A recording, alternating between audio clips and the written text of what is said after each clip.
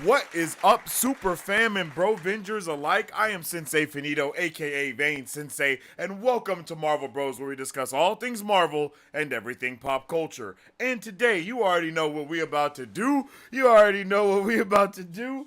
Man, I am so excited to get into today's show. On today's show, we will be finishing up this season of book club for Brandon Sanderson's Mistborn: The Final Empire. This is our full book review and open discussion, so jump into chat cuz I talk back. And of course, you can send a super chat if you want to show your support, or if you want your comment or opinion showcased, or if you want me to deep dive into one of your questions. Okay?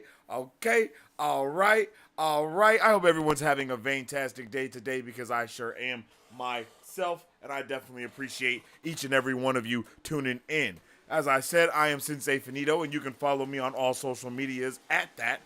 You can also follow us on Marvel Bros to stay up to date with all things Marvel and everything pop culture. A whole bunch of news has been coming out. We've been posting it. We've been talking about it. So we're going to get into.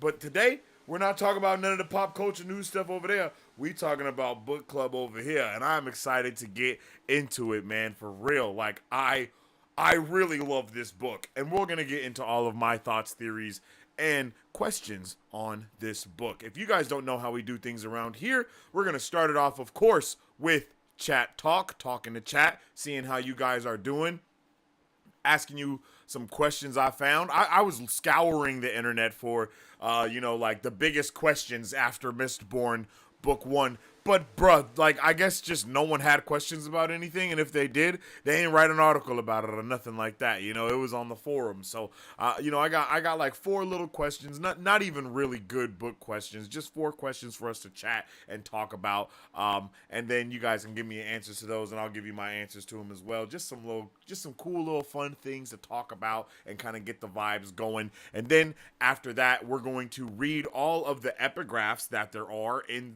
order from the chapter 1 to the last chapter, just so we can also dive into the vibes a little bit more and soak it in. And then I'll do my full book review of how I felt about this book of its entirety, because it was fantastic, if I do say so myself. But I'll go into it fuller, and then after that, I will review each part of the book as well, and we will go through it. You know what I'm saying? I'm trying to keep the same type of vibe that we usually have for our chapter by chapter review and discussion, but I really, we're gonna do the part by part review and discussion. And I see Marisu saying we got to break down character arcs, and if anything, that can be what we wrap it all up with at the end, so we can jump into all of those good things. Okay, okay, okay. Okay, man. So how we doing, chat? I hope everyone's having a fantastic week so far. Today is Tuesday, October 15th, 2024. How are y'all doing? And if you're watching this on the rewatch, I hope you're having a good day too. I don't usually talk to y'all this early, but I hope if you're rewatching, you having a good day, okay? Make sure y'all drop a like on the stream because it definitely helps out tremendously around here. Now let's jump into chat and see how everyone is doing. My guy said, Dr. Vincent Von Doom. Yo, what's up with it, Dr. Vincent, the multi-Vince of Vinces? How you doing, G? Long time no Hello there. see. Yet another name I see, Dr. Vincent Von Doom. Oh, bro said that's how the name started. That's dope. Bro's asking his ridiculous question of the day, as usual. When your plane is crashing, why not jump before it lands? I mean, hey, that actually, it's probably because of what the speed that you are falling, Because I think you're saying you'll be close to the ground, so before it crashes, just jump out. It's not a car. You know what I'm saying? The speed that it's falling from, you still gonna be falling at that same speed. Just because you jumped out ain't gonna do nothing for you. You're gonna die. So I think that's why. Yo, Mari Sue, what's up with the girl? How you doing? I hope you're having a fantastic day today. Let me know how your Tuesday has been treating you. Everybody, um, please add your thoughts on the next book Sensei should read and why it should be Wheel of Time Book 3. Yo, that's hilarious. Yo, that's hilarious. I'm not gonna lie. Y'all want me to read Wheel of Time Book 3 so bad. But I mean, from watcher to reader season 3 after watching Wheel of Time season 3, it's just that's too good of a thing to pass up. You know what I mean? It's just too good of a thing. But I'm not gonna wait. I'm not gonna wait more years after that to also not read it. You know what I'm saying? So if they're waiting 4 years to make Wheel of Time book 4, we ain't jumping into that. But facts. If you let me know what book you guys think I should read next, I'll probably be doing a poll for that sometime soon. Oh my God, he's gonna say it. Yep, I said the thing. I said the thing. Yo, what's up with it, Tina? How you doing? Good evening. I hope you're having a good one. Everybody congratulate Sensei for getting out here so early. Hey, I was trying to make sure that, I was like, I know we're going to do I know this is probably going to be a super long stream today. And I definitely wanted to start before 6 o'clock. You know what I'm saying? So I'm happy that we're here too. I'm happy we're live. I'm happy we can get into all the good things that we going to be getting into, if you know what I'm saying. Okay, chat? Okay? All right? So like I said, man, now that I see y'all is doing well and fine and dandy, let's get into some questions. You know what I mean? Let's get into some of the questions. Again, they're terrible questions. They're literally terrible questions, but it's at least something to talk to you guys about, and I definitely want to know what your answers are as well. So the first question that we have here is, if you were a misting and could choose one metal to control, what metal would it be? What metal would it be? If you were a misting and could choose one metal to control, which metal would it be? And this is something I think this is a hard question for real to answer. I like, this is a really hard question to answer because I want the Mistborn abilities. Because if you push on something, you're flying away. You ain't gonna be able to stop yourself. If you pull something, you can't stop it because it's just gonna fly towards you. So that's a hard one. I'm not gonna lie, chat. That's a hard one. I think at the very least, I like all of the abilities and what they can do. They're pretty dope. The smokers are really nice. I like like all of this stuff is really nice what they got going on there for all of them. But when it comes down to the itty bitty gritty, man,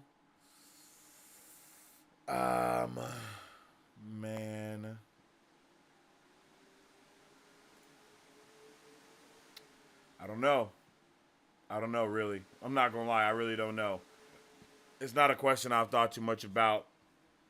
But I think if I was to really, really, really want one, I think it would be probably the pewter.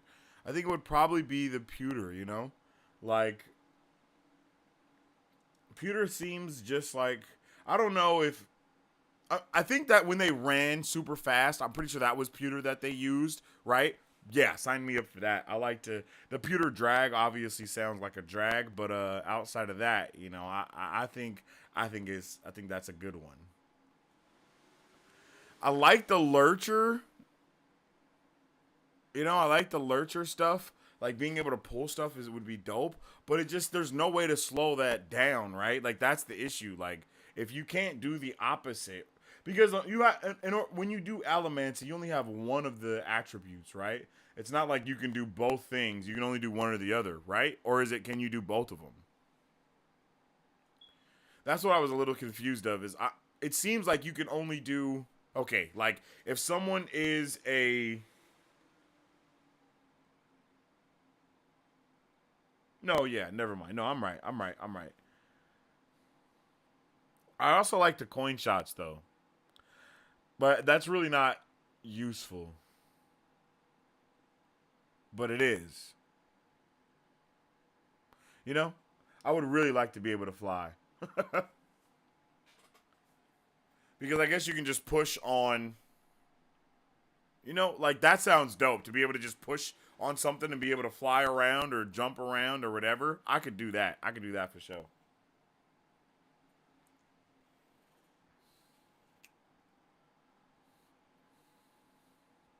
Yeah, I could do that for sure. Brass, everyone is my friend now? Mari, Sue, no, not Brass. No, wait, no, because Brass is the other one, right? You would want Zinc, so everyone would be your friend. So you could be a soother, correct? You got to get that Zinc going on. If you want everyone to be your friend, if you're a Brass, everyone is. If you're a rioter, everyone's gonna not want to be your friend because all you're gonna be able to do is make them mad.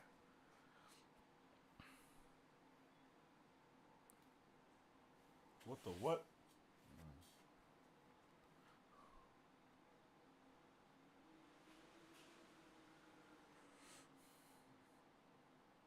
Oh, I got it backwards? Oh, well, this shit that I'm reading right here is wrong then.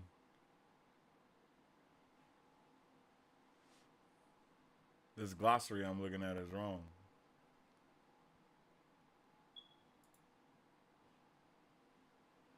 Okay.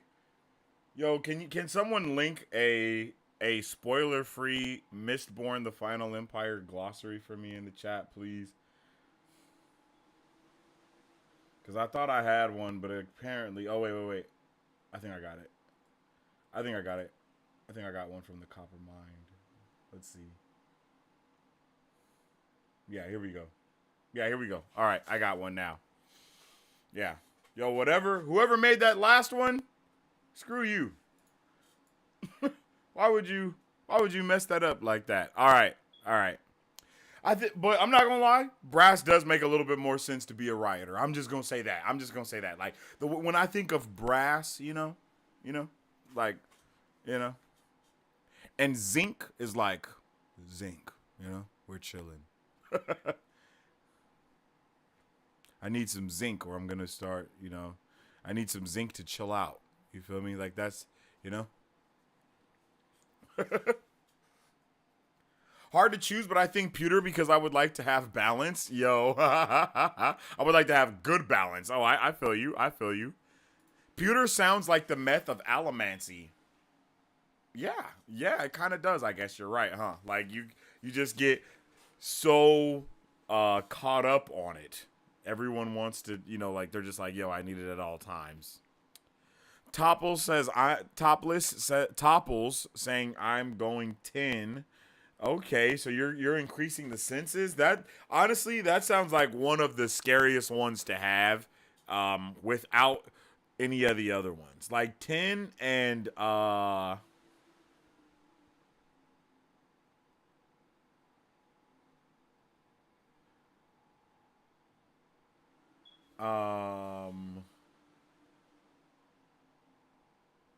yeah.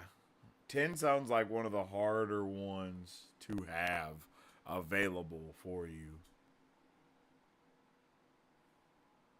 It is available in the back of the book, Tina, but I don't. I'd rather have it right here on, and then I could just look at it. And if I have it a book, I'm gonna have to keep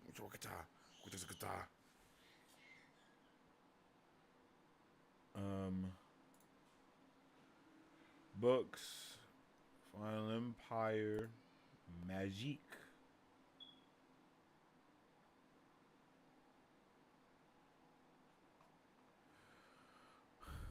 Thank you, Mari Sue. Let me see. Let's get that. Bam.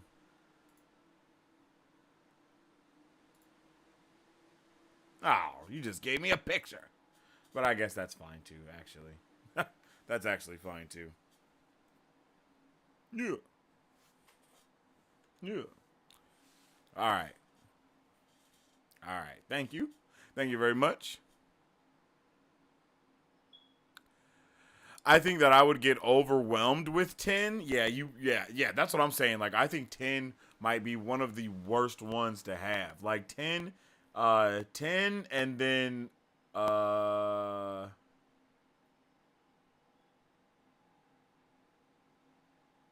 Bronze. Tin and bronze, they just seem like the hardest ones.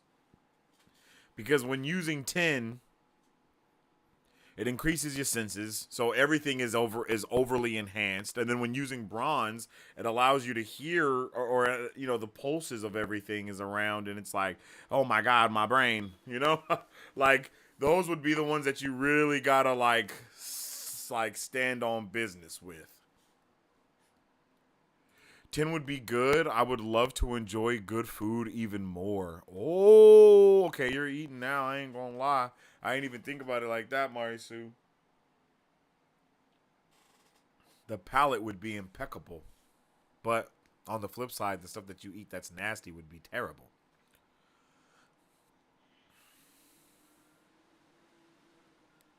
Yeah, that would be terrible. All right, well, let me know what if you were a misting and could choose one metal to control, what would it be? All right. Um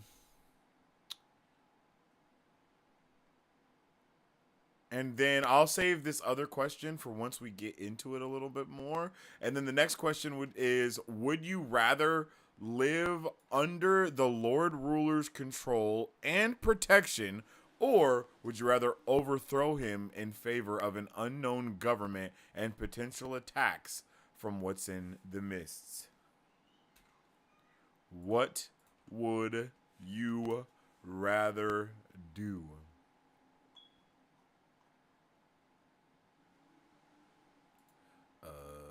There it is. What would you rather do? Would you rather live under the Lord Ruler's control and protection, or would you rather overthrow him in favor of an unknown government and potential attacks from what's in the mists? And I guess this is not inherently a question of I guess this also depends on whether you're a ska or or a nobility, but let's just leave it up to chance, okay? Like, what would you rather do? Like, what would you rather do? Because most people, from a moral perspective, are gonna want to take the stance point of, oh, hey, I would overthrow, but rebellions are hard, I would 100% overthrow. Like, I'm going for the overthrow at all times. At all times, you know what I'm saying? That's what we going for. But what about y'all? What are y'all going for in this moment? Because a thousand years is a long time. I think that's something that a lot of people don't even think about too. Is 1,000 years is a really long time for a regime to have been doing what they've been doing. And it does make sense as to why most people think the way that they think and assume the way that they do, that, things will never change because this is all everyone has ever known. Because we talking about people that have, right, people barely live to be 100. So 10 generations is a really freaking long time. Like, I don't even know what my great grandmother looked like, let alone you know what I mean? Let alone anything else, So it's like, whoa. Like, whoa. Right? That's a really long time. So it's like, for most of the ska, they didn't even think that rebellion was an answer. And not to mention that there have been multiple rebellions that have, been stomped out up until that point as well. It really leaves a lot of things up to question, right? About how would people even be able, what would you even perceive things to be?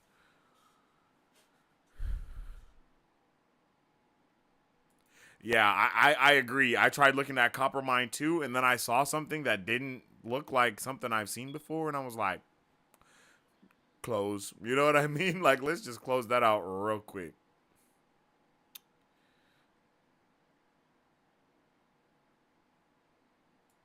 If you watch the latest episode of Soup and Lois, it talks about him eating cheese. Him hating cheese? That's crazy. that's absolutely wild. Uh-huh.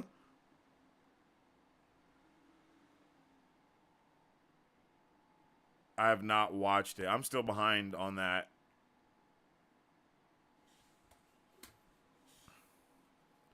Ska lives are disposable under the Lord ruler. If there's a chance I'm a Ska, I'm absolutely choosing rebellion. Yo, I feel that for sure. I feel that for sure. Do I can't remember if I have slash dice roll. Is that it? I can't remember. I can't remember what the command is. It's either dice roll or just roll. It's one of those type of things. Roll? We'll figure this out.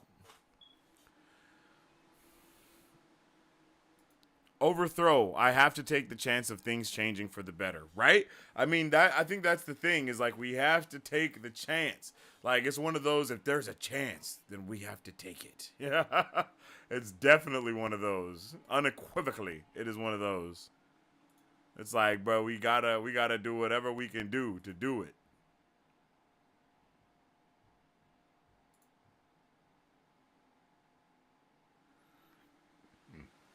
Authoritarian rule is largely built on narrative. You can't really control people by force. You gotta convince them to be complacent. Yeah, I agree. I agree with that. I agree with that completely.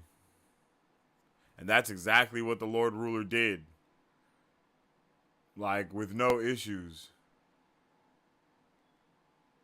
He had them sewed up for lack of better words. Like they didn't know what to do. It was like, bro, we can't fight the Lord Ruler. What are you talking about? Are you crazy? And it's like, damn, they they had absolute zero respect in themselves type of vibe. Like, damn. Like, what's going on?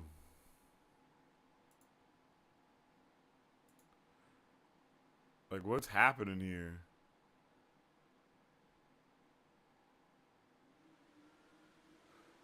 Oh, I see. I see why it wasn't working.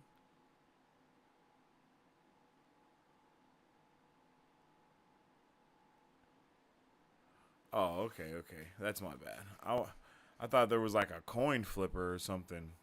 I was trying to figure out a way to figure for y'all to be like, okay, what am I in this world?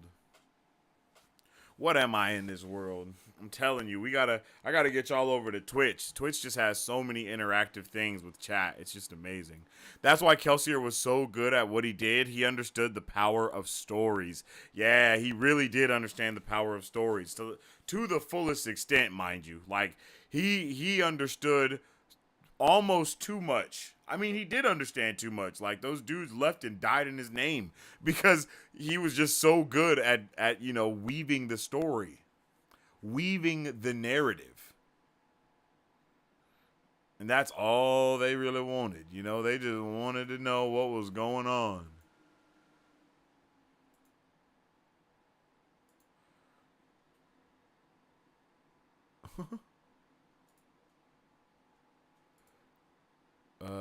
Polls, betting.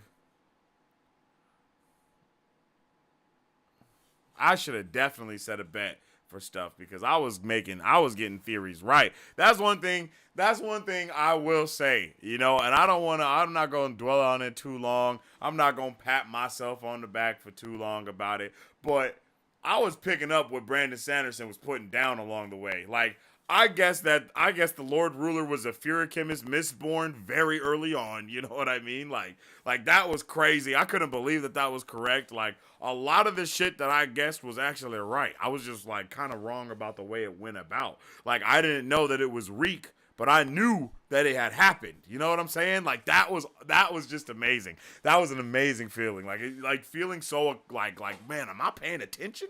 You know what I mean? That's how this book makes you feel when you realize those subtle differences in just everything.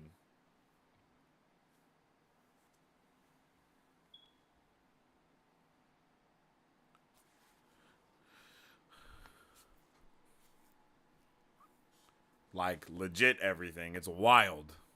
It was just wild.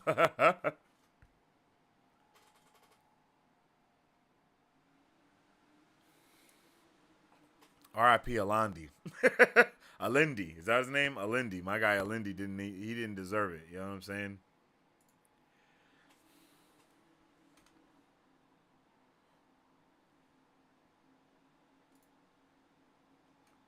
Wait, what happened just now?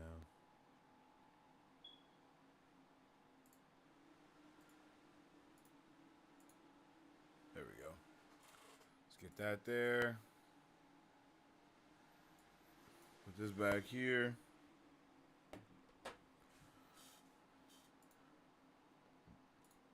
What was I looking for? Damn.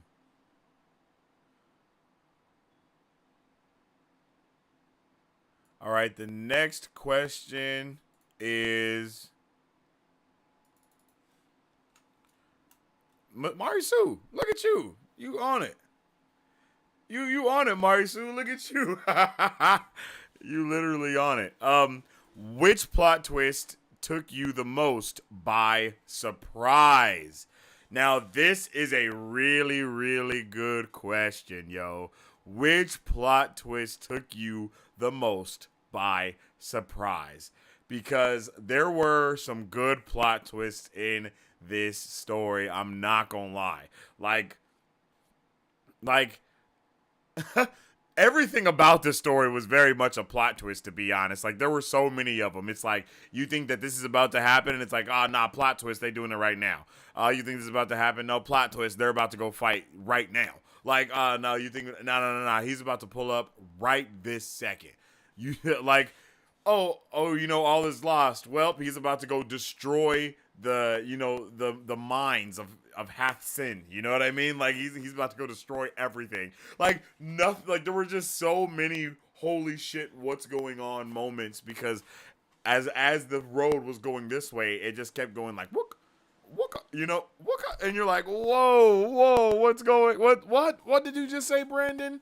But I gotta say that the death of Kelsier was the thing that took me the most by surprise. I did not expect Kelsier to go on to the upper room, yo. I just did not. I didn't expect that by any means. No way, shape, or form. I did not think that is what was going to happen. I didn't think that was going to happen, bro. For real. It had me that had me shooketh. Like, and him going into the middle of the square and taking all fades, you know what I mean? And then just whooping ass and then going up into the air, spinning as a tornado, and bruh, oh my god. What? Like, that was wild. Like, that was wild. That shit, I couldn't believe it, bro. I could not believe that. Like, that shit really had me shooketh. You know what I'm saying? Like, that, I was like, no effing way, bro. How in the world did that even happen?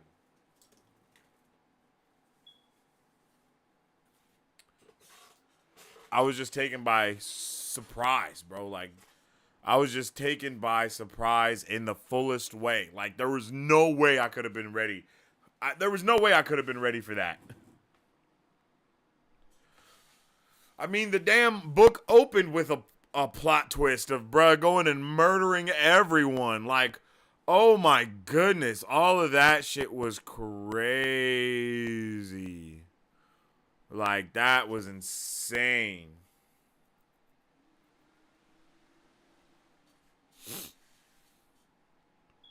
Honestly, the biggest surprise for me was Kelsier and Vin's marathon to save the army. I never thought we'd get there and they'd all be dead.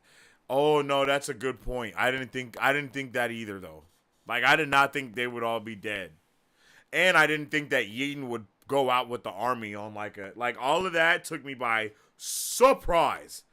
Like, honestly, I think Yeadon taking the army out was a bigger surprise to me than all of them being dead. Like, I really wasn't surprised they all died. I was like, yeah, like y'all was not prepared. Like, this was not the plan. Like, of course you died. Like that. I was like, bro, this is a terrible idea. Like, and they knew that they would have died if it hadn't been for, unfortunately, our boy Kelsier. He kind of got their hopes up. Not gonna lie, you know what I'm saying? Oh man, I forgot to post that video I made. He definitely yeah, he definitely dropped the ball there. Can't lie to you. He definitely dropped the ball on that one. Like, that was insane. I couldn't believe it. I love the fact that he did that, but it was just the outcome of it, right? The outcome of it was, of course, just terrible and tragic and just heartbreaking.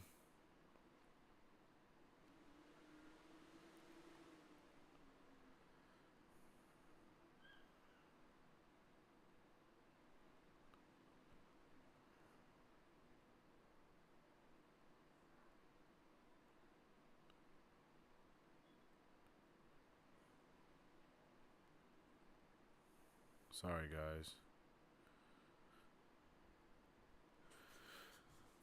Same here, Kelsier's sacrifice. Yeah, the sacrifice was actually absolutely crazy.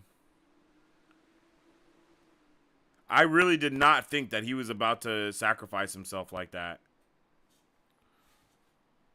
Oh, I'm slipping. It's okay. The Lord Ruler's identity took a lot of depth out of the story, though. Really? What do you mean? Can you elaborate on that for me, Dragon? What do you mean by it took a lot of the depth out of the story for you? How did that happen? Because for me, I loved that, and it was to me it was a very satisfying reveal. There were so many hints that he was a Furochemist. There were so many, there were so many like clues for that reveal that when it happened, I was like, yes, because that's what I thought it was, But they just did it even more than I thought. So, and then it was just, yeah, all of that was awesome. I really like that. I really like that. Yeah, the identity is a pretty good twist. It's so easy to think a person just changes over 1,000 years. Y'all know I was never on that field at all. I did not think that. I was like, bro, this is not the same person. Bro, the whole time I was sus. I was like, this is not the same. This isn't the same. I think my other theory was that the deepness had actually jumped into the body of the original hero of ages and like was controlling him because just how different it was, yo. But that, and it was kind of something like that. It was like all the theories I had were very adjacent to the revelation that we got, and which was awesome. Was excited to know how he went from this honest guy to the dictator. Plot twist, he didn't. I really love that though, because it upholds that he was really a good guy. you know, it upholds all of his ideas and all of these things because I don't know what could have, in my opinion, there is nothing that could have made him become the person that he was. And that's why I was very against believing that over 1,000 years this dude could change this much. Like, yes, people would change over 1,000 years, but to go from this dude who is constantly taking a deep dive into who he is as a person, reflecting on the abilities that he would get and how he would be able to use those to show the people who doubted him that he was actually worth having that power, the straight how terrified he was of actually having that much power under his control and not even really wanting it but needing to do it for the greater good. It's like all of those character traits, I just did not see that in any way, shape, or form turning into I'm King Slave Master. Like that just does not turn into that, bro. Like there is literally nothing that could have made it that bad. Like there's nothing. Like there's nothing, bro. Like there's nothing. I just could not see it. I couldn't wrap my brain around it. But it was still a really good plot twist, like nonetheless. Even though it wasn't really a plot twist, for me it was more of a like confirmation. It was still like yay. The plot twist that it was like a Furochemist Alamancer person. It being Reek was a bigger plot twist than anything else for me. I was like, oh my goodness. You know what I mean? Like, yo, Reek. It's Reek. Like, that was wild. But at the same time, it wasn't like a plot twist because I saw it coming a little bit. I was like, oh, bruh, what the hell is happening here? How did this honest dude turn into an absolute prick? There's no way. And I was like, he didn't. Ain't no way he did. And I'm happy he didn't. Because I would have been sad to see that occur.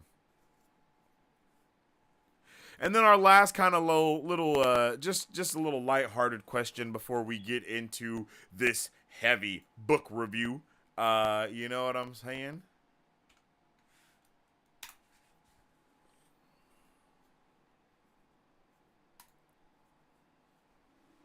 Which character would you invite out for coffee? Just a little simple, fun little question, you know.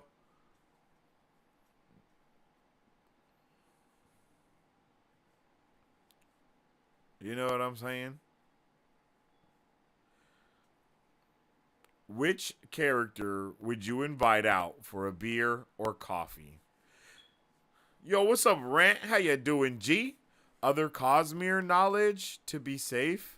Don't want to risk spoiling? Nothing. This is my introduction into everything Mistborn, cosmere, everything.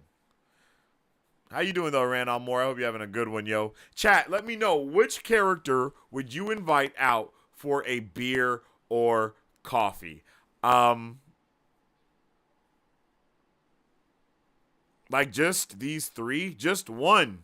Just one, Rant, not three. Come on, bro. What you doing? Read the title, brother. Mistborn, the Final Empire now. Come on, G. What you doing, Rant? You trying to get me?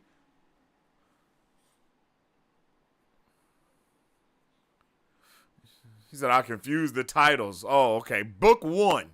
Mistborn Book 1 full book review. Mistborn Book 1.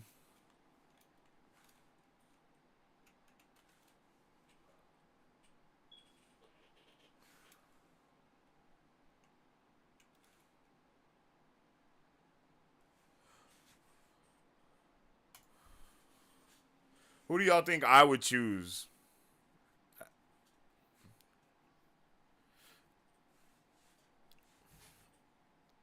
I think you would choose Marsh. Now you know I'm not choosing. Now you know I'm not choosing Marsh. You know I'm not choosing Marsh, yo. Ain't no way. What? Nah. Only way I'm choosing Marsh if I could, you know,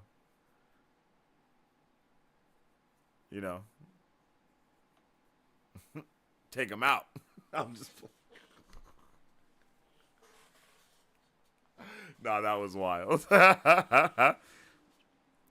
Probably Sazed. Yup, you're right. Sazed is definitely who I would pick. That's it, Marisu. Ding, ding, ding, ding, ding. I'm 100% talking to Sazed, yo. Like, that's it. I ain't talking to nobody else. Sazed, brother. I need the lore, Sazed. Like, I would also like to talk to Vayne because she's smart as hell. But, nah, let me talk to Sazed, bro.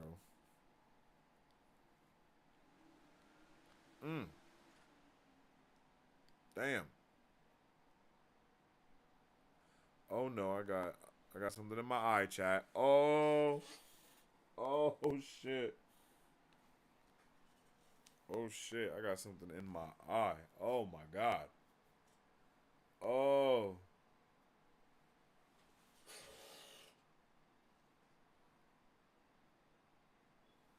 Jesus Christ.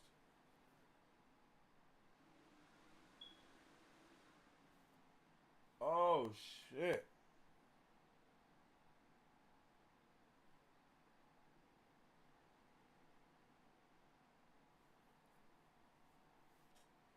God damn.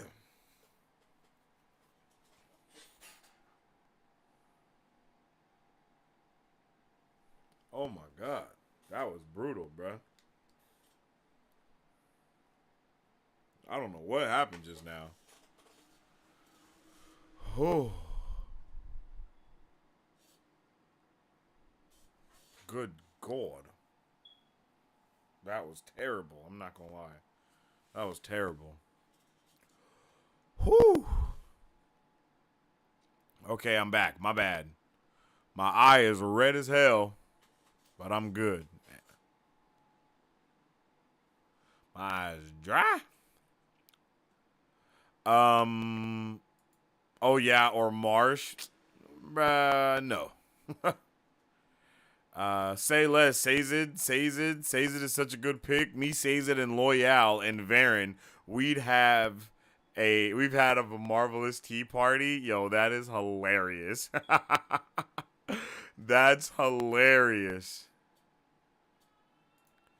That is comedy. I feel you though. I feel you on that one. For real. Like that's the vibe right there.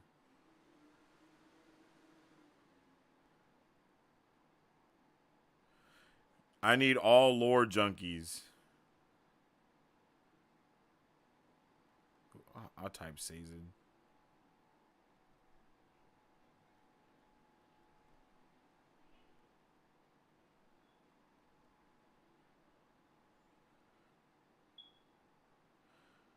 Um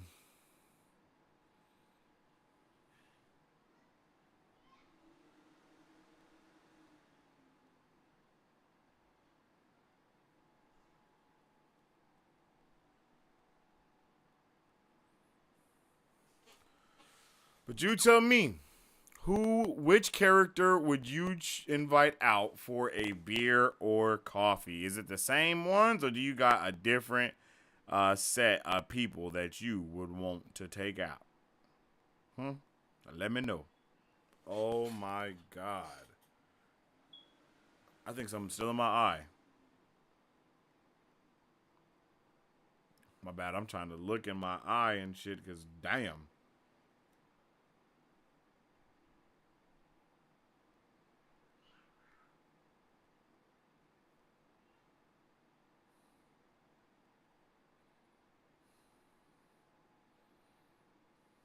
Mm. Yo.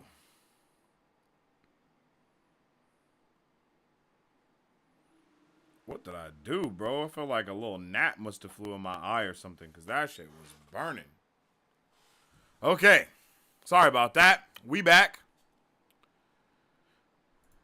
We are back. I'd also maybe invite Vin. She needs more female companionship. Oh, that's so true. She does. She definitely does. I wouldn't mind talking to Ellen, to be completely honest. Ellen definitely seems like he'd be a really swell lad to hold the conversation with, if you know what I'm saying.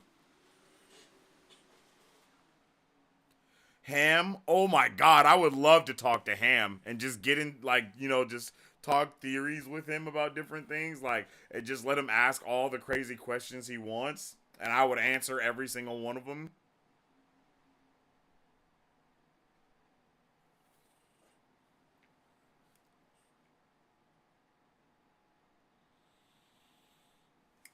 Woo, that was spicy. I wouldn't want to talk to Breeze. Keep Breeze the hell away from me, chat.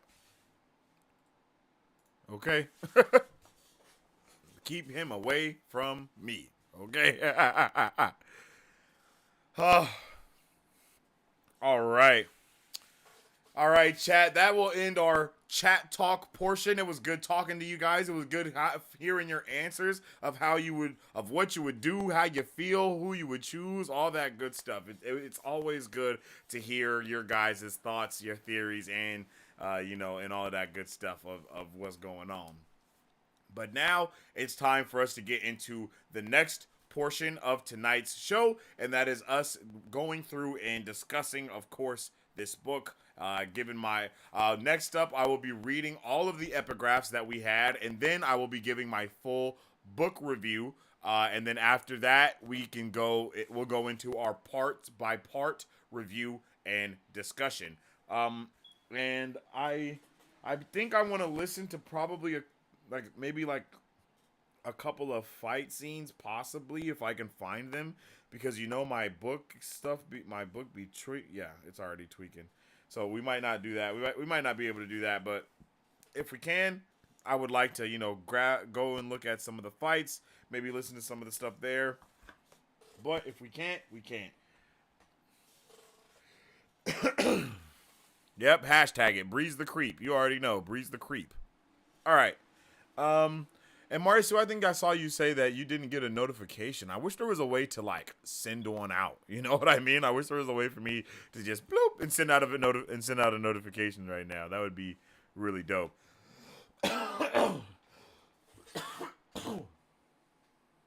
Good Lord. All right. But we're about to start that chapter. Okay, we're about to start all of that good stuff, so don't you go anywhere. Don't you touch that dial. But what you can do is you can go get you a little snack. You can go get you a little drink. You can go, go to the restroom real quick so we can get into this next portion of the show and be here and nerding out and talking about all of the fantastical things that we will be discussing, okay? And if you don't have any snacks to go and get, I got just the thing for you.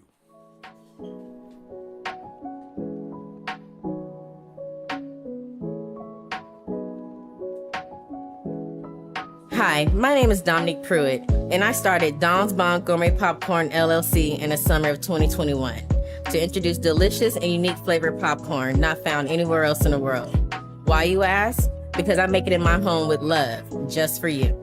We offer over 10 flavors and are continuously creating new flavors that can be customized to any color or taste for your next event, party, or fundraiser. So go find yourself to our website and find a bombastic flavor of popcorn at donsbombgourmetpopcorn.com, or you can also follow us on Instagram or Facebook at Don's Bomb Gourmet Popcorn.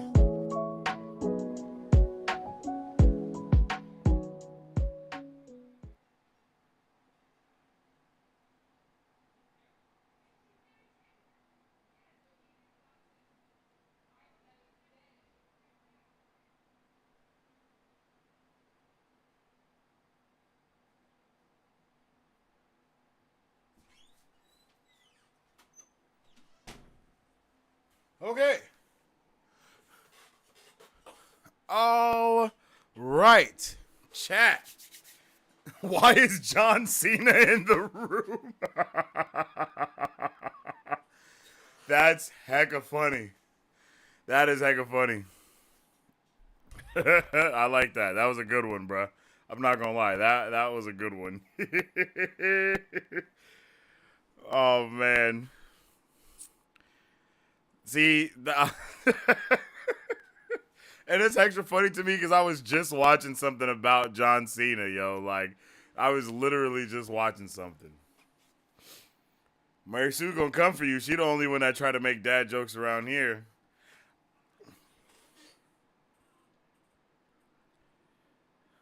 Mary Sue's like, no, he didn't.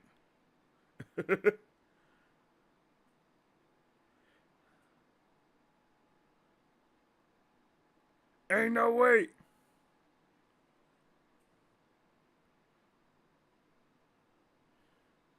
Boom. Boom, boom, boom. Boom. Look who stepped in the room. Boom, boom.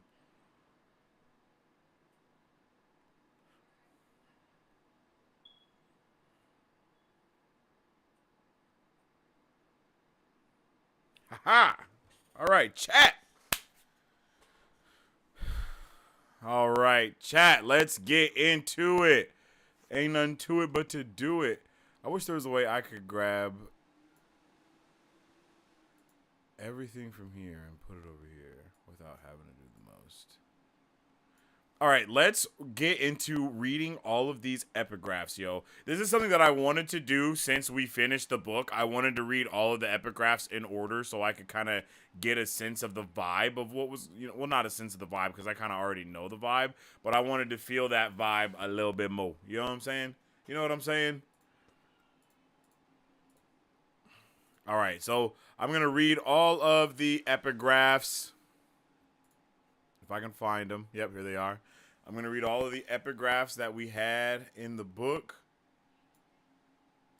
I don't know if you guys have ever done this and like read them in succession. What I wanted to do, chat, what I wanted to do was actually like get all of the epigraphs where Mike, what is his name? Michael Kramer? Michael Kramer? Don't come for me, chat. I wanted to take all of his readings of the epigraphs and put them into one long video thing and then just listen to it here with you guys. But of course, that would have took countless man hours that I just did not have to spend on that right now. Michael Kramer. Okay, so I said his name right then, right? Okay.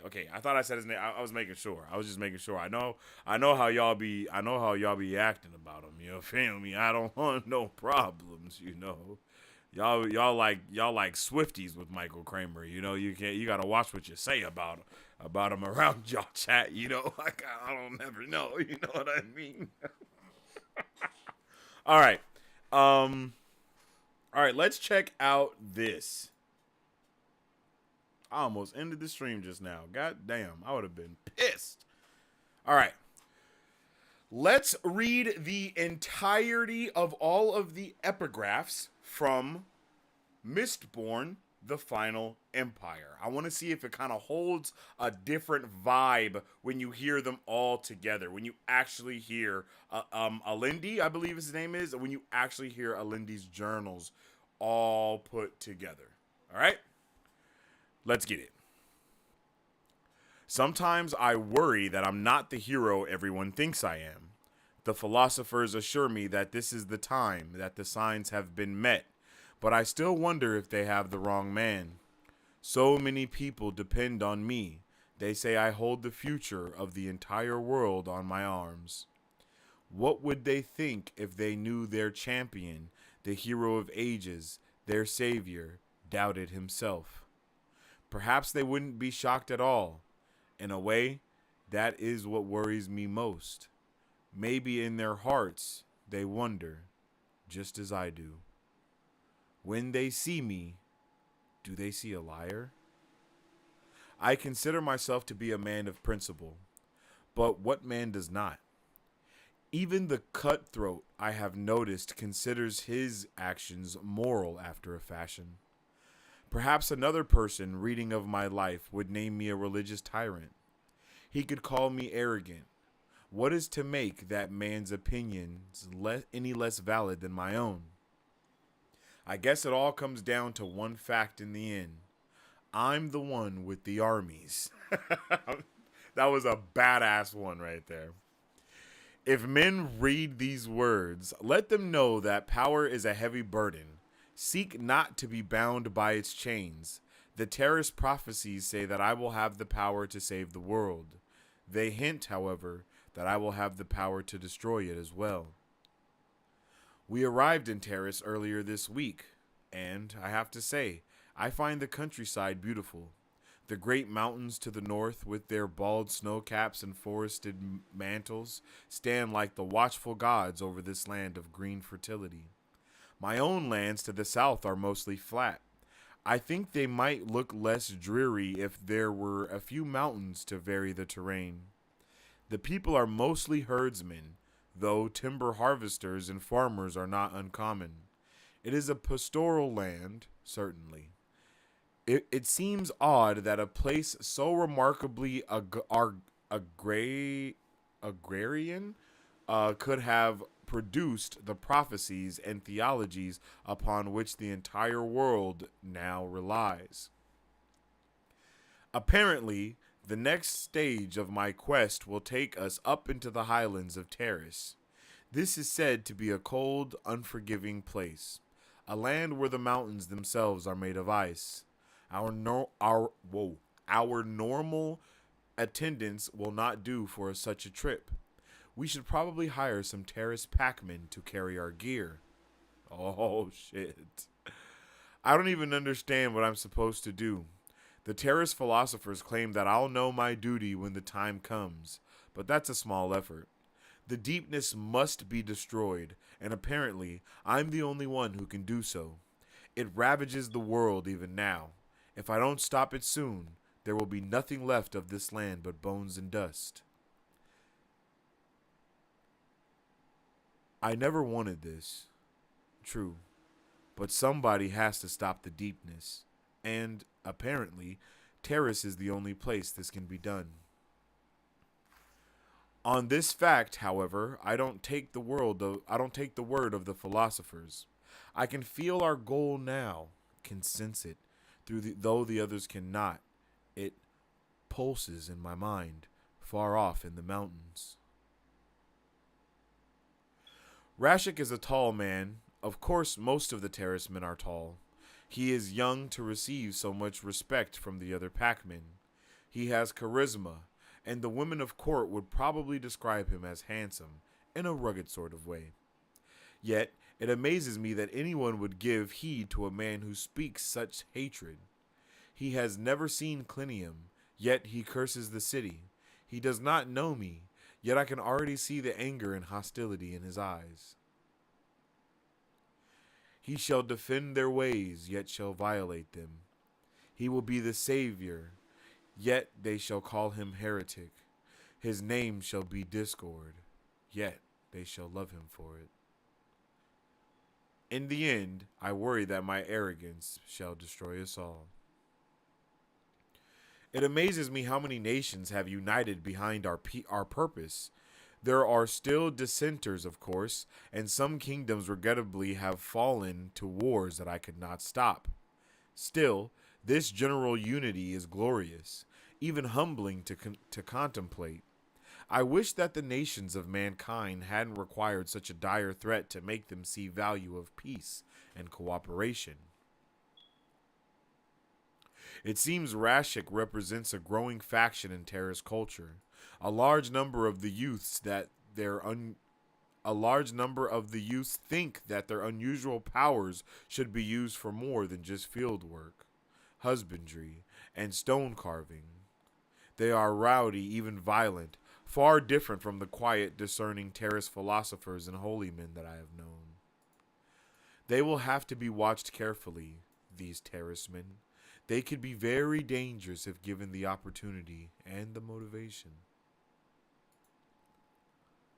What would it be like if every nation from the Isles in the south of the Terrace Hills in the north were united under a single government?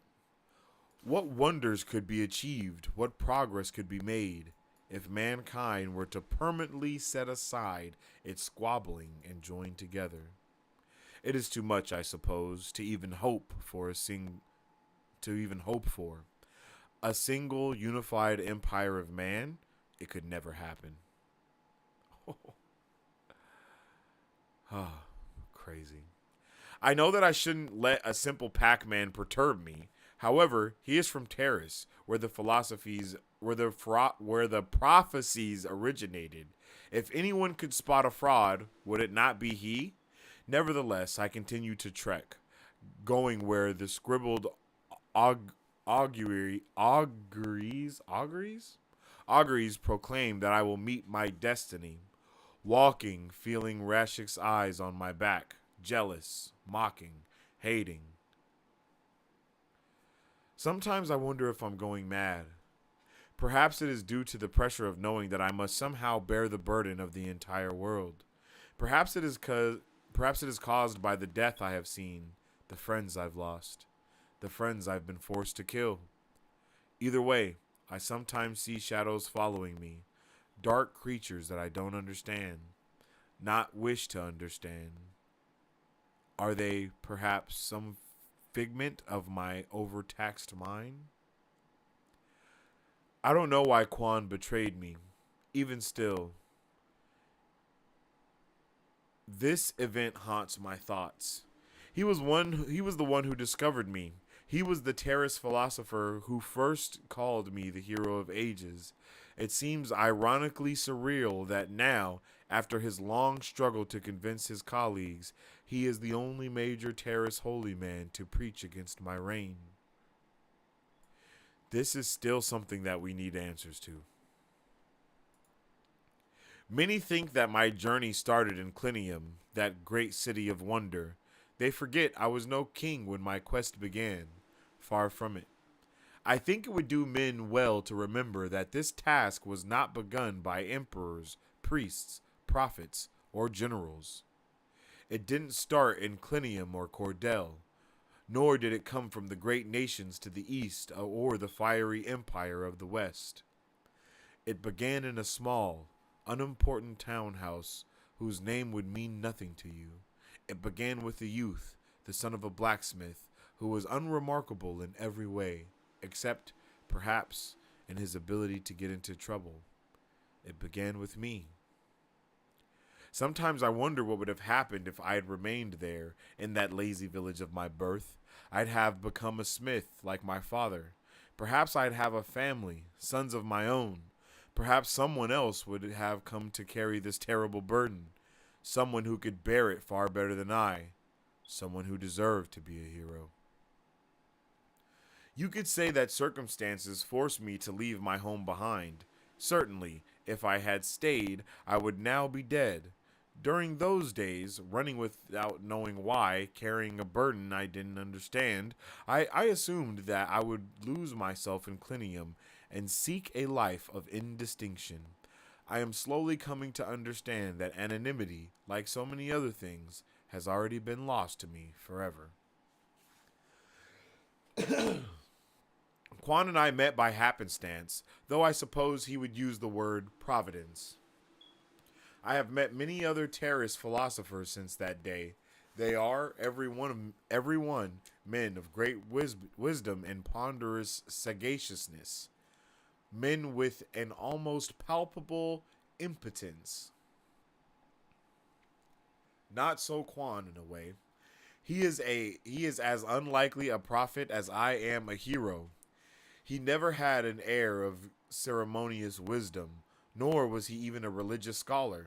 When we first met, he was studying one of his ridiculous interests in the great Cluny Empire, in the great Cluny Library. I believe he was trying to determine whether or not trees could think. That he should be the one who finally discovered the great hero of Terrace prophecy as a matter that would cause me to laugh, had events turned out just a little differently.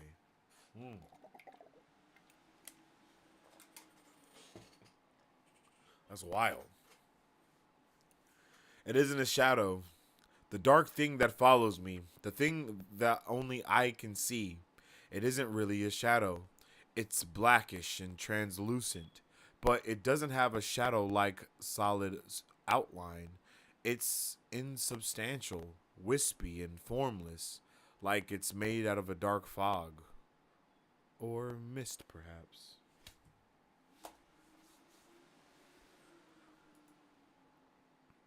The hero of ages shall not be a man, but a force.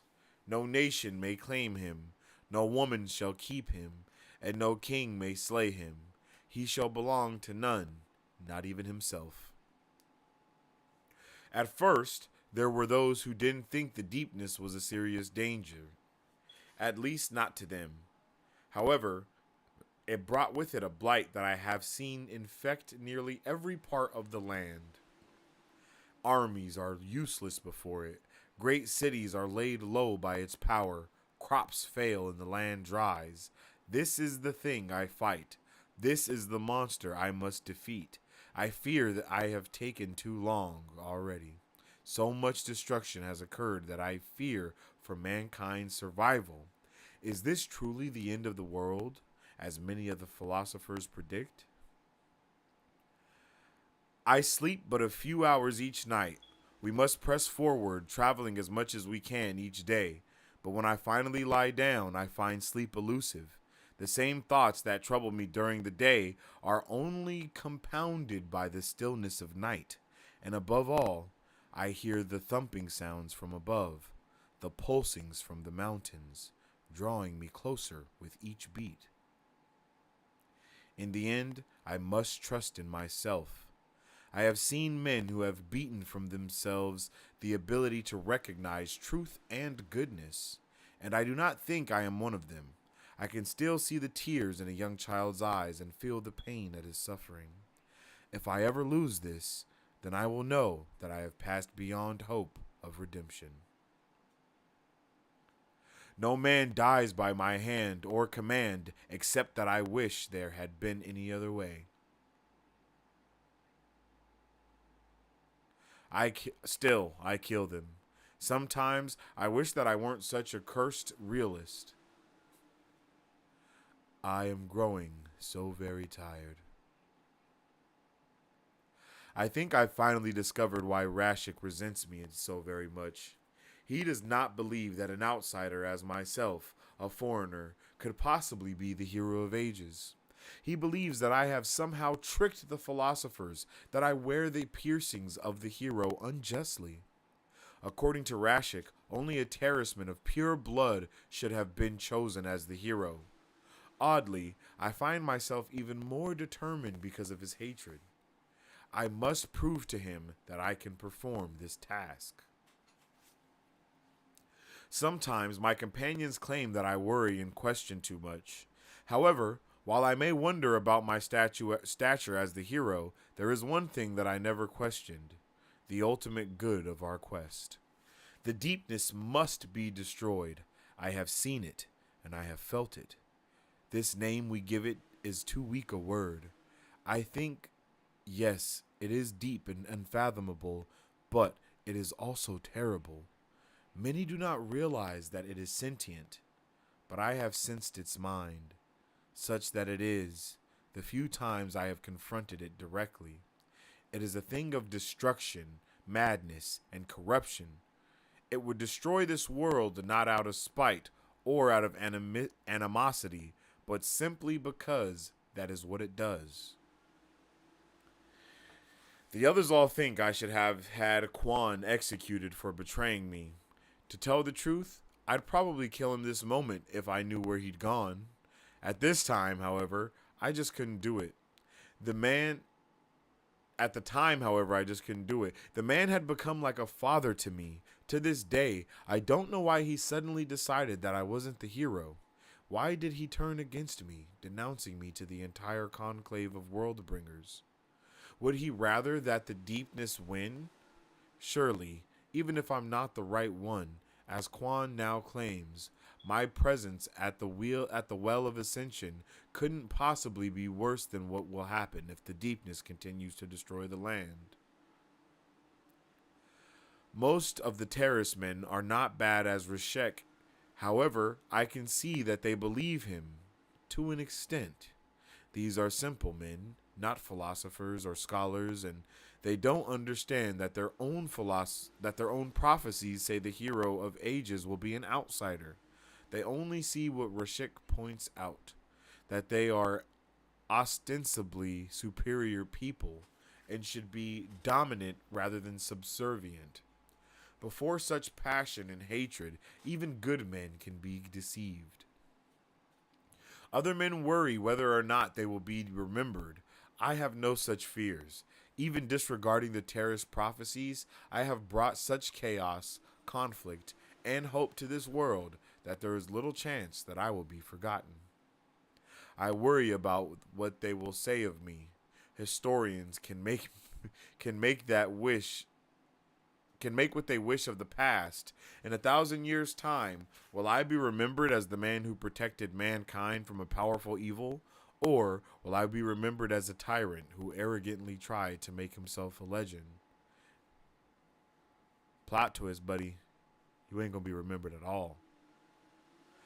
Though many terracemen express a resentment of Clinium, there is also envy. I have heard the packmen speak in wonder of the Cluny cathedrals, with their amazing stained glass windows and broad halls. They also seem very fond of our fashion. Back in the cities, I saw that many young terracemen had traded in their furs and skins for well-tailored gentlemen's suits. We are close now. Oddly, this high in the mountains, we seem to finally be free from the oppressive touch of the deepness. It has been quite a while since I knew what that was like. The lake that Fadique discovered is below us now. I can see it from the ledge. It looks even more eerie from up here, with its glassy, almost metallic sheen. I almost wish I had let him take a sample of its waters. Perhaps his interest was what angered the mist creature that follows us. Perhaps that was why it decided to attack him, stabbing him with its invisible knife. Strangely, the attack comforted me. At least I know that since another has seen it, it means I'm not mad. I never wanted to be feared.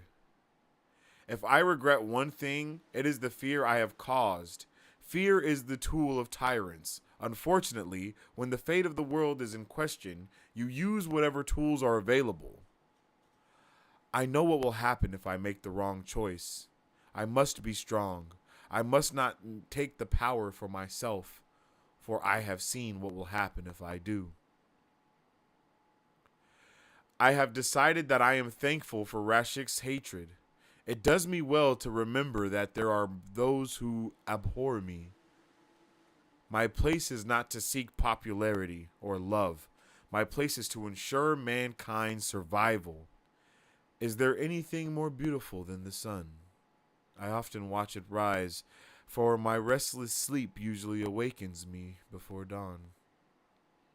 Each time I see its calm, yellow light peeking above the horizon, I grow a little more determined, a little more hopeful. In a way, it is the thing that has kept me going all this time. Such are my fears as I scribble with an ice-crusted pen on the eve before the world is reborn. Rashik watches me, hating me. The cavern lies below, pulsing. My fingers quiver. Not from the cold. Tomorrow, it will end. Oddly, on occasion, I sense a peacefulness within. You would think that after all I have seen, after all that I have suffered, my soul would be a twisted jumble stress, confusion, and melancholy. Often, it's just that. But then, there is peace. I feel it sometimes, as I do now, staring out over the frozen cliffs and glass mountains in the still morning, watching a sunrise that is so majestic that I know that none shall ever be its match. If there are prophecies, if there is a hero of ages, then my mind whispers that there must be something directing my path. Something is watching. Something cares. These peaceful whispers tell me a truth I wish very much to believe. If I fail, another shall come to finish my work.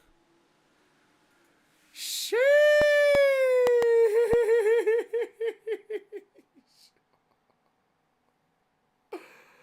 Bruh. Oh my gosh. This is insane. This is wild. Oh my goodness, bro. Like, hearing all of this together is just so powerful. It gives such a different vibe. It's so much more impactful, for a lack of better words. Like, it just hits, man. That shit hits. Oh my goodness. Oh my goodness. We can clearly see that Rashik just did not. He was just so spiteful and hateful for kind of no reason, right? Even the prophecy said that it would be him. That it would be this dude, right? We knew that. He knew that. And if I'm not mistaken, you can also see that it seems that, to me, what I think happened, this is just a theory, but I think that Quan, let me go to this point where it was. Maybe I passed it. But I think Quan was, if I'm not mistaken, if I'm not mistaken, it seems like Rashik was using. I don't know if Allomancy was a thing yet. I don't know how that works. I'm pretty sure Allomancy only came afterwards, but it seems like maybe Rashek used Allomancy to sway how Quan felt about Alindi. Like, that's the way that it feels. It just feels like he used Allomancy against him to kind of raise the sense of doubt within himself about Alindi actually becoming, the hero of ages, and then used it to his own way. But we don't see what happened. And then, I mean, at the end here, where it mentions that he's staring out over the frozen cliffs and glass mountains in the still morning, watching the sunrise, I'm pretty sure bro got pushed off of the cliff. That's kind of the vibe. It seems like maybe he got pushed off of the cliff, and that's what Rashik did, and then he kind of just took his place. But I don't know, man. I just have so many thoughts. I have so many theories about what could have happened here after reading all of this stuff together. Like, whoa. I just feel like there's so much there that I want. I think you get 3 notifications per 24 hours. Oh, snap. That's crazy. Is that really a dad joke, though? Only puns are against the rules. That's why it's called punishment.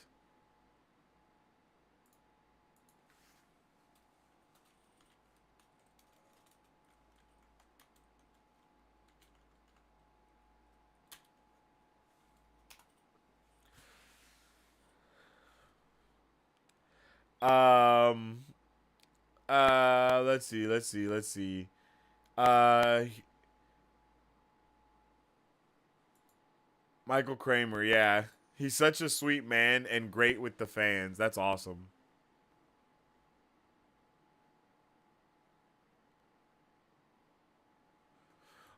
Why did Blood just post a video 1 minute ago called "Set Photos of Joseph Quinn as Johnny Storm and found their way online"? Hey, bro, that's what I'm gonna do. That's what I do. I'm a multitasker. You feel me? I'm a multitasker. I'm the one with the armies is a hard line. Yo, it has to be one of my favorite lines from this. Like that, and then the line that Kelsier drops when he says some dramatic ass shit and then leaves. I can't remember what it was. But those two are the hardest lines to me. I love them both. This might makes right mentality could have hinted at a darker side of his personality. Yeah, and it did. It did. That might makes right, and then how he talked about how he murdered his friends. Like, there is a lot of arguments that Alindi was the Lord Ruler still. Like, there was a lot of arguments.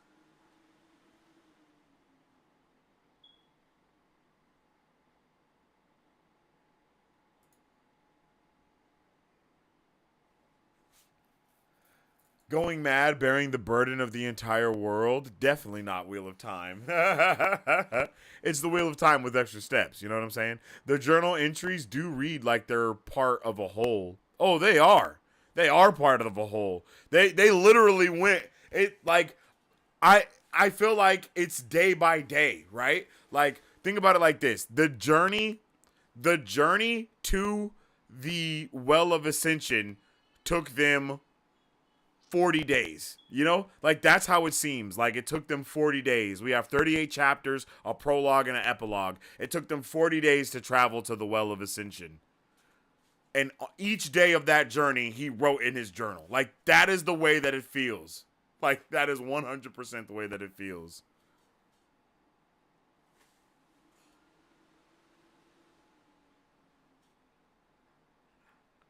Your reading is great, Sensei. Hey, thank you very much. I appreciate you. Thank you very much for that. Thank you, thank you, thank you. Thank you. It's crazy hearing it all together for reasons. Ooh. Hints. The hardest part of these streams is filing away comments I won't be able to make for months or years to come.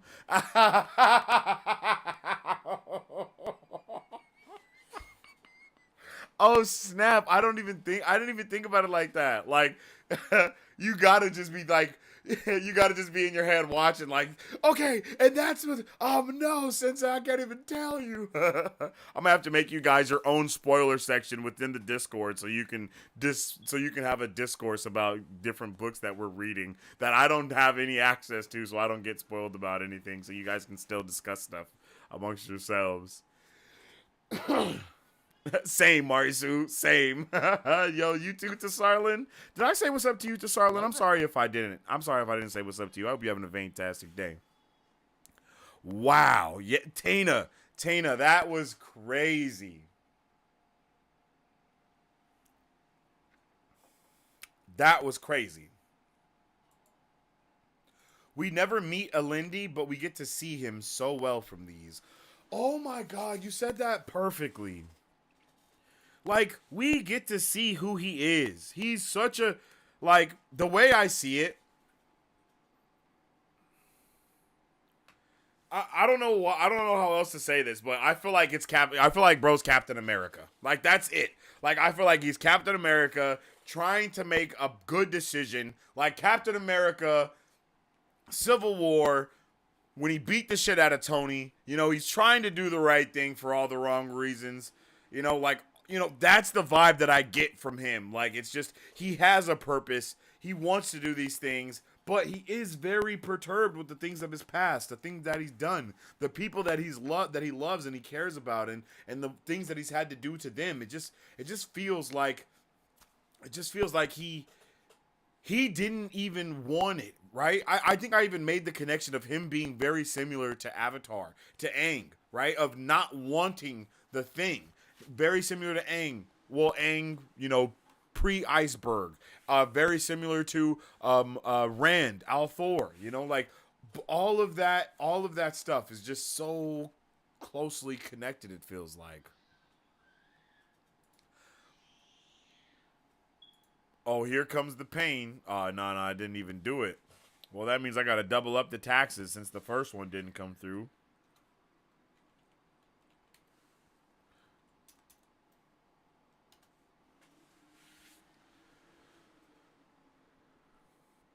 So, 2 more books. You think we'll get something like epigraphs or something else? Um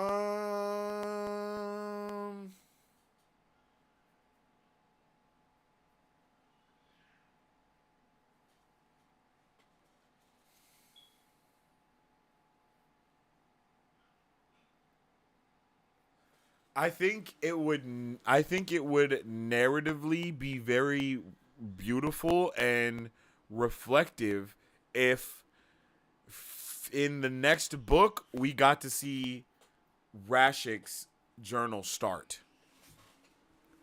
I would love that. Now, I don't know if that's what's going to happen or anything, but I would love if that is what happened, right? Because then we would get to see his thoughts from then on. Like imagine he steals like Alindi's journal and then he continues the story from there or whatever, you know? Like that would be something that's really dope, especially now that he's like gone. It would be really awesome to see him coming through and, you know, kind of I don't know. I guess putting those vibes together, for lack of better words. Yeah, I think that would be really dope. I would like something like epigraphs, but there may not be one because there may not be a need for them anymore. Ooh, or we like pick up with.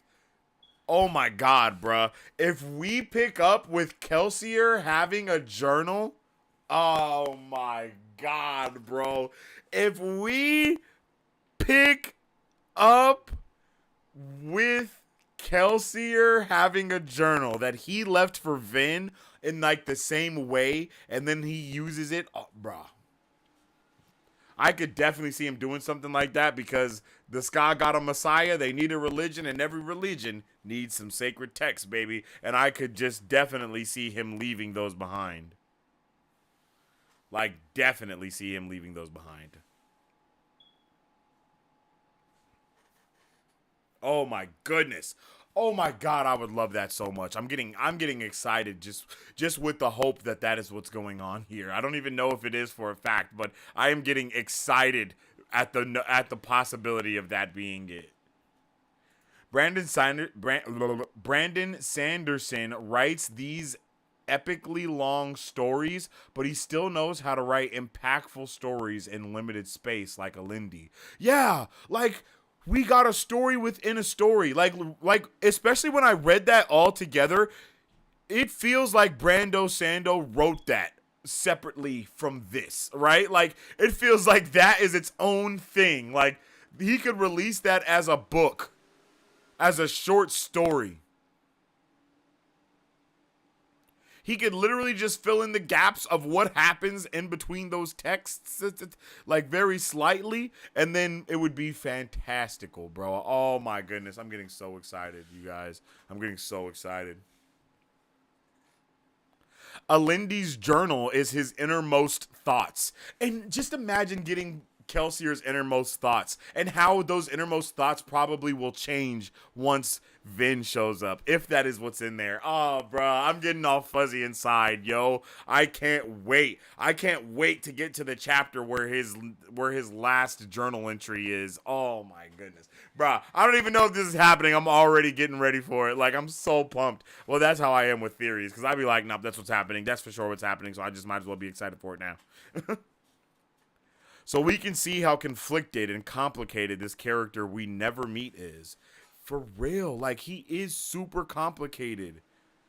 Like super complicated, super complex. He has a lot of different feelings that he doesn't even understand, that he himself is still trying to get to the bottom of. Like fantastic.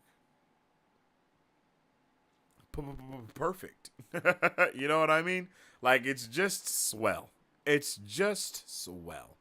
Let me know how you guys felt about this epigraph in the comment section down below. I did read the entirety of the thing, and it does give a whole lot of different context to a whole lot of different things within this story. And I hope maybe it gives you guys more context for something that you have read that I haven't read yet, right? Like a lot of you guys that are in here have already read books 2 and 3 and all of that stuff. So if you've never heard it read all together at once like that, then you definitely saw some stuff pop out and stand out to you as well.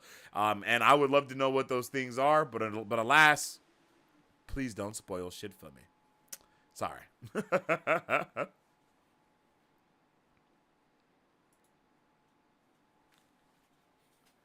All right. Yeah, that was fantastic.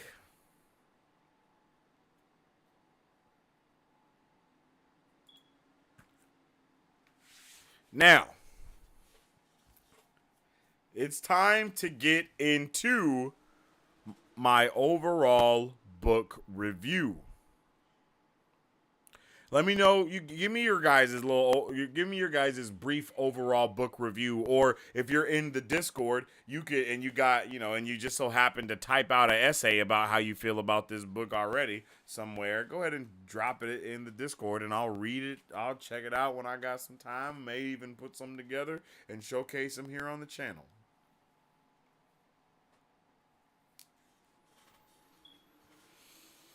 Okay. Okay. Oh, that's right. That's right. Low-key forgot what I was doing, but I remember just now.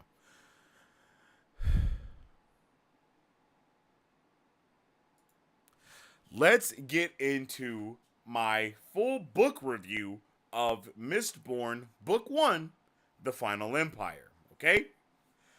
Oh my god is just three words that I think can sum it up very easily and quickly. I enjoyed every aspect of this reading from start to finish. Week after week I found myself pleasantly surprised and hopefully intrigued that this story would continue to get better and better and better. And it did. It 100% did. There was not one moment in this book where there was a dull moment for me. Even the moments where we're at these elegant balls and there's dancing and all these other things are going around, I'm still engulfed with what's happening with Vin and how she's reacting to these situations that she's never been in her life. Everything about this story is just so masterfully crafted in a way that it's kind of like a card of houses is being built chapter after chapter, reveal after reveal, lore drop after lore drop. And then we get this tower of cards that is standing just as tall as we are. And as we are reading, these cards continue to be put into place. And then once we get to the very top, we're mad nervous that the tower is going to collapse the entire time.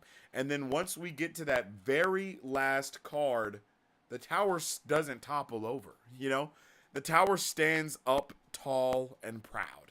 And it's like, wait a minute, how did this not fall? You know, how is this still here? And when you go back, you're able to take those cards that you put down and see how much they actually meant and how much they really mattered in forming this delicate house of cards that you have at the end. That was straight off the brain. Give me a little credit. That was a good one, right? That was a little beautiful. But for real, I just really loved the way that we were able to continuously explore the world and universe of Mistborn, the Final Empire. We were able to explore everything about the Final Empire and get almost all of the answers that we needed for the Final Empire. Even when we get to the end of the book and we're like in court with the Lord Ruler and Inquisitors and Obligators, and we get almost all of the other half of the answers that we needed, right? We got like one half of the answers as a regular person on the everyday to day life, and then we get all of the other answers that we need as well. And the way that these characters are able to develop, it's something that Marisu had just said earlier, is that Brandon Sanderson writes these epically long stories, but he still knows how to write impactful stories in limited space, right? And he does this not only with Elendil, but he also does it masterfully with Reen. Like, Reen has his own little character development, character arc that goes on in the background of this book series too, from being this hateful person that just always beat his sister and always did these things and just was never on her side, always was telling her that someone would betray her, always promising that he would betray her, only for it to end up that he would never betray her, that he stood by her, and he really did every single one of those truly fucked up things in order to make her a stronger person, and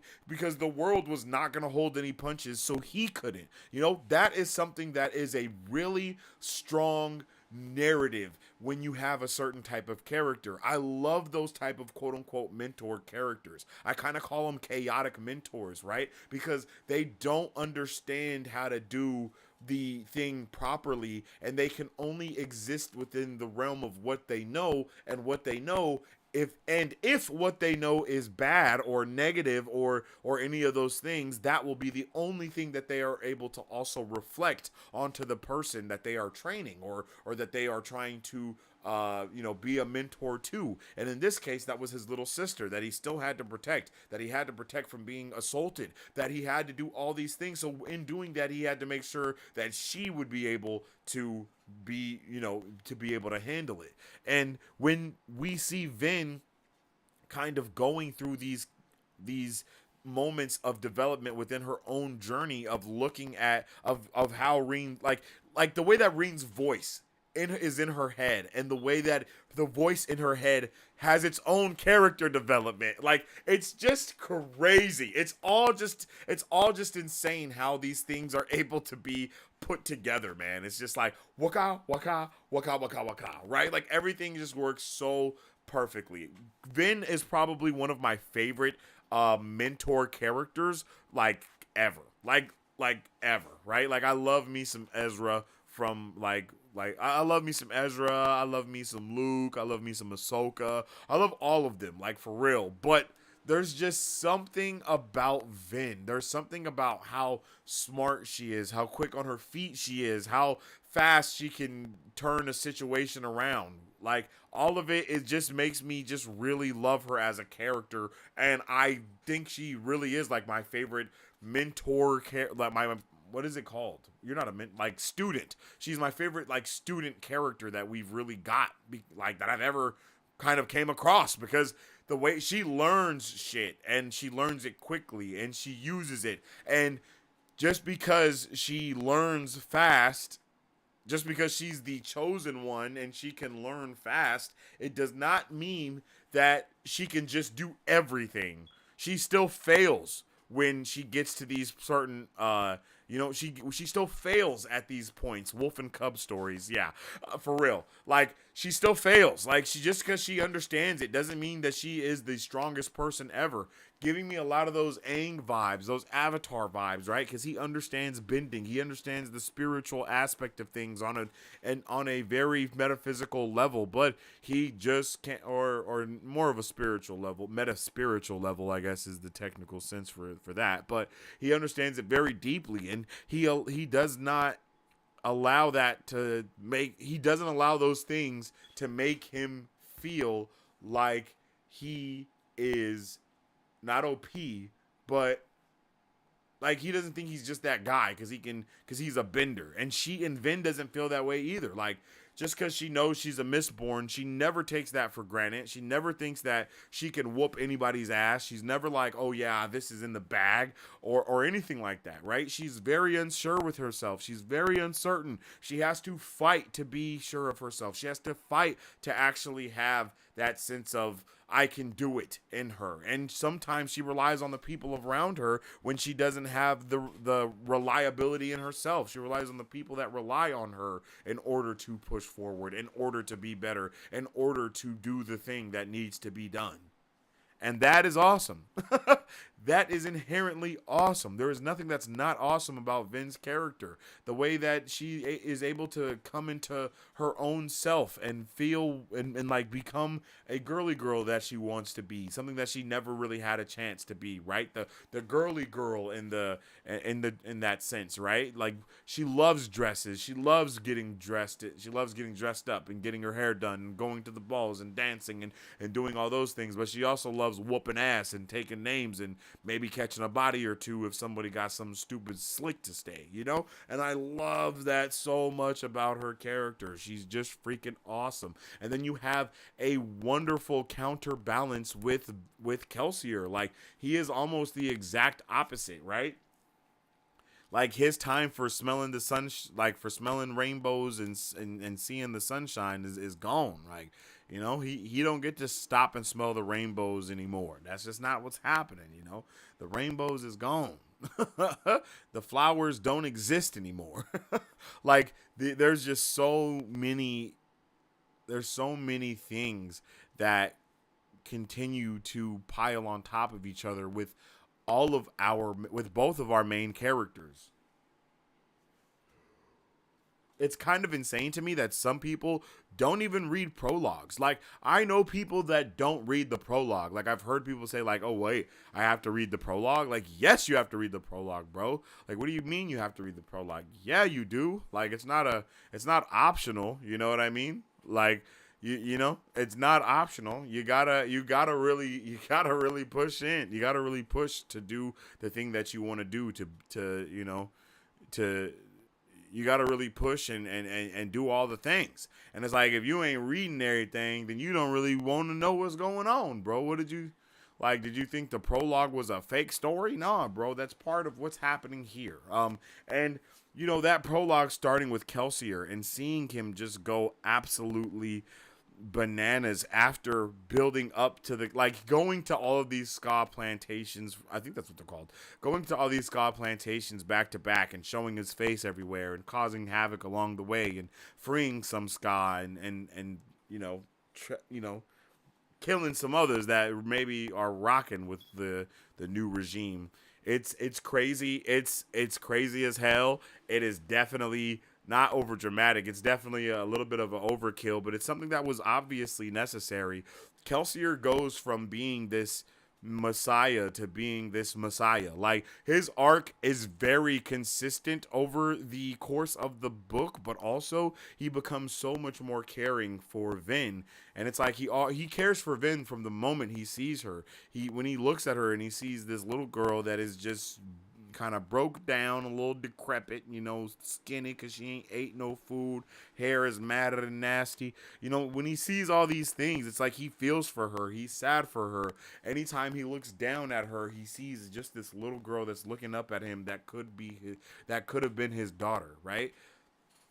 The daughter that Mare always wanted, right? Like, there is just, it's just so impactful to see Kelsier go on this journey of believing that his woman straight betrayed him and nonetheless still enacting this revenge on the Lord Ruler for killing the woman that he loved, and also wanting to liberate all of the other Ska so no one else would have to go through what he and Docs have went through with losing the women that they love in one way or another to the Lord Ruler. It's just, there's so much potential in this story. There's so much links to the narrative for every character, and it just always manifests itself in a way that is very much like a flower, which is hella poetic. The story blooms, it blossoms. The story unfolds in a way that is like the growing of greenery around, and I just love it. I just love it, man. This book was so freaking good. I love seeing you know, Sazed pulling up, and Sazed's importance to Kelsier, and seeing Kelsier kind of pass that importance of him on to Vin and trusting her basically to continue the mission. Like, that is kind of what that meant to me, right? Passing on that, you know, her having Sazed, she is the leader of the group now. Like, that is it.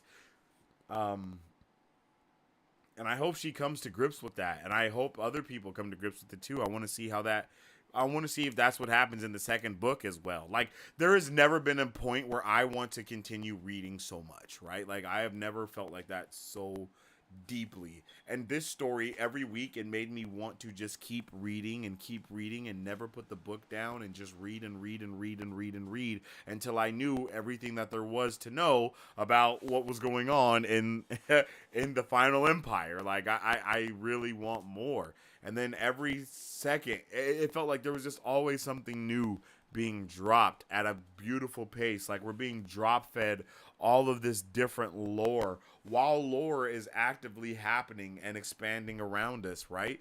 Like, man, it just works. It just works.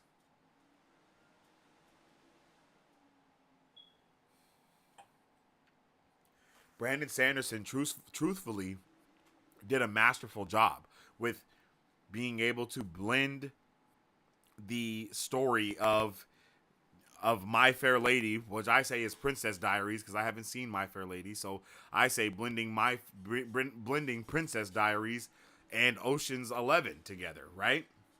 And don't get me started on the heist. I mean, the heist has to be one of the highlights of everything for me. The heist is my favorite part, surrounding everything around a heist, right? That never happens, mind you, right? The heist never happens. The heist is a smokescreen in itself for everything else that is occurring around the book, around in the book. Like, we are led to believe that this heist is the main thing, but it truthfully never was. It truthfully never was the thing that he was going for. He honestly didn't even know if it existed. And look, it didn't. Like, there was no ATM in the banks, right? And that was the thing that they were mainly going for. And it's like, damn, what does that even mean? Right? Like, we need answers to that. Where are the answers to what happened to the rest of the ATM that was supposed to be in that vault? Like, where are we going from here? Where does this go? Where does this lead to?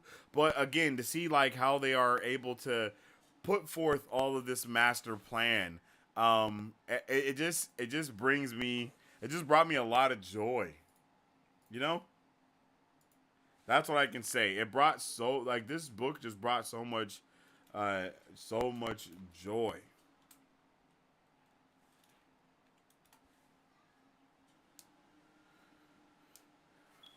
Right? Like, Kelsey are hoping to conquer the city by destabilizing it with a house war between the nobility, and then invading with the Ska army. And then once they were in control, he would overthrow the final empire by stealing the Lord Ruler's hoard of atium, a precious metal, which is the cornerstone of the final empire's economy. Like, that was what he was trying to do, right? But at the same time, no. Like, what would they have done if they got to that vault and it was empty? That was one of their main things that they wanted to do. But luckily she kills the Lord Ruler instead, so we're all good, you know? Like, and it's just the progression from a nobody to a hero of ages, basically. Like, she is the hero of ages, to be honest, like, to be for real. Like, what? She was doing the damn thing, and it was insane to see it go down in that way. And like, I love it. I loved it. I love the heist mechanic. I love how every person on the team for the heist had a purpose for the heist, but it was also never about the heist. Like, I just love that.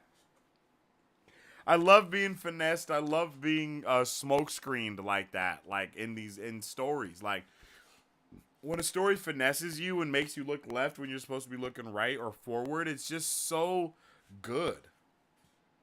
It just makes me want to, like, find out more about what's being built within the story and what's going on behind the actual narrative that we see.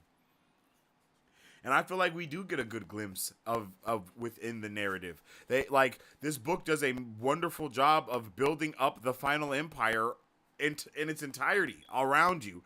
And then it also, after it builds it up, it lets you see inside of the final empire. Lets you see behind the curtain, for lack of better words. It lets you see what is making things tick, what is making things move, what is making things rock and roll. And it just feels, it's pleasant, and it's amazing.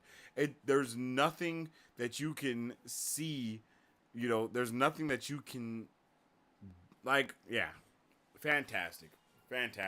I did not think that I was going to have such a wonderful time with this book, but I did. I had an amazing time with it, actually. Not even just a good time. I had a downright splendid time with this story, man. Like,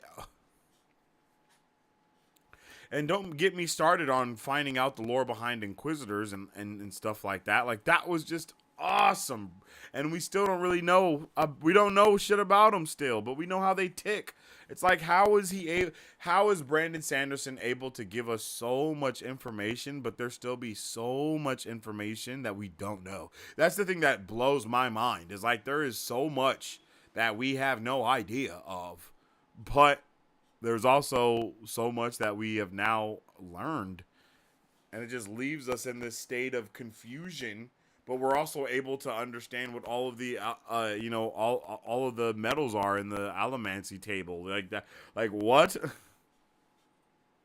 Like what's happening? You know what I mean? That's how it feels. It's like what's happening. We're being indoctrinated into Kelsier's religion as we read the book. We're like, wait, are we reading the Bible being made for them?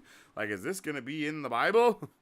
And then to see the way that Kelsier kind of passes all of his stuff to Vin, right? He passes the mantle to Vin in so many ways, and then she immediately does the same things that he would do, thinking on her feet. I think she even calls it like the square of the survivor square or something like that, right? She renames an entire landmark just off of her brain because she knows that they need, you know what I mean? Like everything, like once the plan falls into place, everything is understood from that point forward, and there's never another question. There's like, they don't even question anything anymore. They're just like, all right, bet Kelsier was crazy, but he did what he needed to do, and now we need to do what we need to do because he trusted us to do that. So let's do it. And that sense of camaraderie, yo, the sense of camaraderie that you get from this show is not something that I feel has happened in anything else. I always hear people talk about the relationship, but not like relationship in that manner, but more of like the friendship in what is it called, Lies of Locke Lamora. I think that's what the book is called. Like I always hear people talk about how good their friendship is, how deep it is, and how amazing it is, and all of these things and whatnot. And I've never read it, so I don't know how much truth is in that. But I do know that in this, man, I was all the way there for it. I am there with them. They are clearly friends. I know that they're friends. I feel that I love the just how they kind of tease and joke around with each other. How they all know what to expect from each other as well, even from Kelsier. They know to expect. They know to expect the unexpected with Kelsier. Like they know, bro is going to do something wild, and then to be able to see Kelsier with each one of the members of the group and how they all interact with him, how they all look at him, how they all talk to him, and the respect that he gives each of them. He truly respects those. He truly respected every member of the team with his life, literally, and it was really cool to see that, right? I mean, even Clubs, who I feel like I kind of feel like Clubs was in the background in this story. I feel like maybe he's the person that we maybe learned the least about. I feel like we kind of learned more about Spock than we did Clubs.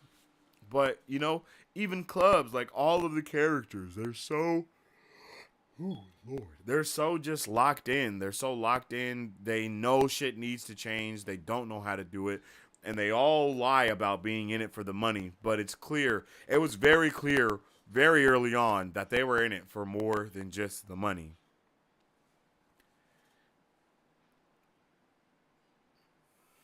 And seeing Vin have to kind of be acclimated to this group, it felt right.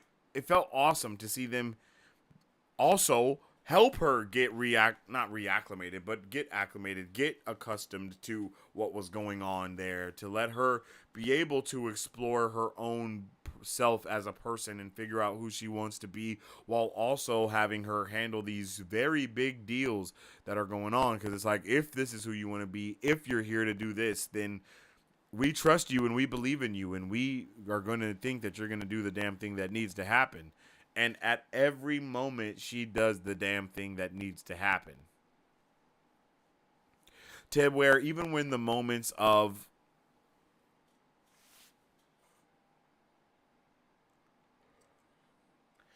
even in the even in the moments where she thinks she can't do it, even in the moments where she thinks she's going to absolutely fail, absolutely be abysmal at what's going on, she succeeds. She does she does an amazing job of locking in, of becoming part of the family, and then actively being the member of the family that was missing, you know, that member of the family that does call out everyone on their bullshit, being the member of the family that is actively like, why would you say that, or I don't understand what's going on here, and not just going with the flow of whatever anybody else has to say, or just doing what else someone else is doing just for the sake of doing it. Like, there is none of that there.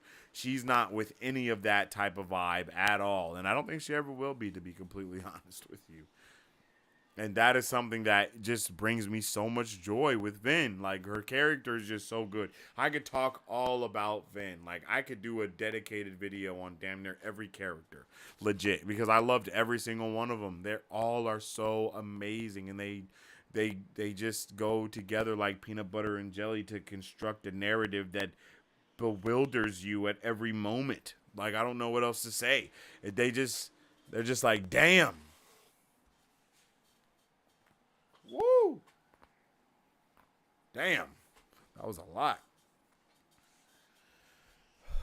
And then to get the entire magic system explained to us in so much depth and see it actively be used in so much depth like that, but then also get it teased that there's a whole nother side to allomancy that we know nothing about. Like, it very much seems like there could be way more. Like, there could be way more going on.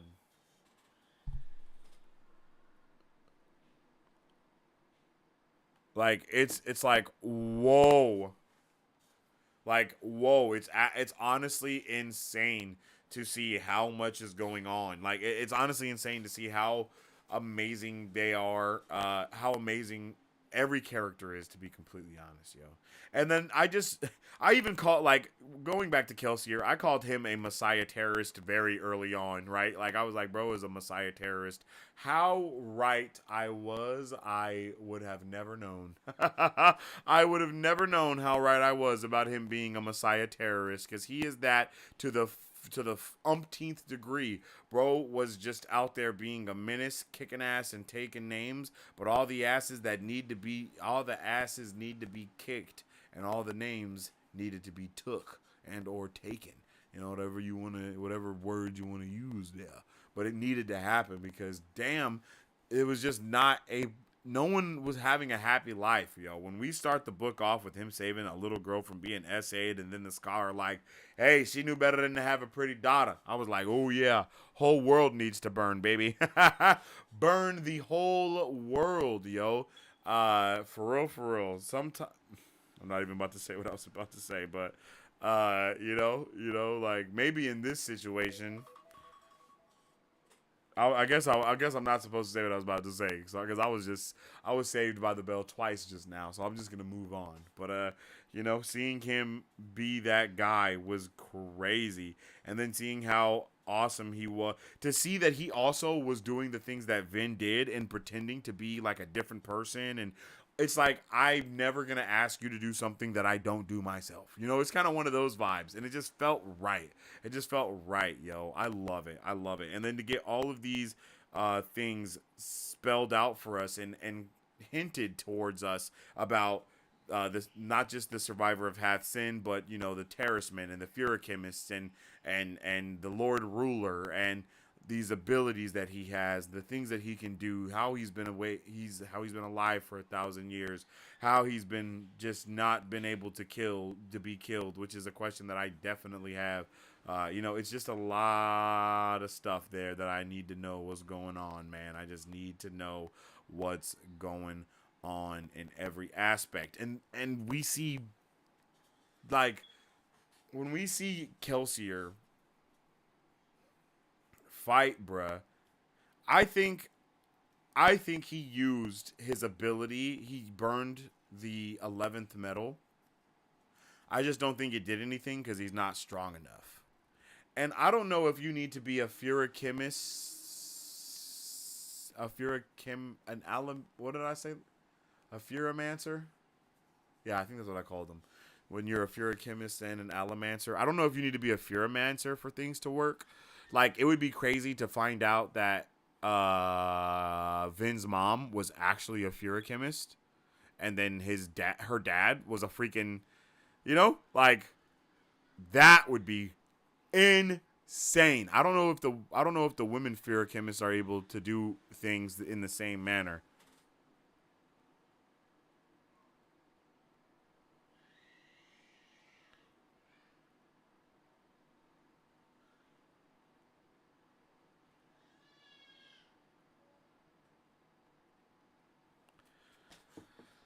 But it just seems like it could. It just seems like there's something there that we're missing because she's able to do things that clearly no other Allomancer is able to do. There's a reason for it. I don't know if that reason is solely because of pure blood. Uh, I don't know. I don't know. You know what I mean? There is a mystery there with what's going on because we know that the obligators can, like, anyone can become an obligator from what they did to our guy Marsh, right? We know that. But also it's like the Lord Ruler had such Rashik had such a hard focus point on feruchemists, right? He made sure that they did not like reproduce in any way, shape, or form. And he also did that with the ska, right? Like the ska, any nobleman that sleeps with the ska is supposed to kill the woman so they don't have no babies with her. And I don't know if that is just because of, you know, like pure blood or whatever. I don't know, man. I don't know if it's just because, they might be able to pass allomancy on to them, or if there's something different, something bigger, a bigger mystery that's hid behind a mystery there. Because it always feels like there's always another secret, you know?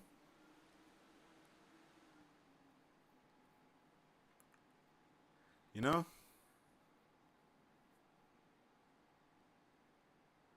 So, I definitely want to know what's going on there, yo. I definitely want to know what's going on there. I definitely want to know what's up with the metals now too, especially because we've been introduced to even more metals. It seems like, right? Because the 11th metal and gold, no, ATM and gold, they have to have other counterparts. So it's like, what are those counterparts for those? Like, there's just so many questions that we are left with by the end of this book, and it just makes it so fun to be able to theorize, to be able to dive deep and try and figure out what the hell is happening here. What are we talking about? What are we doing? What are we saying? You know, all of the above. What is next? You know, like that is the hype. It's like, what are we gonna do next? But I think that is kind of that'll be my full book review for Mistborn. I think. I love. Oh, you know what? I'll talk about Marsh a little bit. Marsh was awesome. Like the reveal of the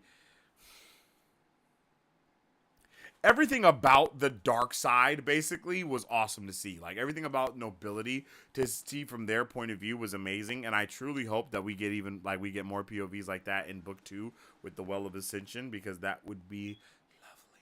I would love to get even more of everything going on here, because it's like, yo, like I would love to see even more. Like I really would. It would be so awesome to see more of what's going on here. Uh, yeah. That would be so dope, bro. That would be so dope to see way more of what's happening. I would love it.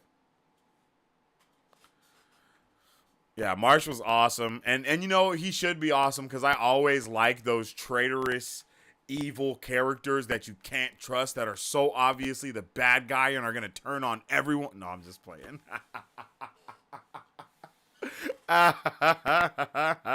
Marsh was awesome, yo. I think the Lord Ruler was awesome too. What does that mean, Marisu? Huh? But now what you got to say? Do you think I'm wrong about him? Dark friend? No, I'm just playing. But for real, Marsh was dope. Marsh was dope because Marsh saved Vin twice. You know?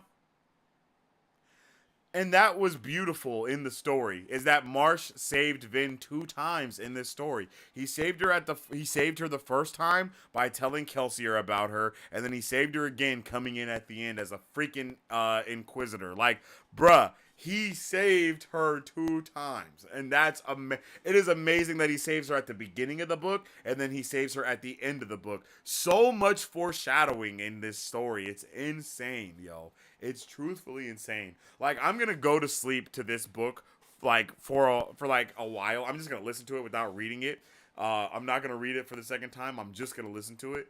And I just can't wait to hear all the different things that are happening. So I'm gonna be like, oh, what? Shit. You like, bro? Oh, so when that happened, you know?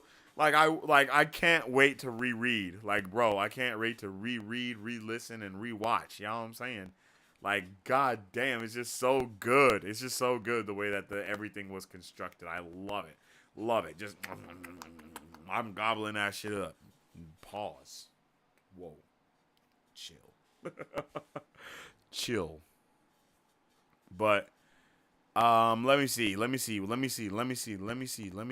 I think that is all of the stuff. Marsh was dope. Not just Marsh, but also the Lord Ruler was freaking awesome, bruh. I didn't expect for the Lord Ruler to, like, the Lord Ruler being old and then being young and then, like, all of the stuff going on. All of that was so dope. It was so dope. Like, it was so dope. It was so dope. Especially to see bruh just walking up to Kelsier and then dudes like just skewering him with spears and he just not stopping and then just keep walking forward and then he just waka smacks Kelsier's face off like, son, whoa, like, holy shit, that was like, son, that was crazy. That was crazy. That's something I never expected to see, was for bruh to get, like, for anybody to get the shit smacked out of them to the point where they die in a book like that. Like, this book was filled with shit being anime. I said it once, I say it again. Please make this an anime, Brandon Sanderson. Don't make this a live action movie. Just don't, please. Like, please, I understand. I understand what you want to do. I understand what the fans want to do, too. But this is one of those things that needs to be an animation and then get a live-action adaptation later. Because it's just too good, and I feel like the story will be ruined if they try to do this in live action. Honestly, I feel like everything will be ruined if they try to do it live action. They will cut so many corners for budget and just all these other shit. I just don't want it. The only person that will really let him do what he wants to do, I think, is like Prime Video. Yeah. Like, Prime will probably let Brando do whatever he wants, and Prime usually does a solid job when it comes to stuff. You know, they usually do a solid job, but again, maybe they don't.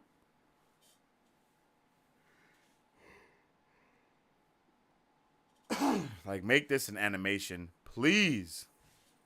Please, Brando Sando, make it an animation. Yeah, I agree. No matter what they make it, he needs to have full creative control. Like, he needs to be the showrunner. He needs to be the executive producer. Like, bruh, just give him the bag and let him do whatever he wants.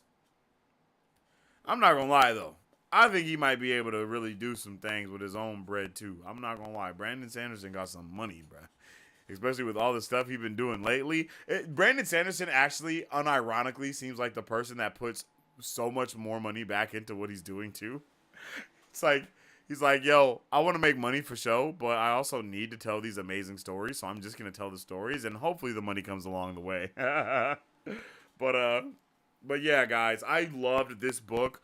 Um, if I was to actually give it a rating, I would. I'm sorry, but I would give this book probably a 10 out of 10 if I'm not gonna lie to you. Like, just off of my honeymoon phase, because if you guys know me, I got honeymoon ratings, and then I got like I got a post nut clarity rating as well, right? Like I got a honeymoon rating and then the post nut clarity, and then my honeymoon rating right now, yeah, bruh, let me get that for sure. Like, let me get that for sure, bro. Like, 10 out of 10. The story was fantastic. I'll say I'll give it a 9 out of 10 because there was something that I didn't like, and that one thing that I didn't like was how convenient things were. I'm not a fan of convenience, you know.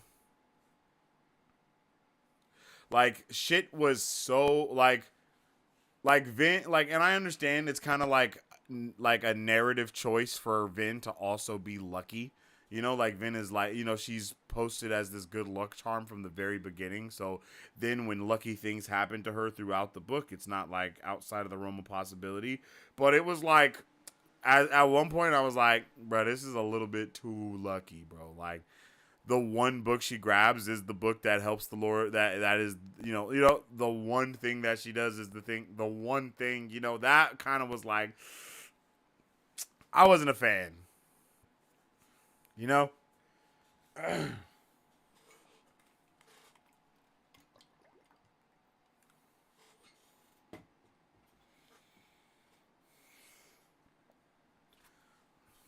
Like that, like there are so many convenient things that happen.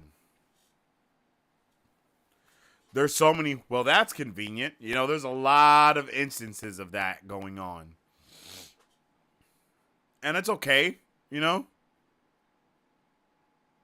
So it's all right. But at the same time, it's like, bro, this is it's way too convenient, you know? But yeah, yo, that is all of my thoughts about this book, or at least, those are my overall thoughts, my overall full book review of Brandon Sanderson's Mistborn: The Final Empire. Let me know how you guys feel about this book in the comment section down below.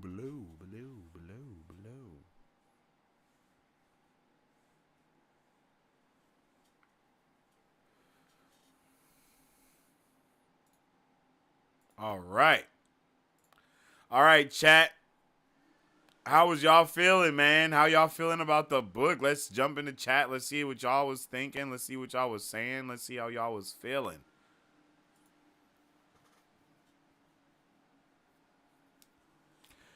How did you guys like Mistborn: The Final Empire, yo? How did you like it?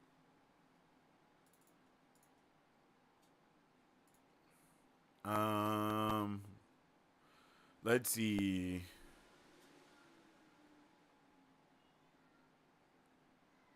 I bet Vin would be a journaler. Oh, 100%.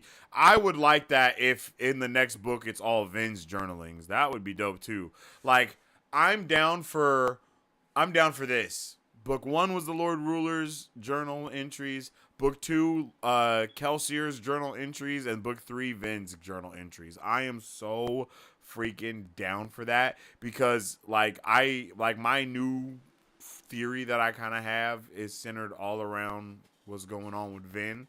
And I think that her having the last journal entries would just be so poetic. Oh yeah, I forget books are rated 5 out of 5. Yeah, I give it a 5 out of 5. I hate 5 out of 5. I hate the 5 out of 5 rating system, but I agree, it's a 5 out of 5. I understand it. I understand it.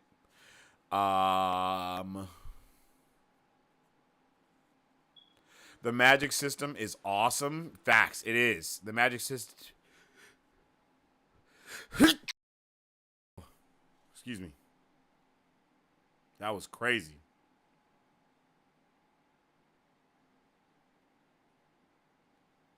Okay.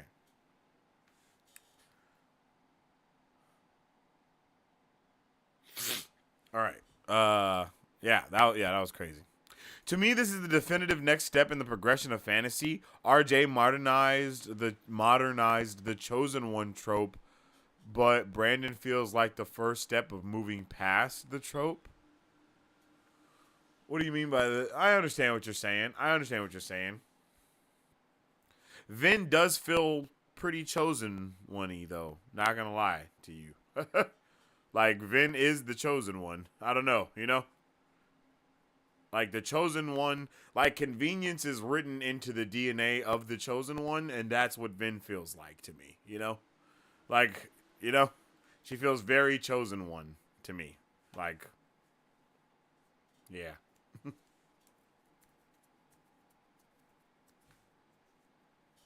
Yeah, the wolf and cub story is amazing. Amazing.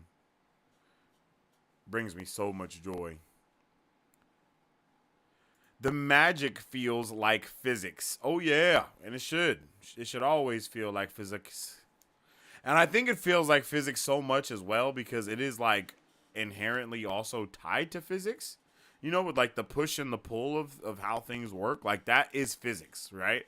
So, you know, you take that and then you put it into that, and then it just makes it kind of contextualizes the entirety of the thing, you know?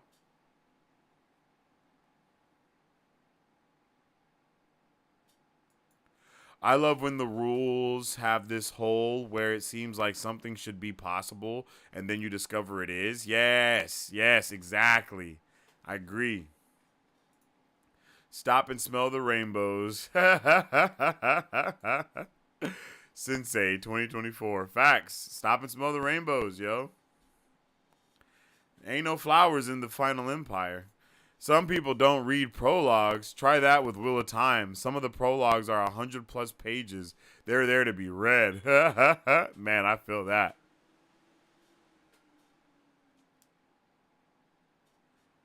A 100-page prologue is crazy. The princess is in another castle. Unpredictable beforehand, but obvious in hindsight. That takes skill to write. Facts. I agree.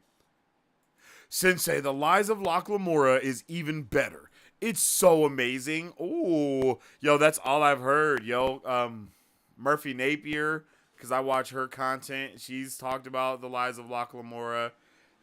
I think Daniel Green has talked about The Lies of Locke Lamora. Like, I've heard a lot of the booktubers talk about The Lies of Locke Lamora.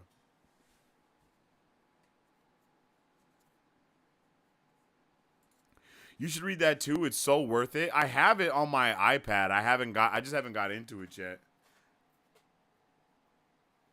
It feels like that one's maybe not as, I don't know if that one's as popular as everything else is. You know what I mean? I don't know how much of a desire there is for a book club for that from like people. So I might just read that one on my own time. I reread it. I reread it just like I reread Mistborn. That's awesome. That's dope. I know y'all reread everything.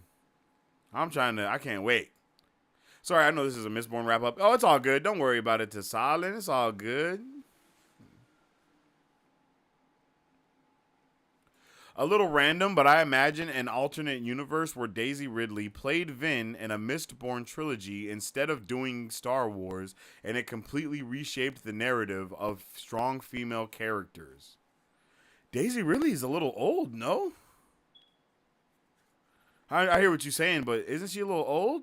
Do you know who I see as Vin? Like Mari Sue, I'm not like I'm not I'm not whoa. I'm not gonna lie. I'm surprised that is who you saw as Vin, because I thought you was gonna see our girl, because that's who I see as Vin. Like, I 100% see our girl. You feel me? I see her as Vin 1,000,000%.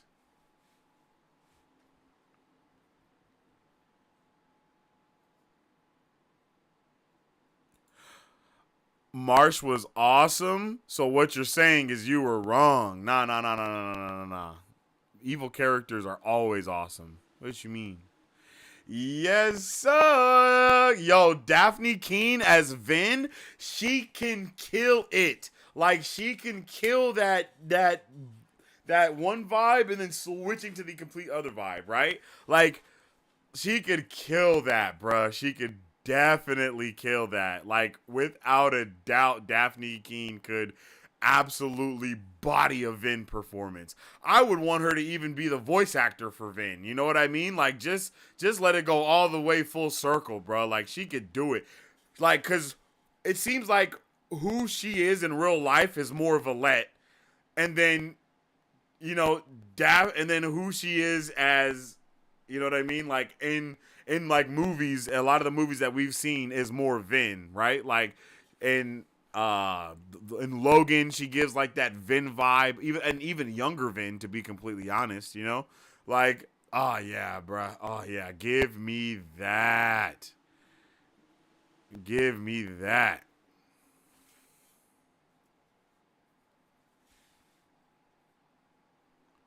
That'd be fire. Remy better get used to listening to Mistborn as a lullaby. Man, I got AirPods. I had that one AirPod in. Don't mess with me. Anime or live action, Brando Sando needs to have creative control from beginning to end, non-negotiable. And I'm pretty sure that's why he ended up just writing the script himself and doing all these other things, is because he's like, bro, I'm not. Like, I don't think Brandon Sanderson is the type of person to budge. He's the type of person to not make anything unless he can make the exact thing that he wants to make, you know? You know, outside of, like, you know, a deadline for books and stuff. And I feel like even there, you know, he probably still does what he wants to make. But, you know, still.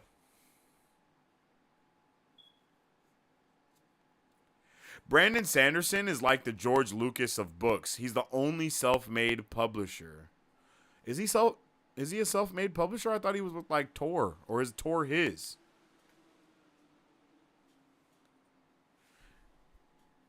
Isn't he? Yeah, isn't he? He's with Tor, or is he? Or is that? Or is, I don't know.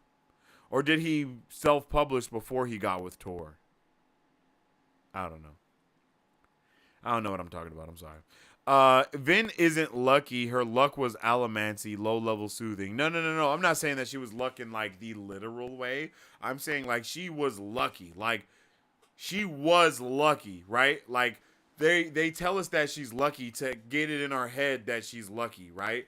Even when they tell us that her luck wasn't actual luck, it was allomancy. Her luck doesn't run out. You know what I mean? Like she continues to be lucky for the rest of the story. And that's kind of my thing, right? Like to go into this place to fight, to do all these things, and then to grab this one book and that one book be bruh's, you know, bruh's, you know, with his stuff. Like, I don't know. That just seems, I don't know. I don't know, man. I don't know. That's very lucky. Like, that book is just out on a table somewhere, bro. Like, that's not in the Lord Ruler's room that they couldn't get into the first time. Like, why is that just on the table? You know, like, that's weird. That's weird. It's convenient. Convenient storytelling is luck for the character. That's just what it is. The book is very easy to read, 600 plus pages, but it feels like 300. Yo, it's story, it's cinematic, it's a movie, literally, it's a movie. The way it plays out is a goddamn movie, and it's amazing. I absolutely love it.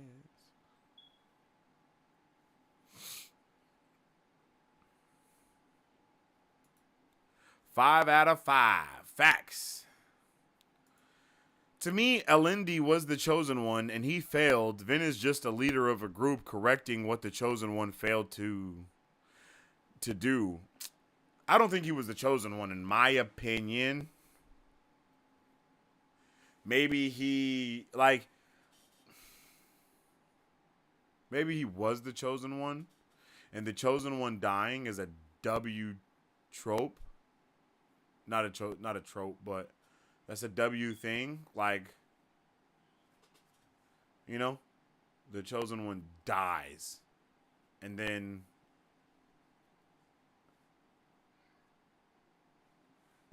it's like, I don't know, it's so crazy because I don't know, man. I got so much to say about it because it's like the chosen one dies, the other dude comes in, but he also does what the chosen one was said to do. You know, like so who was really like so was he really the chosen one? You know what I mean? If the hero of ages can either save the world or break it, I mean that's the same thing that Rashik did, right? He either was gonna save the world or break it. So he broke it though. But you know, alas. But I digress.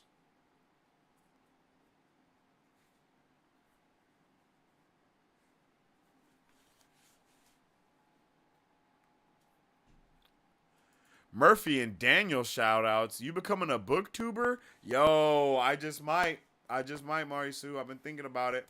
I've been thinking about making a little second channel. You know what I'm saying? Making a second channel that's all about books and comics and books. It's really been on my mind. I just don't want to have to do that 1K that 1,000 grind again, yo. The road to 1K was a brutal, vicious grind, yo. You know what I'm saying?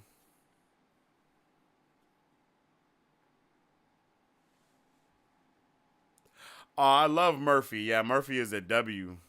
I found Murphy with when she was doing her dear authors or dear readers or dear authors, this is what readers like, or dear readers, or whatever it was. Like, I watched all of those episodes to kind of see what people did and did not like when I was going in to like do my own writing and stuff like that. You know, like like I found both of them when I was doing my own writing. Like when I started to write, I found Murphy and I found Daniel Green along with a whole bunch of other people. That's how I found Brandon Sanderson, was because I was like trying to find like basically just writing tips and things to help me with being a writer, because you know I just never had that kind of desire in the way that I did when I first was doing it. So I just started studying up on hella people that read hella books, and I had never read hella books, so I just started listening to other people that had read hella books, and you know, and so on and so forth. You know, I kind of just kind of went through it,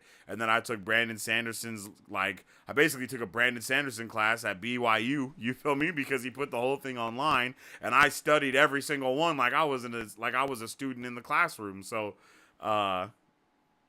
you know that like. So even though I never read Brandon Sanderson still heavily influenced my writing, which is, I feel like it's something you could actually see when reading my book. You can kind of see that I'm influenced by Brandon Sanderson, but I've never read a Brandon Sanderson book, so it's kind of wild. Like reading this book and now going back and probably reading my book will be like awesome, because it'll be like, yo, so I did understand what he was saying in his class. You know what I mean?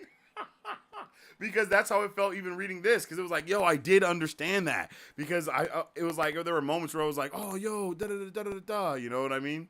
So yeah, so I'm hype. I'm hype.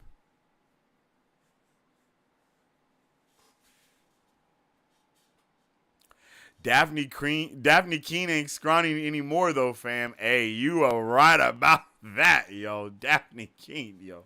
Bro, I'm telling you what happened. What was I doing? I was doing something. I think we had just talked about Daphne Keene for some reason. It was like last year. And in my head, Daphne Keene was still like the little girl from His Dark Materials. And then like, so I Google her so I think I was looking for a picture to use, because we were talking about if she would be in X-Men in the Wolverine movie. You know what I mean? And I was looking for something for a thumbnail or something like that. And then I went to her Instagram. I was like, yo, what the fuck? This is not the little girl from His Dark Materials, blood. What's going on? I was like, yo, she's happy to be, she's happy to be who she is. And that's dope. That's dope. You feel me? Brando started with Tor, but he started self-publishing with his secret project books during COVID. Oh, bro, let him start a publishing company, bro. I'm gonna send him all of my shit immediately. Daniel Green has a good video on the economic importance of it. Economic importance of what?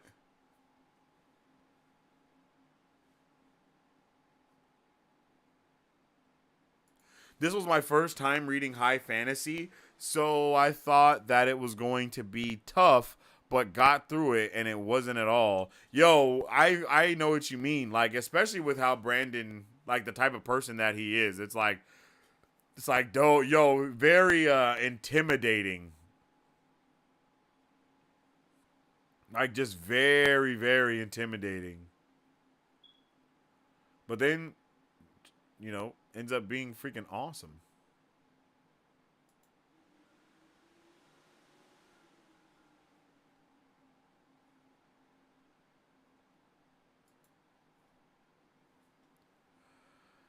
Honestly, I never enjoyed reading much until someone begged me to read his dark materials. I felt like I was bad at English and was scared of big books. Fantasy helped my self-confidence in that way. Yo, Marisu, that's awesome. That's such a W. Reading is amazing, yo. And I love I love that helped you, kind of get over kind of like a little hump that you had. You know what I mean? That's dope. That's dope. Reading is awesome. His Dark Materials is awesome. And now I understand why you hold it so near and dear to your heart, Marisu. W. Marisu lore. By the end of his Dark Materials, Daphne is wearing so much padding to hide how developed she is. What? Are you serious? I didn't know that at all. That's hecka funny. That's comedy. I'm not gonna lie.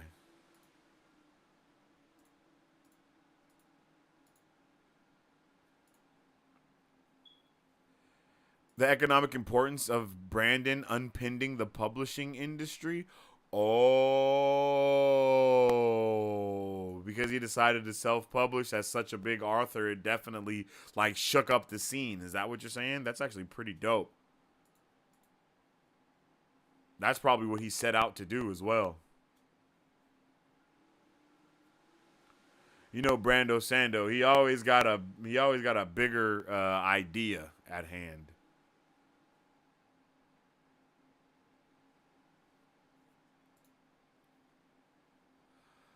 All right, chat. Well, that will end our overall discussion portion of things. Our overall, yeah, that will end that chat talk portion of us discussing things there. You know what I mean?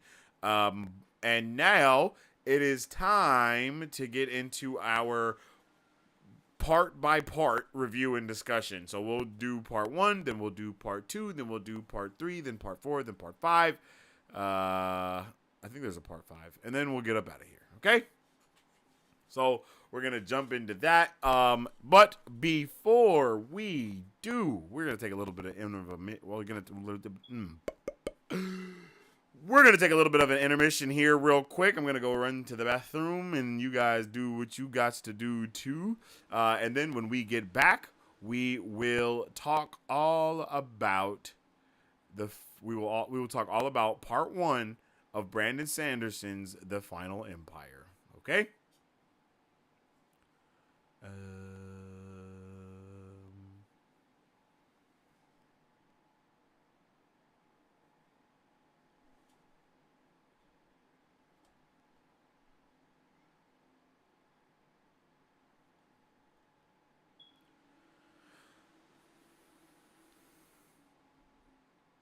We'll be right back after these messages, y'all.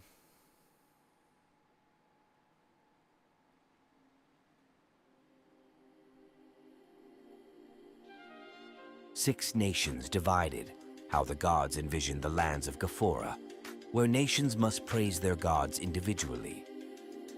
Inguvu, the god of power, Altira, the goddess of reality, Akasha, the goddess of space, Akaili, the goddess of mind, Nafasi, the god of time, Isarin, the god of soul. Each god bestowed their name and universal property to their nation through the blood of their land. Diligent praise to these gods, along with the blood of the land, allows the inhabitants of Ghaphora to wield the universal property of their god. These inhabitants are called gifts. It is forbidden for these nations to fraternize with one another.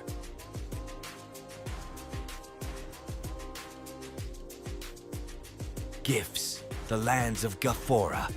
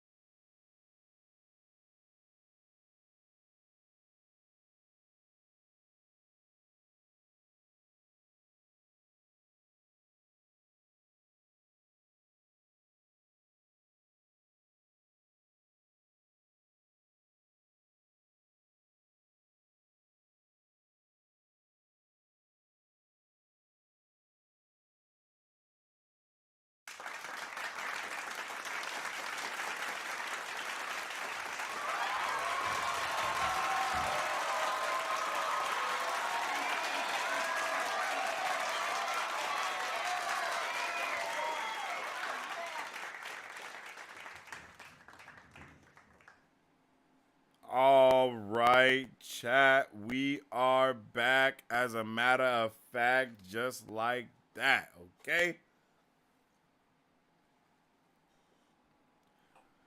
And it is time to get into our chapter by chapter review and discussion. Excuse me. Part by part review and discussion of Mistborn, the Final Empire. All right. So, what we will be doing is I have found an amazing YouTuber named Lucas Blade. I will link the video in the chat that we're going to be checking out. I want all of you guys to make sure you go over to the video, you like the video, and you drop in the comments and you say Marvel Bros sent me WVid. You know what I mean? All that good stuff. So make sure you go show them some love. Go like the video and all that stuff, and let them know that Marvel Bros sent you. W channel, W book review channel that I just found it today in my search of looking for a summary for this stuff, and we're gonna check his stuff out, and we're gonna utilize it to kind of help us go through this chapter, this part by part review and discussion. And of course, we are gonna be starting with part 1. So without further ado, we're gonna just dive on into it, chat, and start with our part 1 review and discussion. Let's listen in. Mistborn, Book 1, The Final Empire.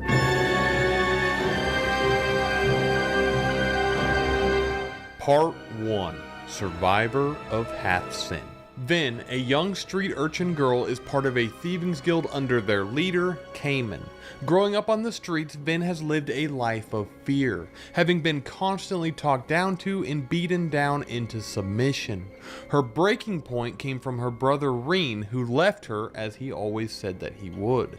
Vin wears one simple stud earring, which was her mother's. Vin recalls her mother having a sort of psychotic break and slaughtering Vin's sister when Vin was very young. She believes that she also would have been killed if not for Reen's intervention.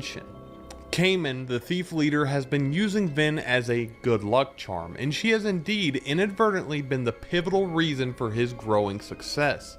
This hasn't gone unnoticed, and Vin has been drawing the attention from a Steel Inquisitor as well as Kelsier. Kelsier intervenes and rescues Vin from her predicament. Kelsier knows that Vin has abilities, gleaned from seeing her subconsciously soothing enemies of Cayman, hints to her good luck charm status.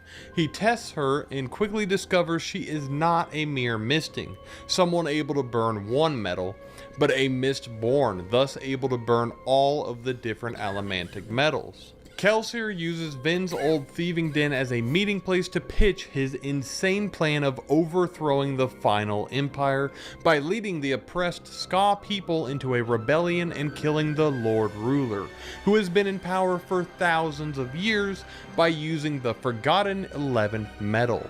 Kelsier claims the 11th metal is the only thing that can kill the Lord Ruler. Eventually, everyone, Breeze, a misting soother able to soothe or rally someone's emotions, Dachshund, not a misting but very good at getting things done, Clubs, a misting smoker able to mask the crew's powers from detection, Hammond or Ham, a misting thug capable of strengthening his physical prowess tenfold, Yeadon, the Ska rebel who contracted Kelsier's crew for this plan of overthrowing Luthadale, Spook, a misting boy, nephew to Clubs who speaks primarily through street slang and has a crush on Vin, and Marsh, Kelsier's own brother, a misting seeker capable of sensing the burning of metals, agree to Kelsier's insane plan, despite Marsh's reluctance to trust his brother's intentions. Understandably so, for Kelsier is known for being an egomaniac, but is supposedly a changed man after his escape from the pits that snapped him and awoke his latent Mistborn abilities. Kelsier breaks into Keep Venture, a noble house, in order to steal some atium, the rarest of metals due to its overpowered future-seeing ability when burned. Atium is mined for the Lord Ruler out of the same pits Kelsier escaped from. Kelsier gives Vin her mist cloak and begins training her as a proper Mistborn. She encounters her first Mist Wraith, a gross, ghost-like creature that eats the dead and takes on aspects of their appearance. Despite their looks, they are relatively harmless. Kelsier then takes Vin out of Luthadale to Felice, first offering her an out, which upon consideration she declines and decides to carry on with the plan. It looks gross. They arrive at Lord Renew's estate, where the real Renew has been replaced by one of Kelsier's men, and it is decided that Vin will play the part of Renew's cousin's daughter, of whom he is fond of. Yo, see, bro did such a good job. I mean, that was so just clear cut and concise about what's going on. You know what I mean? Like, that just let us know exactly what's happening, yo. Again, make sure y'all go and tap in with my guy Lucas Blade over there on YouTube, yo, and let him know that Marvel Bros sent you, okay? You know, let him know Marvel Bros sent you, okay? Man, but yeah, like this first part, right? That part one was just so amazing from just point to point. Like Vin's luck, of course, being the thing that they first introduced and having that luck grow and grow into something far bigger than just luck. You know what I mean? Like it wasn't just luck, obviously, right? But us as the reader were introduced to this magic system as it just being this subtle, offhanded thing that she can barely do. But the thing that she can barely do, she's actually doing it in super large quantities and margins for someone who is not actively consuming metal. You know what I mean? Unless the only option is that, you know, whatever dude's name was knows that she's a full-blown allomancer, and he's giving her certain metals purposely so she can use her luck when he needs her to. But I don't know if bro was that smart necessarily. He could have been, but I don't think he was. You know what I mean? Like her luck just feels like something that is very interesting, yo. I don't know. It just feels like another reservoir of something that's going on, right? Because I mean, they say that she even says that it feels like her luck when she uses it, right? Like she always says that, you know, like, oh yeah, you know, my luck is not luck or whatever the case may be, you know, it's definitely, it just feels like, I don't know, it felt different, especially when she first uses her ability and she says it, she's like, my luck feels different, you know what I mean? I'm pretty sure she says something akin to that because it's like not the thing that she thought it was, right? And there has to be more metals that can be burned. So I'm wondering if she's possibly doing something like that. Okay, side tangent. Is it possible to like burn the iron in your blood? Or do you have to consume it for real? Or does it just have to be in your body? Or is like the reservoir in your body, you know what I mean? Like, how does that work? Like, could a person drink hella blood and then use the iron that's in the blood to do something with it? Could we have like vampire allomancers in this bitch? I'm just saying. But yeah, yo, this was just awesome.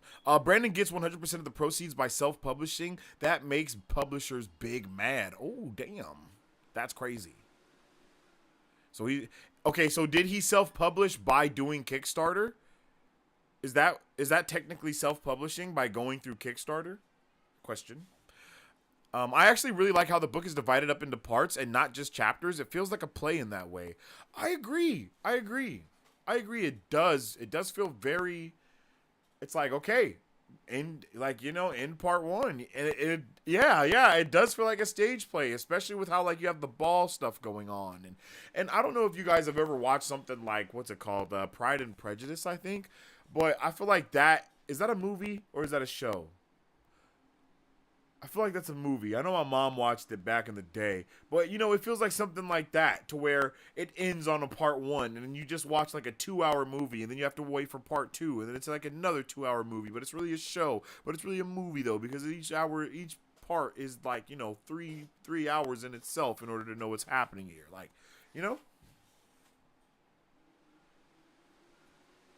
this would be horrifying in any visual format. Yeah, I mean, I agree completely.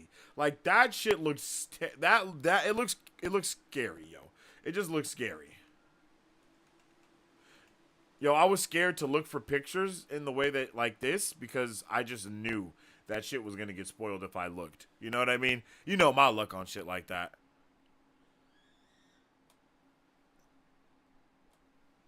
But for real, like, holy, that is terrifying, bro. Like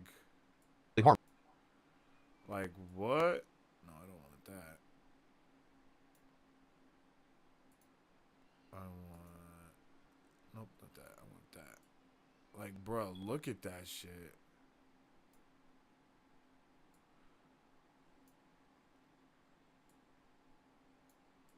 Oh my god. Oh! That looks terrifying, yo. That looks terrifying.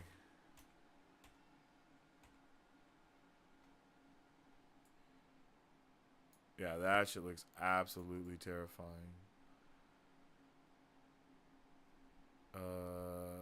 Transform center. Boom.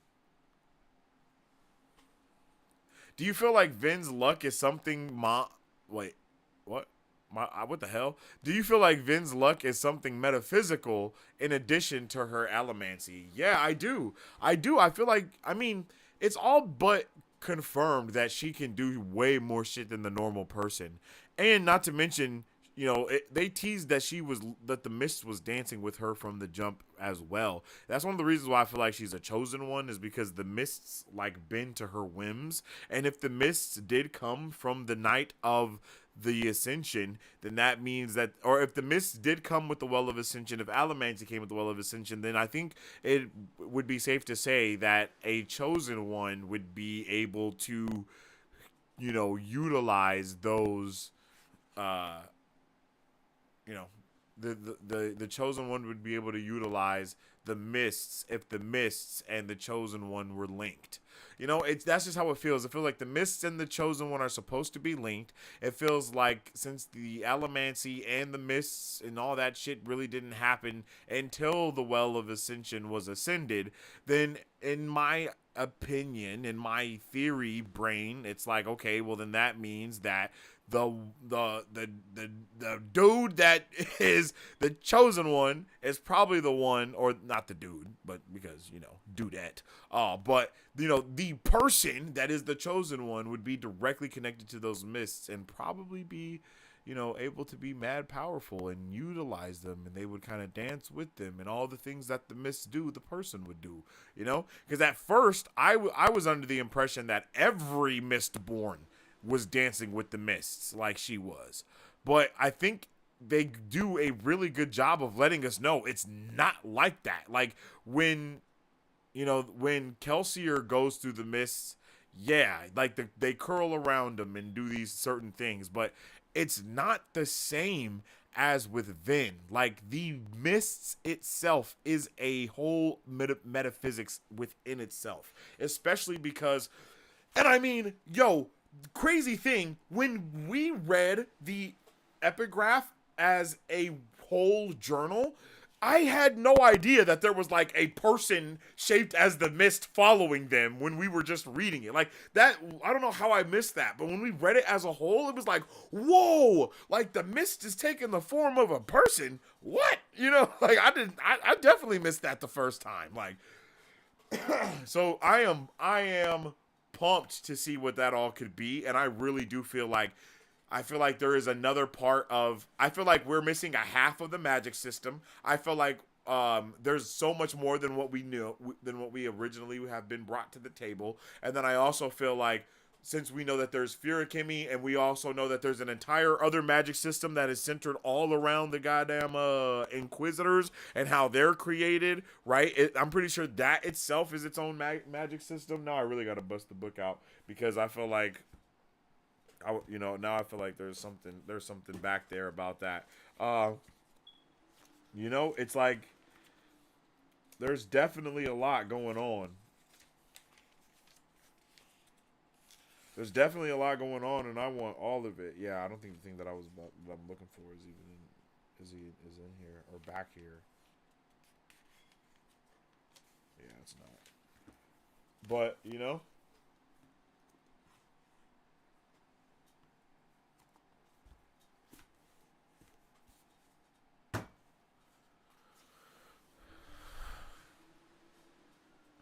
that luck has to be something, yo. And then she proceeds to be lucky as hell in other places. Like, I don't know. It just seems interesting. Like, it seems like things call to her. Like, she's so good. Like, she's so good that it's a little creepy how good she is. And then they also go the lengths to say that being from pure blood does make you stronger. But it's like, if she's from two purebreds, then, it does make her a halfie. But it also makes her super powerful, because she's able to tap into both sides of the genealogy, or both sides of the metaphysics, if you will. And who's to say her mama wasn't something? I think I said it before. Who's to say her mom wasn't a Furakimist, or even a what is their people called? What is Sazed's race? Chat. I can't remember what they're called, because they're not called They're not called Furamist. They're something different. I always wonder if Vin soothed her mom from not hurting her. Did she snap that day? Ooh. Okay, Tina, I like that. She soothed her mom, and that's why she would never get hurt. And then Reen saved her. Okay. Or maybe rioted Reen into protecting her. Oh shit. Okay, now that would be crazy. That would be crazy. That would be insane. Sensei, is there a bird in there with you? Yep, Omnibird. Omnibird is in here with me. But yeah, you're right though. You're definitely right. That's a good point. That's a good point. But I mean, we also see that Kelsier has latent abilities himself, right? Like, Kelsier has abilities. He did not have abilities before, but now he does. So he also knows a secret to unlock somehow, I mean, unless you can just be a Mistborn and be see all these, I don't know, like, do you need to take Atium for the first time to activate your abilities? Like, what is it for some people? Like, I don't know. It just feels like we're missing a piece of the magic. It feels like we're missing a piece of the magic. And that is driving me crazy. Like, I want to read so much just so I can get the other pieces of the puzzle, because my brain is like, I'm like, okay, so bro, if this is that and that is this, and then I'm trying to put these things together, but then it doesn't fit. And I'm like, well, it just doesn't fit. And that is driving me wild. Yo. Of course we're going to learn more. There's no way Brando did 2 other books and we don't learn any more about the magic from what we just got right now. I mean, he's already teased that we don't know everything about the magic system, so we have to get more. Ain't no way we don't. Ain't no way we don't. Like, we have to get more. There's no way that we do not get more.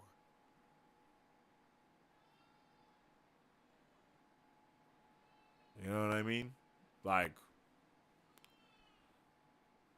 There is no way that we don't find out about what the 11th metal is more, find out about what the actual opposite of gold what the opposite of gold is. I think it's gold.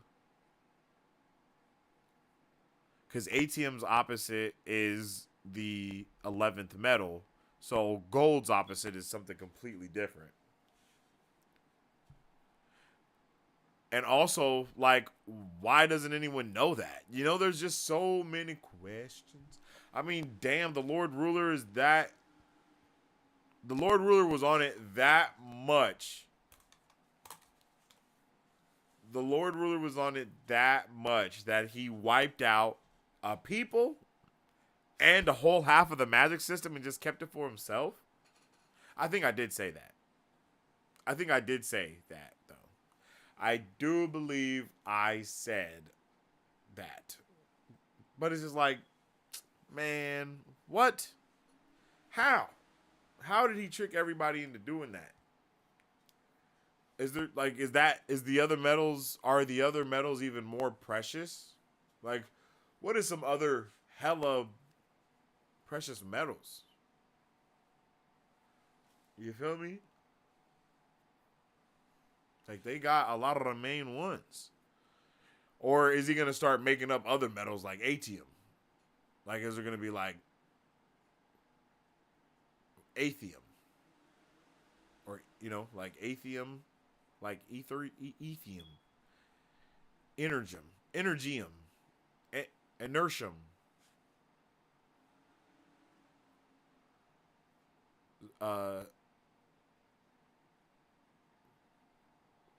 soundium, spacium. Like, are we about to go there with it? Because I'm down. I would be down for that. I love when we get spooky. Uranium. That's what I couldn't think of. I kept thinking of Uranus. Oh, wait. Whoa. Pause. Didn't mean that like that. That was wild. That sounded wild. I kept thinking of Uranus is insane. I did. That's wild. Did the first book explain snapping? Nah, I don't know what that is. I don't know what snapping is. That's definitely not something that's not something that we figure out yet. That's maybe in the next one?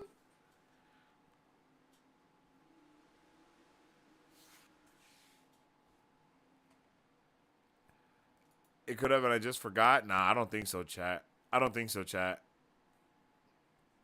I wonder what uranium does.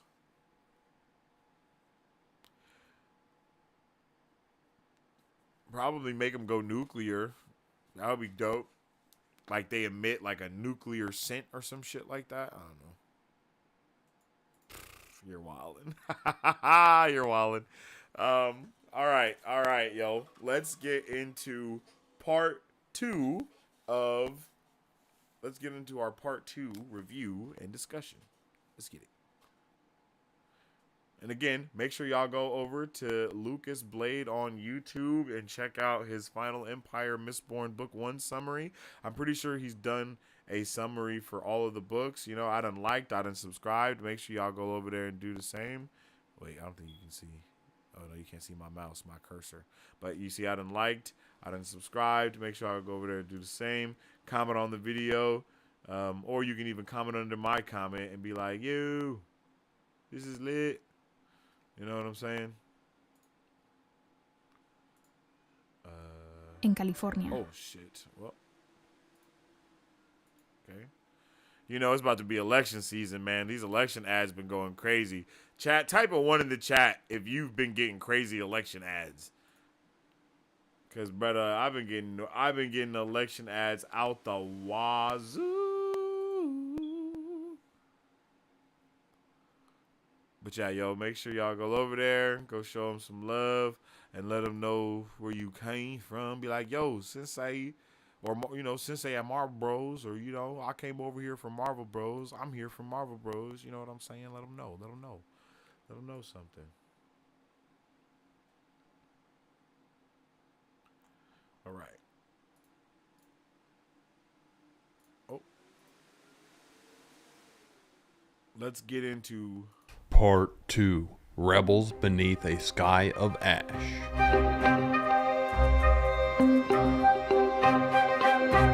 Vin meets Sazed, who is a terrorisman who Kelsier bids to keep Vin Bruh, safe. that's Vin, like with her kinda new what I thought he role, would will look be like, but attending also balls not. held by the noble houses also, yeah, in order like to exactly glean what and I seed thought he looked information like. to and from the various nobles in attendance.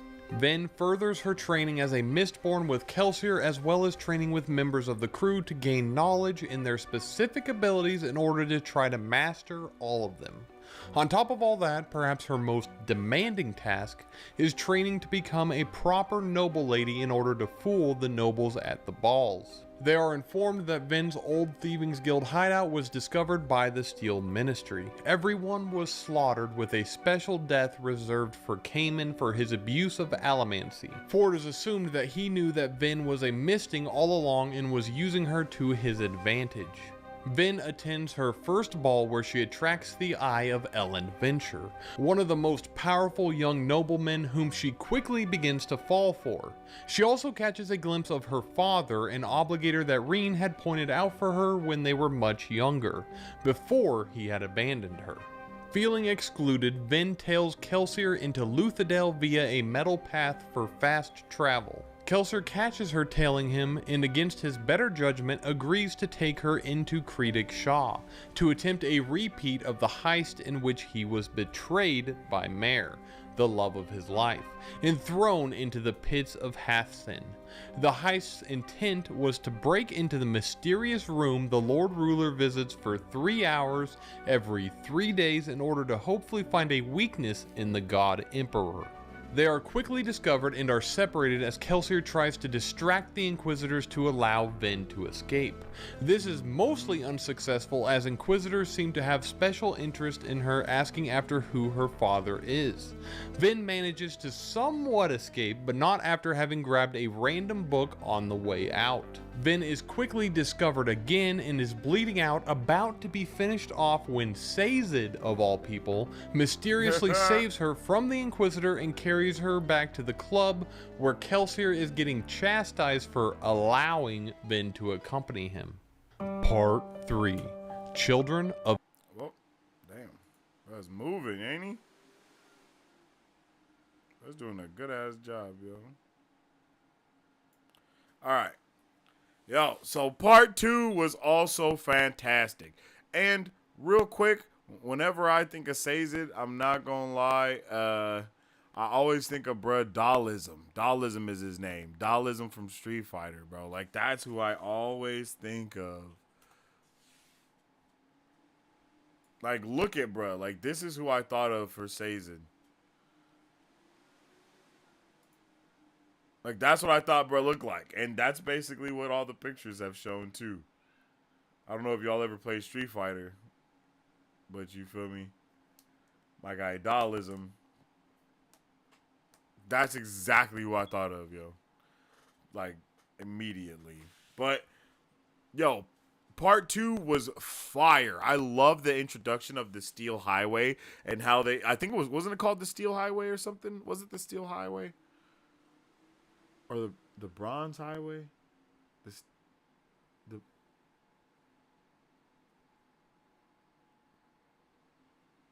something like that, right?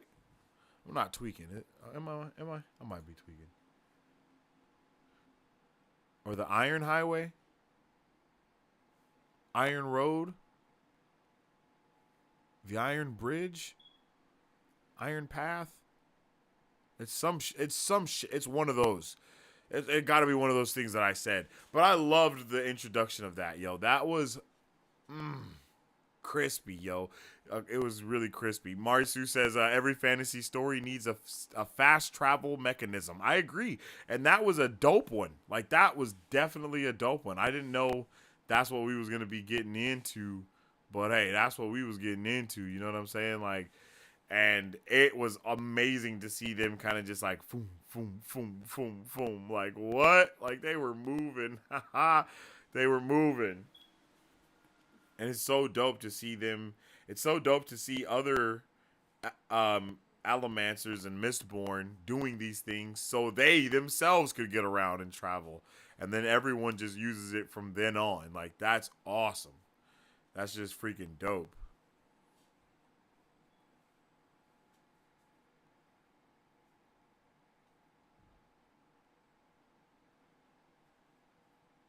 And then also, of course, we meet our boy Sazed in part 2. And Sazed is that guy. Yo, shout out to Sazed again, bro.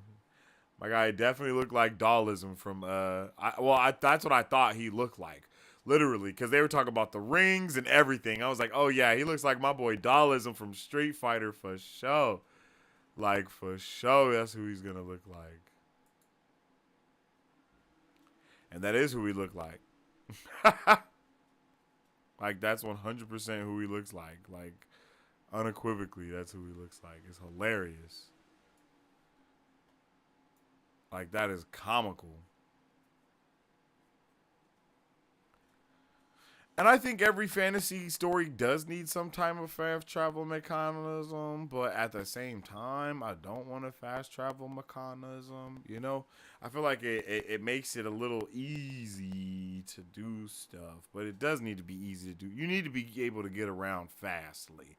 But I also like not being able to get around fast. I like that because it leaves a lot of room for story. And then you can kind of skip days and shit too, you know? Like when you're telling a story, you could be like, all right, yo, we've been walking for 4 days. Or a character falls out in a coma and they wake up. Yo, you was in a coma for a week. You know, I like passing time with little things like that. And I guess they did do stuff like that still in this story.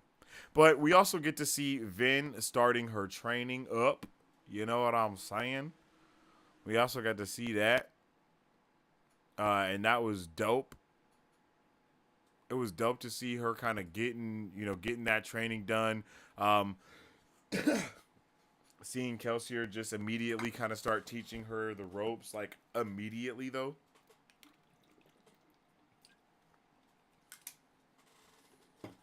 And they instantly connected over it as well. And then it was crazy to find out that her old guild got straight fish filleted. That was sad. That was super sad. And then the head dude got straight filleted. And that was all just wild, bro. No one was safe. People were dying. People are getting murdered. And it's so wild that Brandon Sanderson is able to really conquer the impactfulness of the deaths and murders without being too excruciatingly vivid.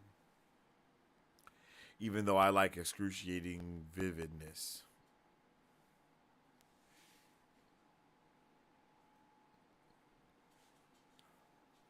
We also get introduced to Elend.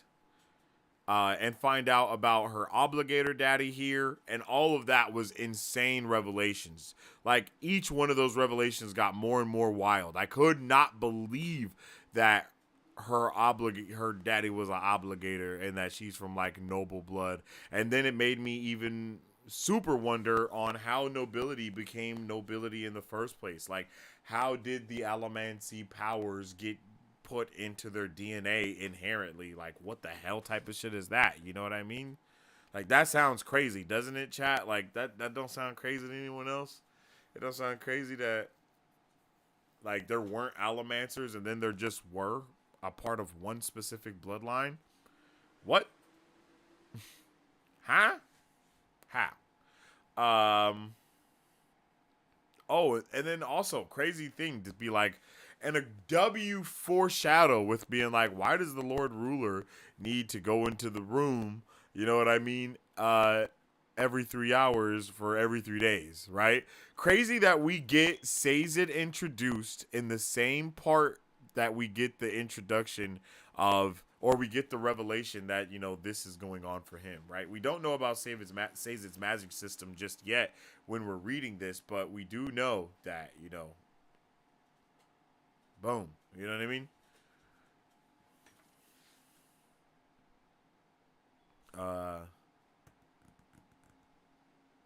Yeah. So from that point, you could be like, wait. Like, once you find out the reveal later, you could be like, wait, the Lord Ruler disappears. I think that's what I did, actually. You know what I mean? I was like, wait, bruh be disappearing. He got to be storing his age and strength, and that's how he's living forever. You know, like, I'm like, immediately, like, that's what's got to be happening. Oh, and then we also have Sazed taking out the Inquisitor because he's a badass. Because he's a badass, yo. Shout out to my guy, Sazed, yo. Saving her and taking out the Inquisitor, yo. Like, that's a W. That is a W. I think Varys, from Game of Thrones. What do you mean? What makes you think of Varys from Game of Thrones? I'm confused. But, alright, let's get into part 3. Part 3. Children of a Bleeding Sun.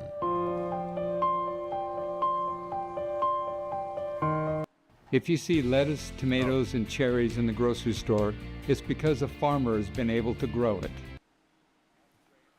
But yeah, man, it was dope to see all of the stuff that was going on there. You know, I really love Sazed. Sazed's introduction was awesome. He immediately became like Papa Bear for her, and that was awesome too. I loved how basically everyone became Papa Bear. Like, she just basically had like 2 dads and uncles. I'm hoping there's an introduction of a strong female role model for Vin, if possible. Because so far, all the females that she met suck. Like, they suck, you know? So, they, like, every female she's met has not been a good person yet. Like, none of them. Her mom tried to kill her. Clis turned on her. The other girl was trying to murder her. Like, she ain't found a good female friend yet. So I hope she does get one of those in the next book. But let's dive into part 3.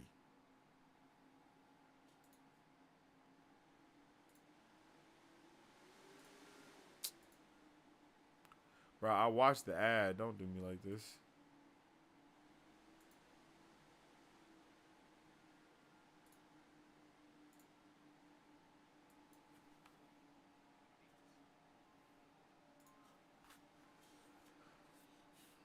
Says that you need to spring for YouTube Plus. Never! Nah, I should. I really should. You're right. You should get YouTube Plus automatically if you're part of the monetization program. That's how I feel. Like, bro, just take it off the top. You know what I mean?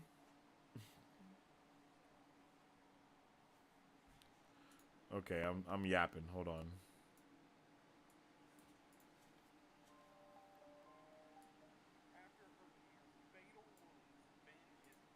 There we go.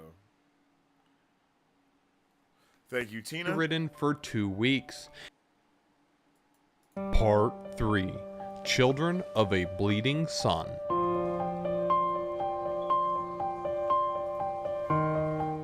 After her near fatal wounds, Vin is bedridden for 2 weeks. After gaining enough strength, she travels to Felice and confronts Sazed about his rescue of her, and he tells her of his people's abilities as keepers, how they can store up physical attributes as well as knowledge in order to buff themselves later.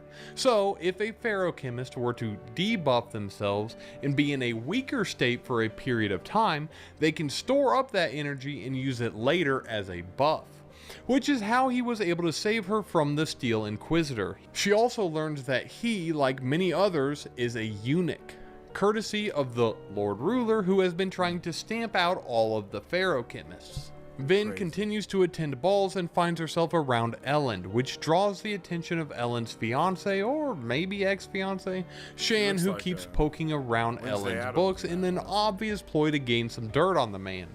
Vin also notices how Elend is always running off with his odd alliance of friends, Yastes Lacal and Teldon Hastings. Kelsier continues to manipulate the noble houses into a war in order to ensue chaos among them. The book that Vin stole out of Critic Shaw is being translated by Sazed and appears to be a journal from the Lord Ruler himself, Alendi, detailing his journey to ascension. Kelsier travels out of the city to the caves where his Skull army is being trained by Ham. To boost morale and further the ever-growing legend surrounding Kelsier, he has a vocal non-believer, Bilg, a bulky man, duel against Damu, a much less skilled and smaller man. Kelsier uses allomancy to guarantee Damu victory over Bilg and make an example of him. Kelsier relieves Ham to return with him and leaves Yeden in charge of the army in his stead. From Dogson, Vin discovers just how horrible the nobility treat the Ska people, how they frequently would rape Ska women and then, according to the law, kill them after they were done with them, which is what was also done to a woman Dogson loved. This line of thinking leads Vin to ask Elend if he had slept with a Ska woman. He reveals he had done so when he was 13, but against his own will by his father, the Lord Venture, who wanted him to become a man. Vin spies on Elend's meeting with his friends and discovers that they are having secret meetings to fantasize how, when they have more power, they will change the final empire for the better. It is discovered that the Skull army has attacked the Holstep garrison and that Valtru's garrison army is on its way to intervene. Shit, look at this picture. Oh my goodness. Yo. Oh my God, is that what happened to him? That's crazy. That's crazy. Ah, they got smacked, bro. They got aired out for real. Or is this just a random picture? Hold on. Is that just a random picture? Or is that what actually happened? Scared of the outcome and confused by the Ska's foolish attack on the garrison, Kelsier and Vin flare Pewter to run at an increased speed all the way to the Ska's aid. They arrive too late though, and the Ska army is all but doomed, surrounded by the enemy. So at the persuasion of Vin, they head to the caves and find 2,000 men, a fraction of the original army, packed and ready to depart at a moment's notice. They discovered that Yeden led a large portion of the army to attack the garrison for combat training. Apparently completely unafraid of losing because of how Kelsier had showed them how invincible they would be during the staged fight he manipulated between Bilg and Damu. Part 4. Poor Kelsier, bro. Like, you know he didn't mean for that to happen. Like, come on, bro. He did not mean for, he didn't mean for that. He was not trying to get them killed. He did not know that Yeden was about to just become the hardest believer ever. Marisu, I forgot you got so many bucks. I got to start taking 500 from you for jokes. You got too much. You know what I mean? You got to get hit. It's only right that the rich get taxed, right, Marisu?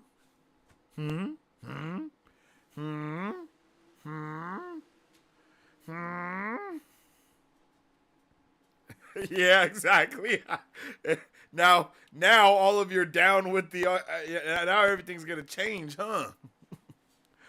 But yeah, yo, this was a part 3 was an amazing chapter, yo. You know what I mean? Vin waking up bedridden, everyone mad at Kelsier. That's hilarious. It was just hilarious. I just loved it. I just loved it.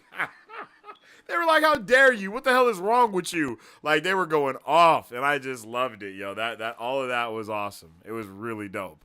And then we also got a ton of Furychemist lore.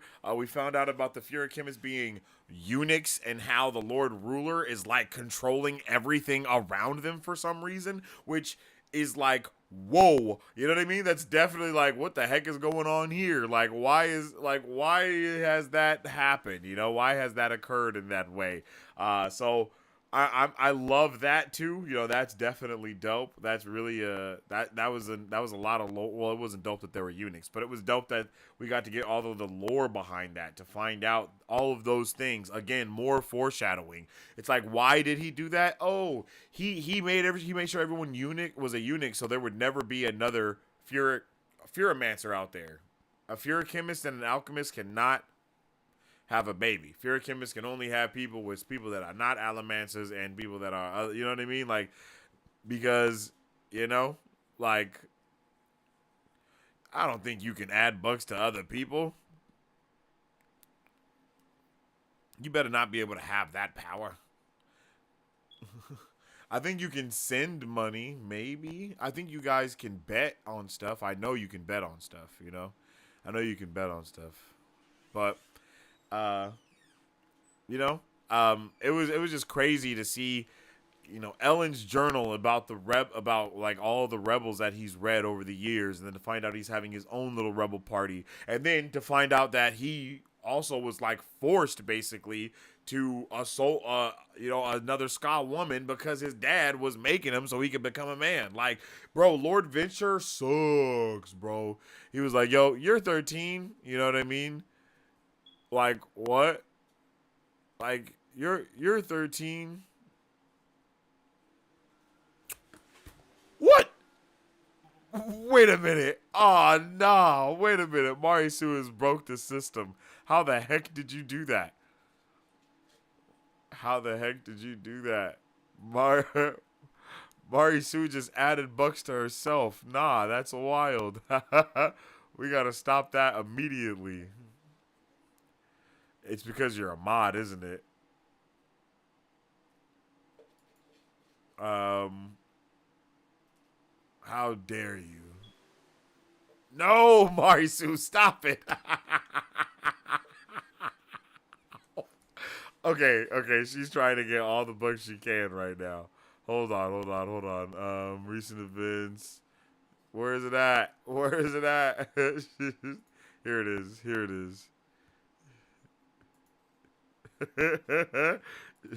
She's just adding bucks.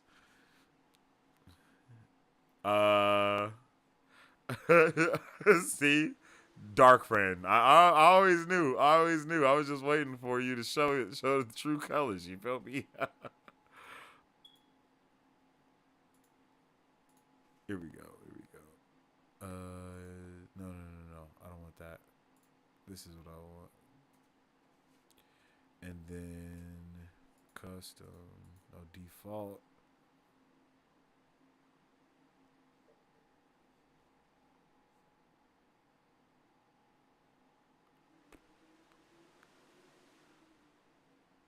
What the heck? Okay, they changed it. Okay, I'm tripping. They changed a whole bunch on here now. I'm gonna have to go through it and look at it, yo.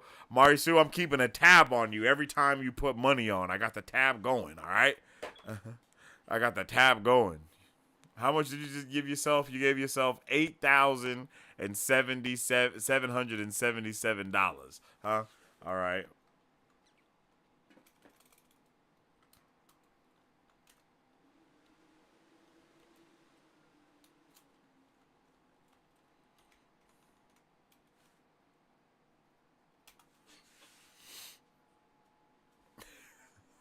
Unlimited power.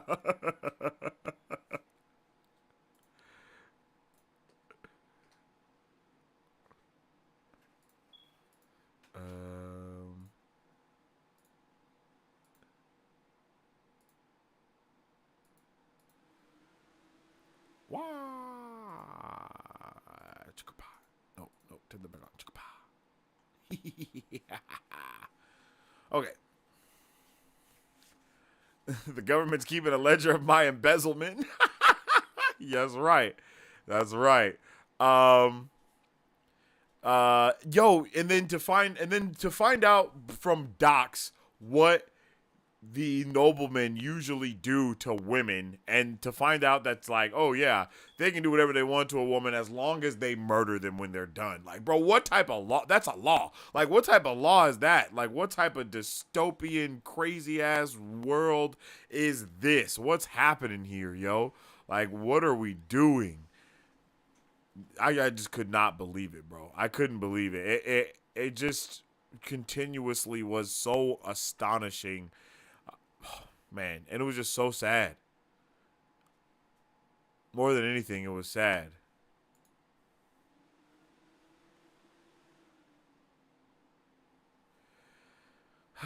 So sad. That shit was crazy. I couldn't believe it, man.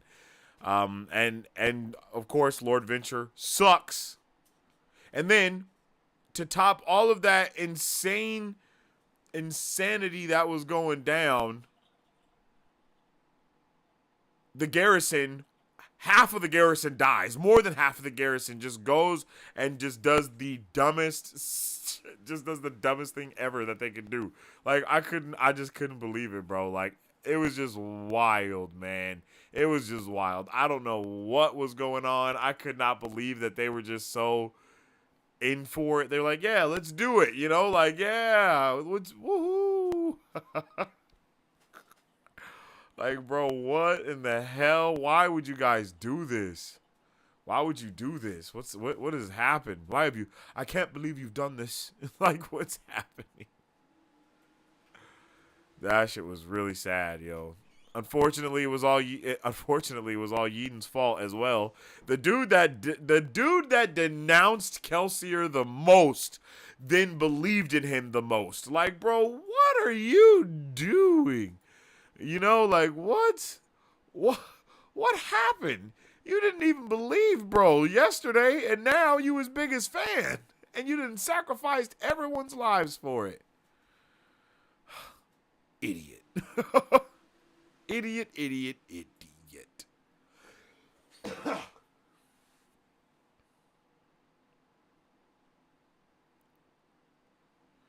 I tried to be a Robin Hood. I just didn't know how to at you. You gotta. Okay, I will tell you that part, Marisu. You gotta at them by putting their name how it's spelled, and that means like space and all. So, like, for example.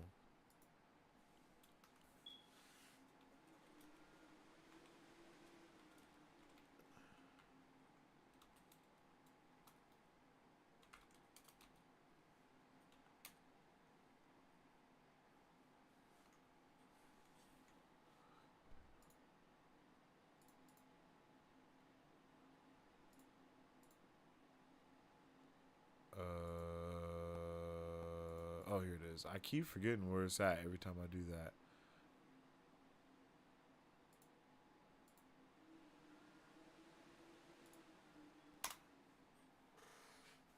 You gotta you gotta put the whole name of the person, basically. I don't think it has to be capitals. I think you can just put the name how it's spelled, you know?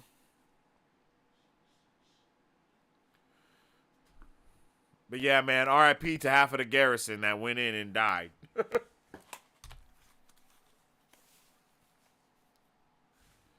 Oh no! Oh no!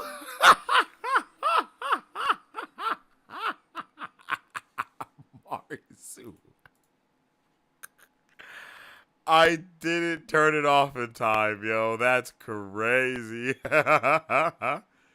Yo, you know what, you got me, so I'm gonna let that one slide. I can't, because you got that. I'm not even gonna lie. You slid in there.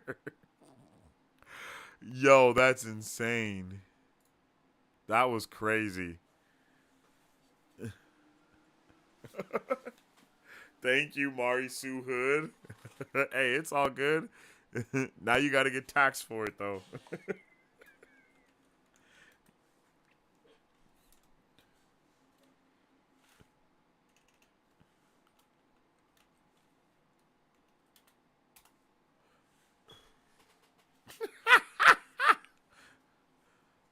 And you're getting taxed too. So minus 250 from that. All right? Minus 250 from that. All right. And let's get into part 4. Part 4. Dancers in a Sea of Mist.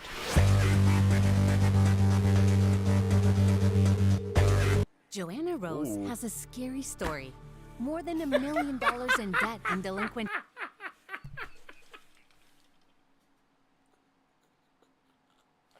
I'm not gonna lie. That timing was crazy for there to be a commercial just now. That was wild, bro. Come on, like, ain't no way. That was crazy. I can't believe that happened. Okay.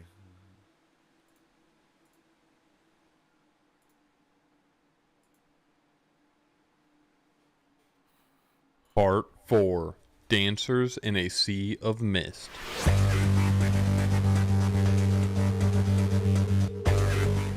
Upon returning back to Luthadale, the team can't see how Kelsier's plan has any chance at success, with the Ska army in shambles and executions ordered by the Lord Ruler to show the people what happens to those who rebel. Morale is at an all-time low, but Kelsier, with a riveting speech, eases everyone's doubt and the plan continues. Marsh, who has infiltrated the Still Ministry, has supplied a map detailing the locations of the Lord Ruler's soothing stations. The House Wars are in full swing now, and Ellen attempts to convince Valette, Vin's alternate persona that she uses when she acts the part of a noblewoman, to leave the city, and also reveals that House Venture are the ones in charge of the ATM mining for the Lord Ruler. Afterwards, Ellen learns from Yastes that Valette is not who she claims to be, so Ellen hires spies to uncover the real truth. At the Venture Ball, tensions are high, with everyone solidifying their alliances for the House War, and Vin discovers that there is going to be an assassination attempt on Ellen by none other than Shan, Ellen's ex-fiancé. Strav Venture, Ellen's own father, is also in on the plot. Vin manages to intervene just in time, killing multiple Allomancers in the process. She even manages to kill Shan, who is a full Mistborn, in an epic battle where in the end she tricks Shan by extinguishing her ATM early. Vin, wounded, makes it back to Clubs' shop where she tells Kelsier of her newly found ability of piercing copper clouds, meaning she can detect if and what metal someone is burning even if it's being masked. And her belief that Inquisitors can also do this, which may help prove Mare's innocence, that she did not betray Kelsier and get him sent to the pits. Vin and Kelsier leave to meet up with Marsh, but find a mutilated corpse in his place. Assuming that they had been found out, Kelsier orders everyone to retreat to the backup layer. Kelsier, distraught, goes to the pits of Hathsin and destroys all the crystals which produce the Atium. Meanwhile, Ellen finds out more about Valette's secret, that she is actually a Ska herself. He is also taken before his father, who reveals to him of the assassination attempt, and Straff promptly leaves the city, hoping that Ellen, who stays behind, will perish in his place for allowing the destruction of the pits of Hathsin. Upon returning, it is revealed that Spook was captured trying to get Renew out of the city, and is taken to executions. Kelsier, not to be dissuaded by Vin yet again, intervenes and faces off with the Inquisitor Bendel. Renew gets an axe to the back, and Ellen nearly dies trying to find Valette. Kelsier, despite his hatred towards noblemen, saves Ellen, for he knows that Vin loves him. Kelsier defeats the Inquisitor in an astounding duel, but then allows himself to be killed by the Lord Ruler in a show of defiance for all to witness. Part 5. Believers in a Forgotten World. Crazy, bro. Crazy chapter. That chapter was insane. Okay. Question.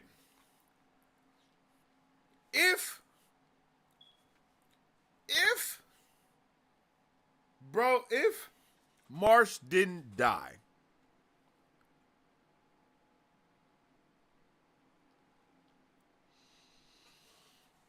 if Marsh didn't get tortured and die, then how did the Inquisitors find Lord Renew and my guy Spock?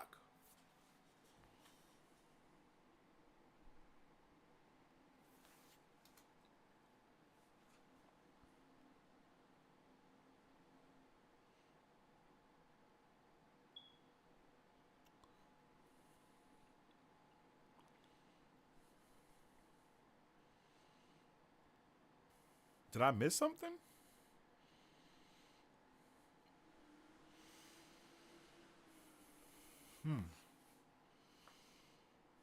Interesting. I don't trust him. I'm trying to tell you. I don't know. I mean, he did just help her kill the Lord Ruler, but man, I don't know, bro. Something about Marsh, man.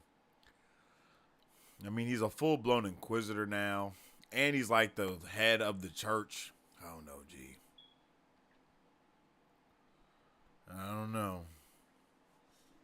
But it was kind of crazy to see, like, so quickly the crew lose faith, Kelsier give a speech, and then everything just flip around and it's just boom, boom, boom, boom, boom, boom, boom. So much shit just starts happening immediately.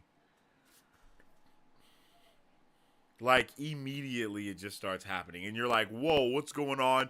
Whiplash, you're looking left, you're looking right, your head is whipping back and forth, and you have no idea what's going on. Yo, what's up with that, Occam? More Marslander? Hey, man, I'm just saying. If it quack like a duck, if it walk like a duck, Affleck. And at this point, bruh is literally a Inquisitor.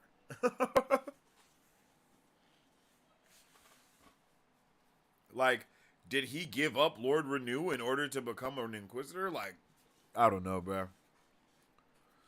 I don't know. I don't know. Maybe I missed something.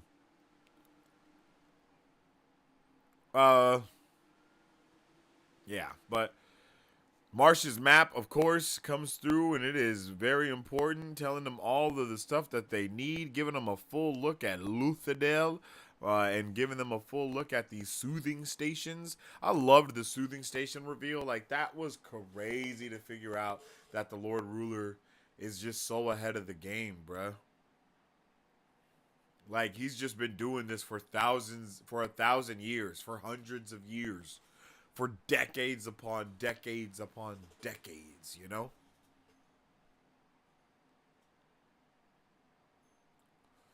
What is that, 100 decades? Like, what? I've ruled for 100 decades. Sheesh. And bro is cocky as hell. No wonder.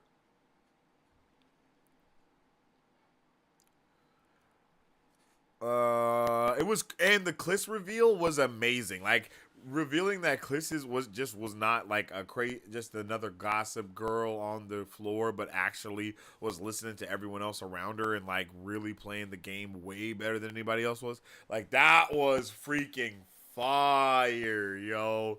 Like, that was fire. That was amazing. It was an amazing reveal to be like, oh, what? You know what I mean? Like, there's just so much whiplash happening. It was like, whoa, what? Whoa, what? Whoa, what? Like, that's how I felt, you know? And Ellen finding out about, you know, even finding out about Vin. It just really let us know that Vin was, even though Vin was hella smart with what she was doing, she really kind of wasn't as smart as she thought she was all the time. And, you know, like, and the same goes for everybody else that was on the crew, right? The entire crew didn't know what was going on. The entire crew thought they was just kind of smoothing on by, but almost everyone was privy to all aspects of their plan in some way. Like, no one really trusted Lord Renew. Like, you know what I mean? All the things, like, all around that they thought that it was just, like, all fine and dandy. None of it was actually just fine and dandy. Just showing how much they aren't noblemen. Like, they aren't noblemen. They aren't ska. They really don't have a foot they don't really have a foot anywhere that, you know. But what they can do is think on their feet. They can think on their feet very well. And that's cool.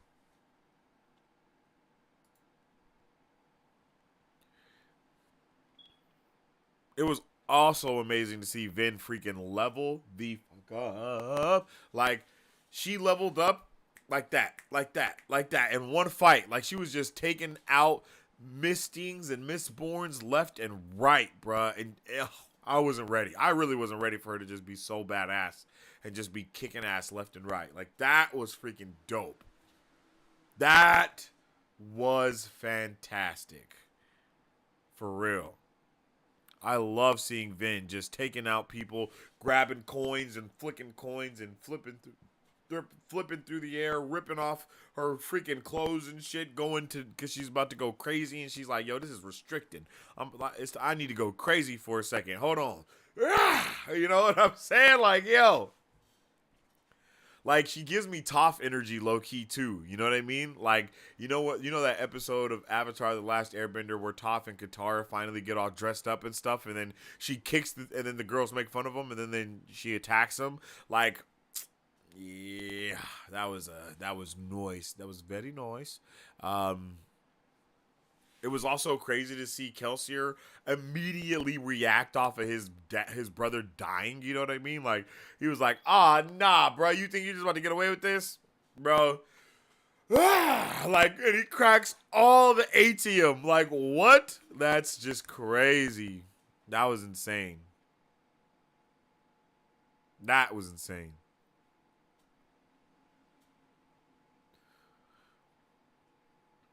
And it was also beautiful to see that Mare really wasn't, like a traitor. Like that was so, like it was so like it was so like touching and heartwarming to find out that Mare didn't betray Kelsier and Reen didn't betray Vin. Like the people that loved them died loving them and protecting them. Like legit. That's it. Damn. That makes everything so much more sad. All that pain, all that trauma that they've been holding in since then, thinking that the person didn't love them, that the person did betray them, and the real is that they actually died for them. Woo! That's a pain right there that you just ain't gonna be able to get past.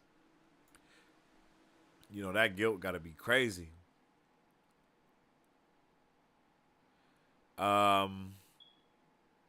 What happened to my guy Spock, chat?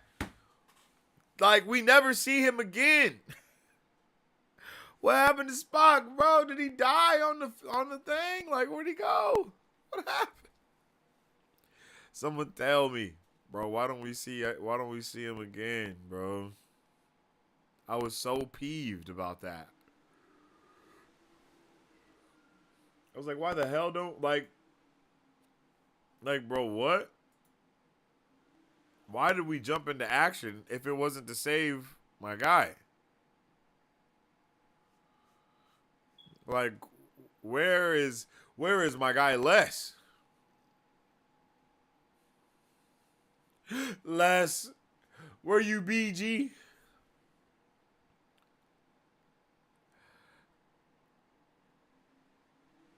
It was also really dope to see Kel save Ellen because he knows that Vin loves him. Like I love that.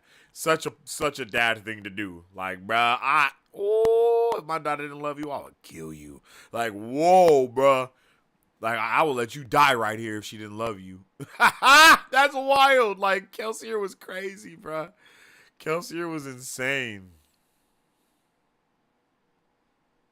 Like literally insane. And then of course the Lord Ruler killing Kelsier was wild. I wasn't ready for any of that. None of it. Like none of it.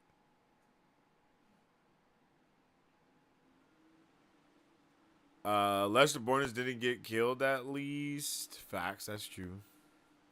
On a more serious note, it would be cool to see this as the first serious American anime. Well, I mean, technically animation is American anime because anime is something that is specific to Japan. Like in a very technical sense, animation is Western anime. And then because the term for anime changes for like Korea, right?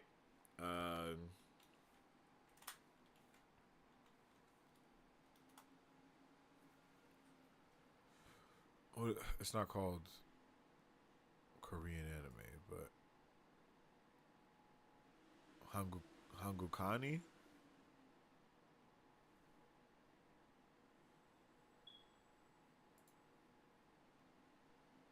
Yeah, I guess that's it.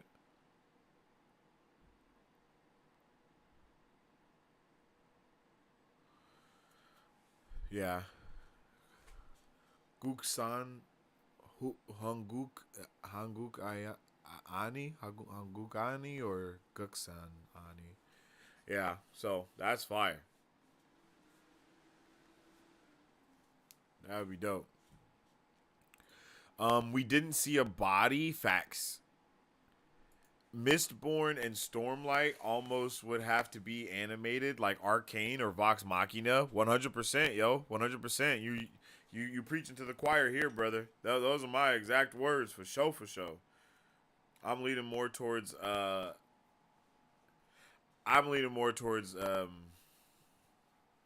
whoa, I just read them and now my brain Arcane. My brain just stopped working. Yeah, I'm definitely leaning towards Arcane style more. I think that would be fire to see. But I also would really I would like to see a blend, right? Like some mix between Vox and Arcane. That would be amazing. Vox Kane. I think Kelsier wanted to believe that M didn't betray him all along, even just a little bit. Oh yeah, I dig that. But like Marsh, like I don't know how did they know where Lord Renew was? You know, that's the thing that I just can't trust. I'm like, yo, what happened here? I used to think Wheel of Time would have to be animated. Maybe I was right. Wheel of Time.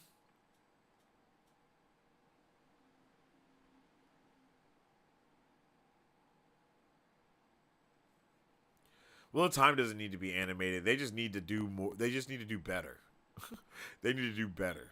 For real. Like, they just need to do better.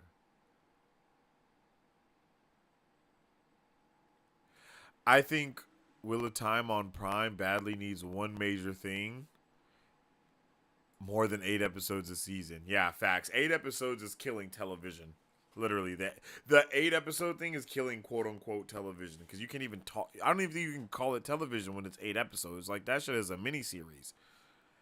I guess I'm talking about anime more as a genre rather than simply animation. I don't know. I'm kind of confused because those things are kind of one and the same, no? Like American anime would be like any of the like so there's I feel like there's a lot of things that you could put there. All right. I'm pretty sure we got Castlevania. That's an American anime on Netflix basically. You got Avatar The Last Airbender. That's also basically an American anime.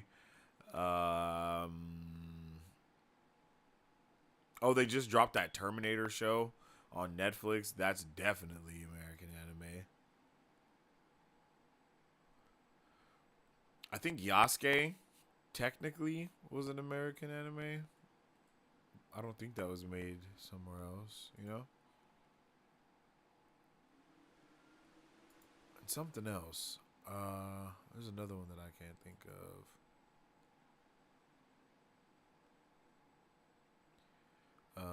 Samurai Jack for sure would be put into that category. Classical 24 episode per season TV led to the rule of thirds. That 8 episodes will always be bad every season simply from the workload. I think 14 to 16 episodes would be the sweet spot. Yeah, I think 14 to 16 episodes is the sweet spot, and I think minimum 12 episodes should be the thing. Because 4 episodes go a long way. Chat, like 4 episodes can go a long way.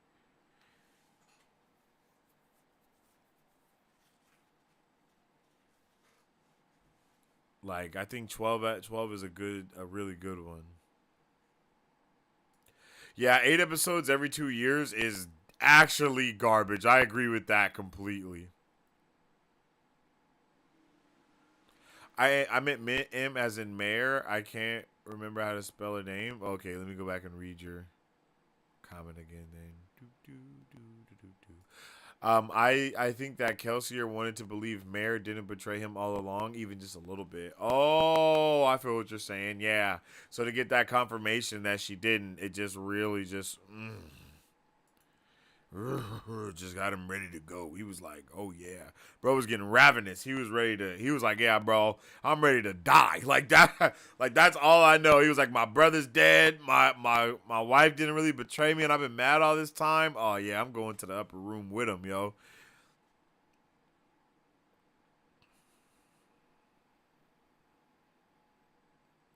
Eight episodes every 2 years is just movie pacing. Yeah, 8 8 episodes is usually bad, but I think the Penguin has 8 episodes, and I think Agatha have 9 episodes, and I'm not gonna lie, both of those shows have been fantastic so far, and it has not been bad I'm not mad that those are only 8 episodes. I'm not, I'm really not. I think it's actually amazing that those are only 8 episodes. So I think they're starting to find the sweet spot a little bit more. I think it's just the fact that they had to really lower it down. And when you think about it, some of those, some shows that do have 24 episodes, some of those episodes just are just straight shit, bro. They're just hella pointless, where you're just literal filler episode of just nothing. You know what I mean? So I think they're trying to find the sweet spot. I think it was hard for writers to adjust to having to go down to 8. You know what I mean? I think that's probably something that writers are gonna have to adjust to. But I think it works for certain projects. I also think that having first and last episodes be an hour and something can really help them even more. Having a first episode be an hour and a half instead of releasing 2 episodes at once, that's something that needs to happen. Having finales be an hour and a half is something that should just be inherent for the 8 episode model. So that way you still end up with about a runtime of a 9 to 10 episode type of thing. You know what I mean? Give just a little bit more room to flesh certain things out. And some of these seasons are just lowering it even more and more and more. Imagine having the Ingtar death in Wheel of Time meaning something like it does in The Great Hunt, because they had an extra 2 to 4 episodes to include a story. Bruh, Ingtar is just awesome in the... Bruh, to find out that bro is... Oh my god. That shit was crazy. And then how he just charges in, bro. Oh my god. That shit was amazing. I'm immediately on level 10 with that, because that shit was fire. Oh my goodness, bro. Bruh. I need to hear Rosamund Pike say that shit again. Rosamund did her damn thing on that book, yo. Bruh, I'll pay Rosamund Pike to read Mistborn. What are you talking about? Oh my god. How much would it take? Please. Please. That shit was fire. He was just going. Oh my god. Oh, that shit was crazy. Ingtar's meaningless death in live action destroyed me, brother.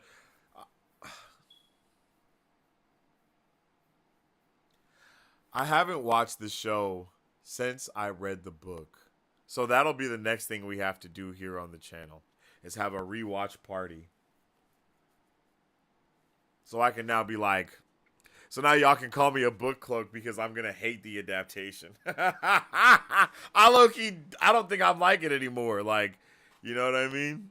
I don't think I like it anymore. My proudest moment as a mod here was preserving the Ingtar reveal. I'm not going to lie, you did a really good job, because I didn't see any... Ingtar was the biggest surprise for me. I had no idea. That was crazy. And then for him to just be you know what? Man, whatever, bro. I lived all those lives, and not getting the flicker of everyone living their... Oh, bro. We lost everything, bro. We lost everything.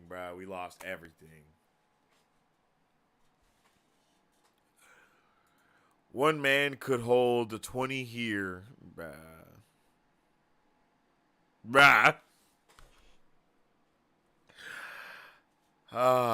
Yo, no. Yo. Hell yeah, rewatch. It's still a fun adaptation for the limits Amazon and Sony put on them. Yeah. I'll say it. I said it once, I'll say it again. Avatar, the live action Airbender, is literally the Wheel of Time. They handle the source material in the same way. Terribly. That shit is not a retelling. It is a remix. 100%. Yeah, that shit was crazy.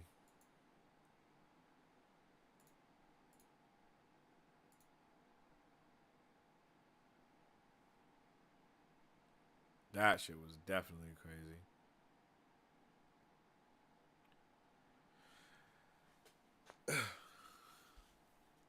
All right, chat. I don't know what that was about. All right, chat. As we get into our final part of the night, I'm gonna take this last little break. You can go run to the bathroom, refill your water. I'm gonna go run to the bathroom, refill my water, and then we'll be right back. And this ad break is sponsored. Whoa. Excuse me. I don't want the sponsors to get mad. Let me do this right. This ad break is sponsored by me. It's by me. I got an album out right now. If y'all like music, if y'all like me, go check it out. I'm just trying to go beyond infinity to infinity and beyond. Blasting off to another galaxy. Does anybody want to come along? Blasting off to another galaxy to infinity and beyond. I'm just trying to go beyond.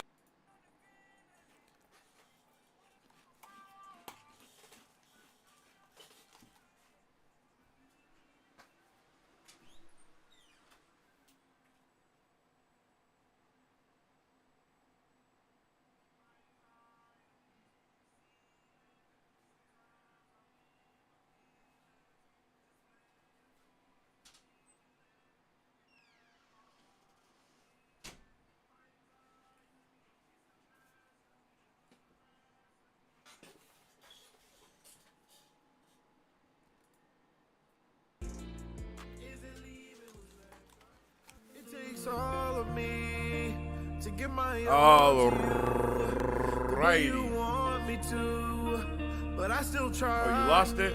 Cause I ain't trying to waste no time when tomorrow can be gone. I'm up all night trying to write a love song to you. Yeah, it's true. You got me trying to do right cause I do bad on my own. That's why I never knew what really made a house a home. But it's you. Once upon a time is a hard thing to come by. It's a hard thing to come by. Your heart and my mind are a hard thing to combine. They're a hard thing to come by. So I wish upon a star. Wish upon that no matter where you are, no matter where you are, no matter where you are, no matter where. My thoughts get intrusive.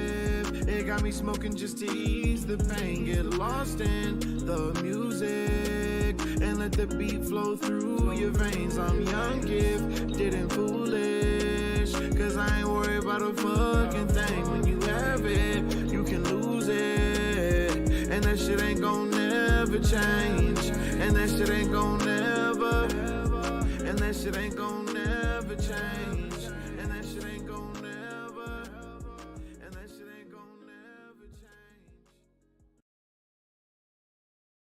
Right, my music, my album is available for you right now. You can go check it out on all platforms at the link in the comment section. I should actually throw that and start having that in the what's it called? I don't even know what I was about to say. Oh, in the comment section. But yeah, go check it out. It's available on all platforms. Whatever platform you listen to music on, go to it, listen to it, add it to a playlist, download it, all that good stuff. I definitely appreciate all the love and support. And now let's get into part 5. Part 5. Believers in a Forgotten World.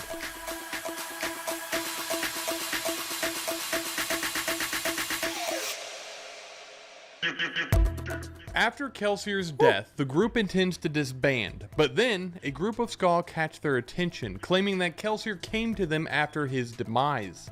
Kelsier's real plan began to dawn on them, that he always intended to die, to become the Skaal's messiah and be the thing that they needed to rebel.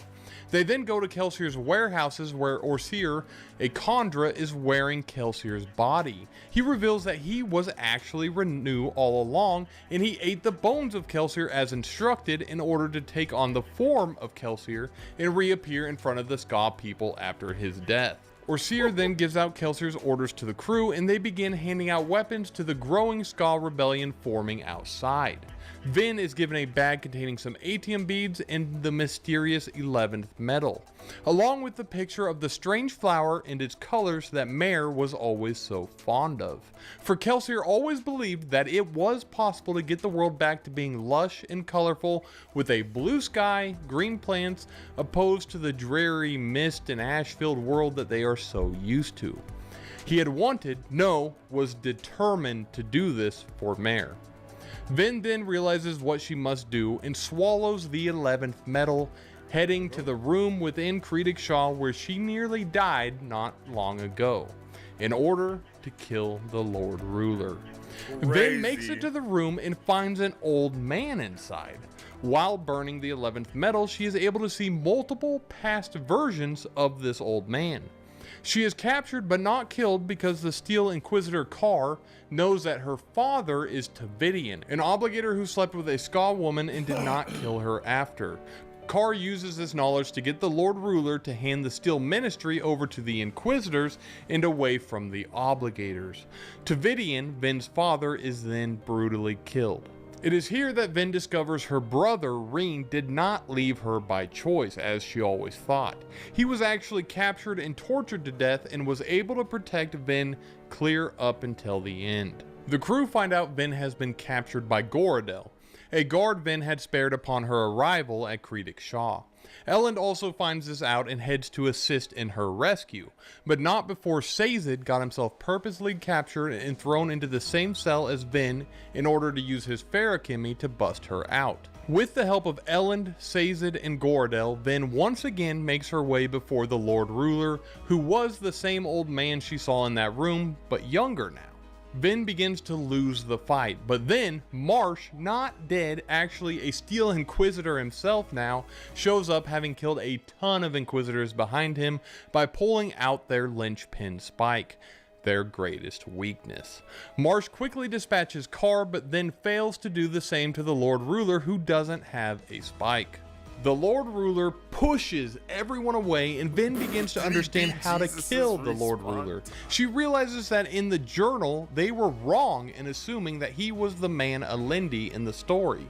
The Lord Ruler was actually Rashik, a Terrace Pac-Man, the Ferochemist accompanying Alendi, which also explains what that mysterious room was used for and why he was old in it instead of his regular youthful self. It was where the Lord Ruler went to store up his energy. Vin now knows what she must do, and somehow she draws upon the mists themselves in order to pull the bracers off the Lord Ruler despite them being embedded into his body. This causes his body to rapidly age, and Vin finishes the quickly deteriorating once God Emperor off with a simple spear. It is revealed that Kelsier transferred the Kondra's contract, Orsier, over to Vin upon his death. Despite having just done the impossible and overthrown the final empire, Vin worries about the Lord Ruler's final words, speaking of how in killing him, she has doomed everyone, along with confusion on how she had manipulated the mists. The book ends on a happy note though, and Vin, not the same girl who started this story, chooses to stay with Elend and embrace the love he can offer her.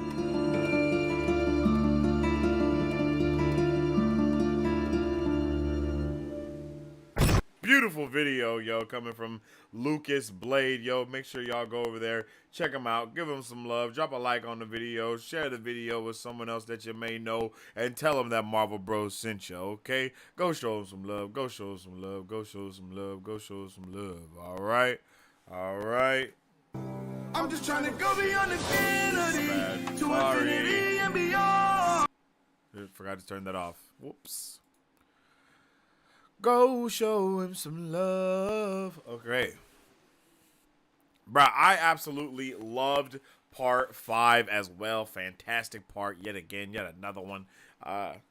it was just amazing to see the Ska like uprise and really start to believe in Kelsier and believe what he set forth, right, is to be true. Like, yeah, that shit was awesome. I really, really had a good time watching him just be himself and do the things that he needed to do. It was, it was lovely, bro. It was truthfully lovely.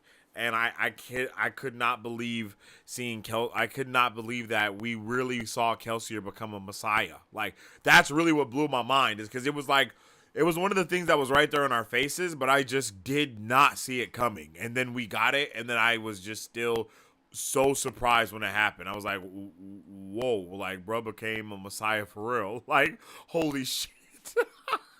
It happened. Like, the thing happened for real. I literally astonished, could not believe it. And this book is just, it just gets you just all up in the giblets with your gibbles, you know? And it just makes me really excited to see where the rest of this story could go, for real. Like, it makes me really, really, really want to see more of it.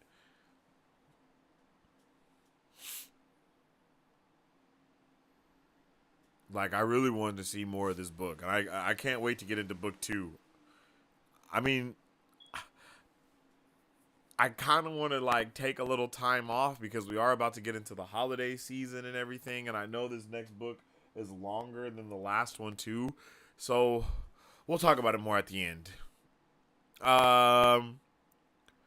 Mare's Flowers. Oh, yeah. Okay. I love the way that Oseer gave the orders to everyone and kind of read it off and let them know, what's happening. Like, hey, guys, this is what it is. This is what's going on. My bad, I didn't tell you, but hey, it is what it is. I need y'all to lock in and do the damn thing that you gotta damn do. You know, do the damn thing that you damn gotta do. You feel me?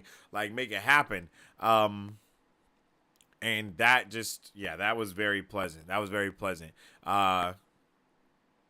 And I love the way that Vin got the 11th medal and just downs it immediately. She sees Mare's flower and she's like, yo, blue skies are possible. And she's like, yo, I'm about to make it happen. You know, I'm about to make it happen. Takes the vial, and she immediately pops off and goes to the Lord Ruler's room to see what's going on. And like, what? Like, that is so Kelsier. That is exactly what Kelsier would have did. And that's exactly what Kelsier did the first time, I think. And I don't think it worked then. And so it was just nice. It's nice to see all these things just make full circle and come back around to matter so much, and actually it matters so much more. And then when she sees Old Man Ruler sitting in his chair, she sees basically 11th metal visions. Now, this is another question. I've asked this question before. But I know that the Ska and the nobles look similar. There's not a lot of physical differences between them. But bruh, I know that the Terracemen, that's their name. I know that the Terracemen look different from the Ska and from the noblemen, right? Like, their skin is a lot, like, they look differently head to toe all the way. So why the hell didn't anybody know bro was a Terraceman? Like, is there another metal that he was using to change how he looked? Like, I don't understand. I know he could change his age, but he wouldn't be able to change the color of his skin like that, would he? Or are those fan cast drawings just not accurate and they actually all do look the same? And that's another thing that I kind of was looking for, was a little bit more, a little bit more, I guess I wasn't looking for it. I just noticed that there wasn't. Yeah. But I also thought the Terracemen was like black folk though. I was like, no, those are black people. I don't know why, but I did. I'm not gonna lie. I think I inherently expect every. Yeah, I'm not gonna lie. I think I expect inherently. I'm like, any character that is like even Loyal, right? Like all those characters are always black to me. Like, I don't know why. I don't know why. Now that I think about it, I'm like, wait a minute, yo. That's something that I do often. Like, any wise character that is a species is usually just a black person. And they just don't want to say it. That's usually how history went. But we're not talking about that. We're not talking about that. But yeah, and it was just dope to see the like her use that 11th metal and then use the 11th metal to actually beat him, but not to do it in the way that we initially think. Like, they took a lot of the things that we expected to happen and flipped it on his head. Like, no, she's gonna use the 11th metal to kill him, but she ain't gonna use the 11th metal to kill him. Like, oh man, it's those, what's it called, it's like so many double entendres. It's like a word, something is being said, and then the thing that's being said, it can be interpreted in so many different ways. It just depends on the POV of the person and the actual context clues of what's going on around it as well, right? And then that's how everything kind of comes together. And that was just lit. He beat Jesus's respawn by 3 days. Y'all are crazy, bro. One magic system. Nah, that's wild. Reminds me of Gold from Stargate and their sarcophagi. No idea what you're talking about.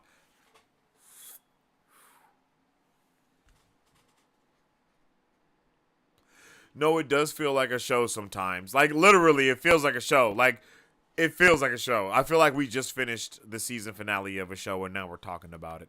Everything happened so fast at the end. It just kept ramping up. It never stopped either. It was just boom, boom, boom, boom, boom, boom, boom. Like, you like that? You like that? Yeah, I know you do. Oh. It's 11 weeks until New Year's. We could just fit another book with room for a holiday if we wanted to. Yeah, that's what I was thinking too. We could definitely do that. It depends on how many chapters are in this book. I know it doesn't say how many. Oh no, yeah. I know there's no damn. I can still look at it at the back. I know there's no damn chapters in this mug. A glossary. Excuse me.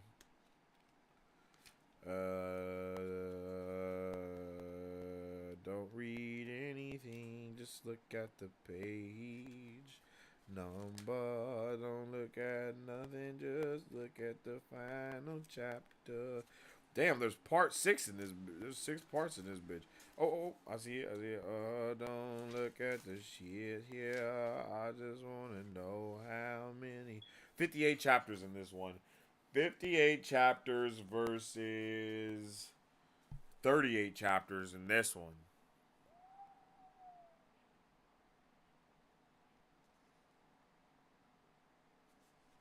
Interesting.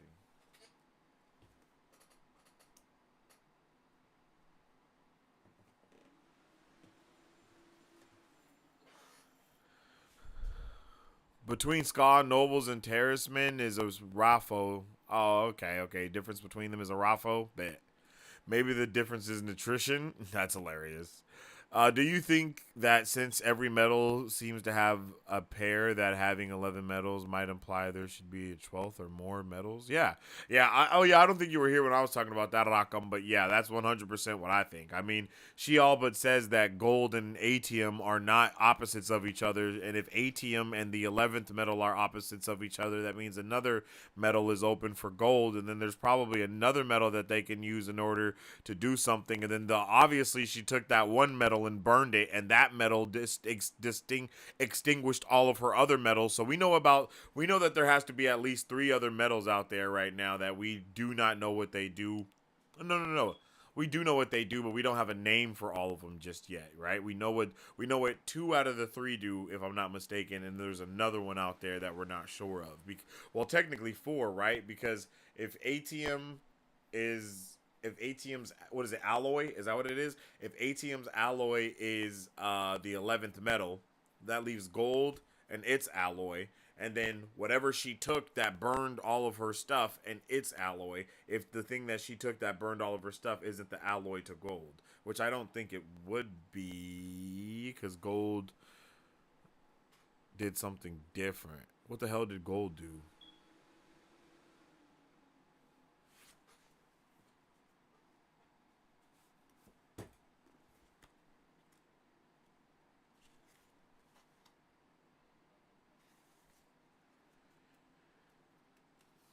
Gold ain't in this bitch.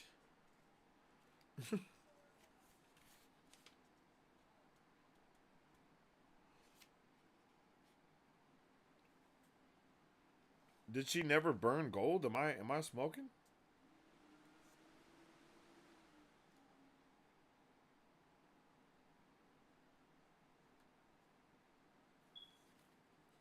Am I smoking?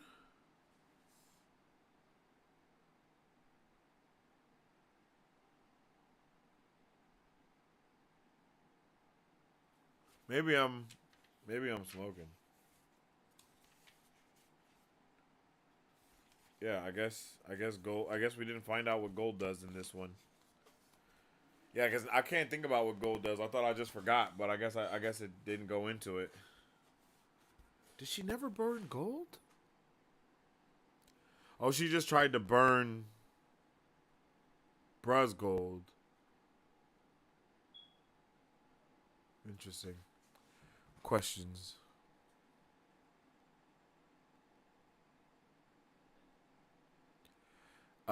It's like particle physics to me. Everything is based on symmetry. Yeah, facts. I don't remember what the book says about skin color. I don't think it says anything specifically about skin color. I just like I said, I just inherently assume when I hear certain characteristics of certain characters, I'm like, oh yeah, so that's supposed to be a black person.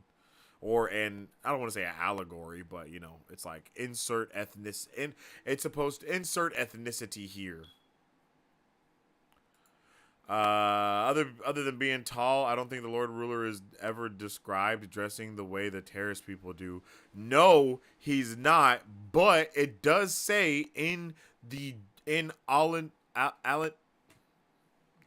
is this nigga's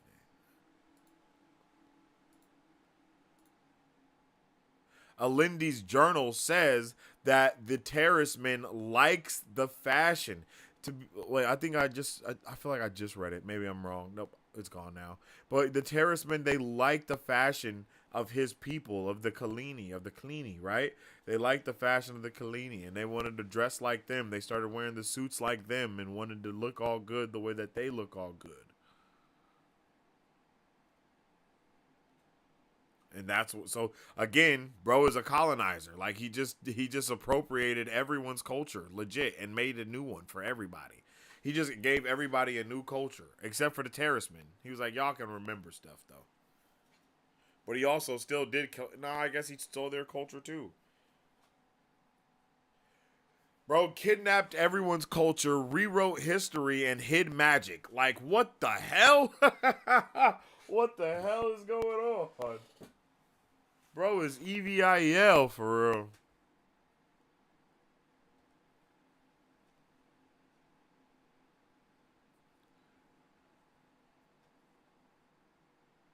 Yeah, it's nothing really tied him to the... No, yeah, but I'm saying, like, how do they not know?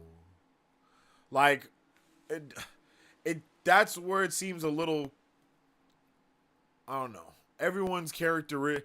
If nothing... It bothers me. Like, is there no physical characteristics that are different for anybody here? Like, the noblemen don't know the ska. You know what I mean? Like, it just drives me crazy, bro. Like, it just drives me crazy. Like, it drives me crazy. But also, I'm pretty sure he wanted to do that as to avoid, the slaves having to look inherently super different and then look at, I understand. But it's just like, bro, what's happening? You know what I mean? I like, what, how can she just go there? Like, this is my thing. They look at a ska in the street, they know it's a ska because, yeah, that's what a ska looks like. But if that ska goes and cleans up, they can just walk around amongst them and they don't know that it's a ska? Or is it only because they're half noblemen that the nobleman takes over and now they don't look like ska anymore? Nope, they already said that the short breeding was basically, the shortness was bred out of the ska damn near, because of overall the year. Like, bro, that's just confusing my brain. And then when she goes to the ball, she can always pick out what the Terraceman is. Obviously, one reason is because they're clothes. But it's like, is that the only reason why? Like, is that the only reason why they can tell? Or is there another, like, bruh, like, you know what I'm saying, though? Like, but if it's explained in the next book, then good. it's like, I'm just like, why do they not know? They don't know any of these things, you know? And it is set, like, I mean, Ellen does say, like, what? I didn't even know she was Ska, you know? Like, so if we can't tell they're Ska, that means they're not really different from us. Like, I get it. We had the revelation, but what's up with the Terracemen? Because everybody says that they look different. Or is it only they look different because they obviously have freaking piercings everywhere and they're dressed like monks? You know what I mean? Like, if they was just dressed like everybody else, would you not know that they was a terrorisman? And if that's the case, then why the hell didn't anybody know the Lord Ruler was a terrorisman? You know, but that's just questions.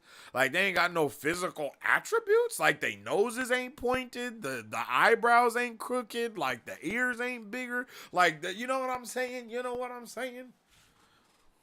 Thank the Lord Ruler for the Ars Arcanum at the back of the books.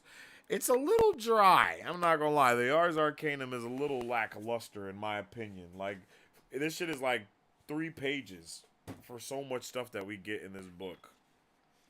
But I understand. You know, it's whatever. But this is not what I was looking for. Like, I thought I was about to have like a prologue of stuff here. Like, I need more.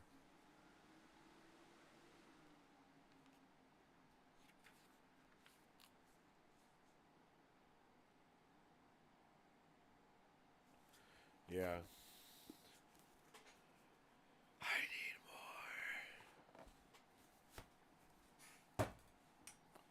more. Arse. He. Marisu. Come on, girl. What you doing? Though I would give all the ATM in the pits of hath sin for a Jordan style glossary too. Facts, bro. That's what I'm saying. Like, what in the world? Like, what's happening? Vin does burn gold that lets you see the future possible versions of yourself. Okay, so I'm not tripping. So where the hell is it in the freaking what? Oh, is it because this is the Lord Rulers? Is this like canon?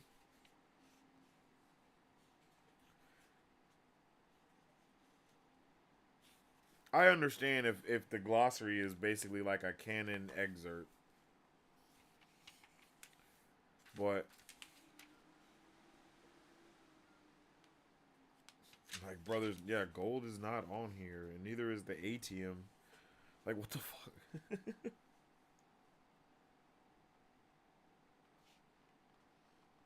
Why? It's such a weird choice. I don't know. It's so weird. But give me the glossary, bro. That's not a damn glossary. So I don't get chapter titles or a glossary. God damn it.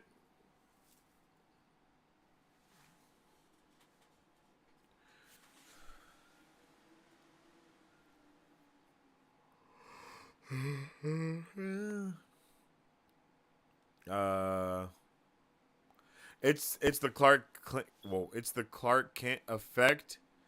You see a dude wearing glasses, that ain't Superman because Superman doesn't wear glasses.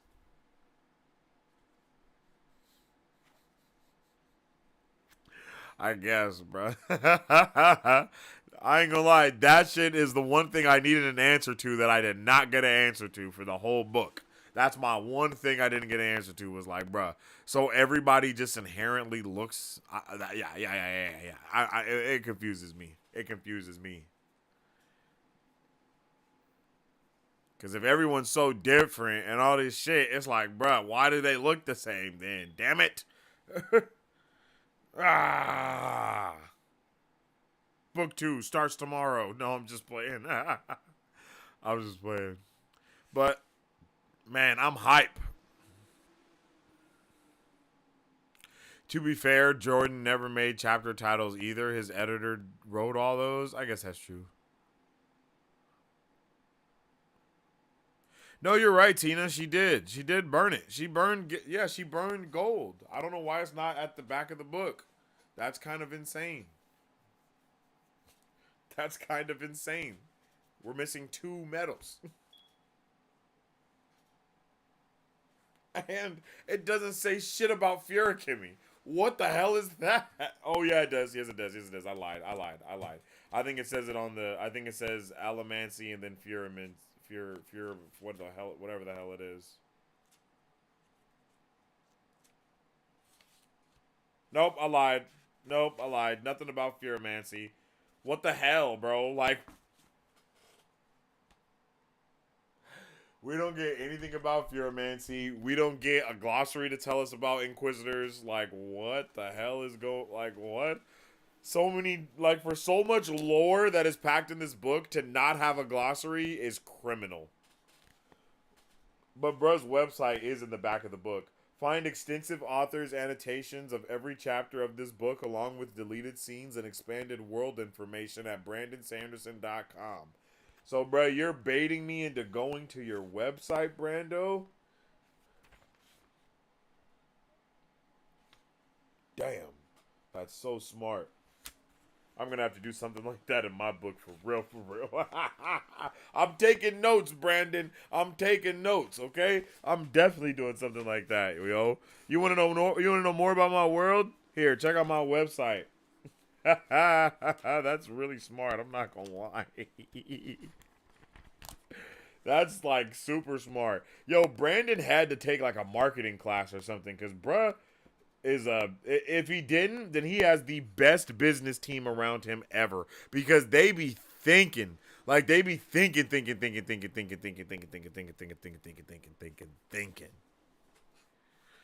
like, whoa.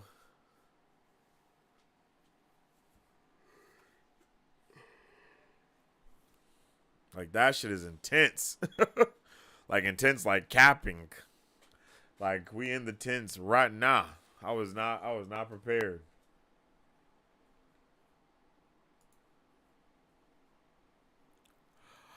OMG, the annotations are extensive. For real? Is it that bad? Well, not that bad, but is it that bad? You know what I mean? Like, I know it's not that bad, but is it?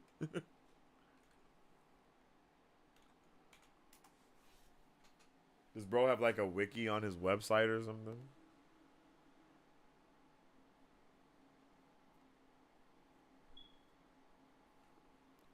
It's literally downloadable content. Facts. Facts, yo, that's wild. I'm definitely doing that. Go to my website to look at the map. Go to my, well, not to look at the map, but it'll like have the map there of, interactive map available on Bro, that's the way it is now. You got to use everything at your disposal, and that's definitely what Brando Sando does. What the hell is a Knight's Radiant? What is that?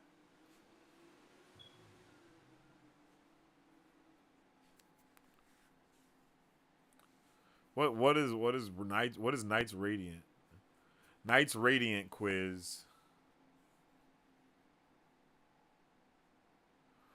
Whoa, you shouldn't know that word? Hey, man, I went to BrandonSanderson.com and it was right there. So, I don't know. I don't know what to tell you. Tell Brando not to put spoilers on his main page's website. You feel me?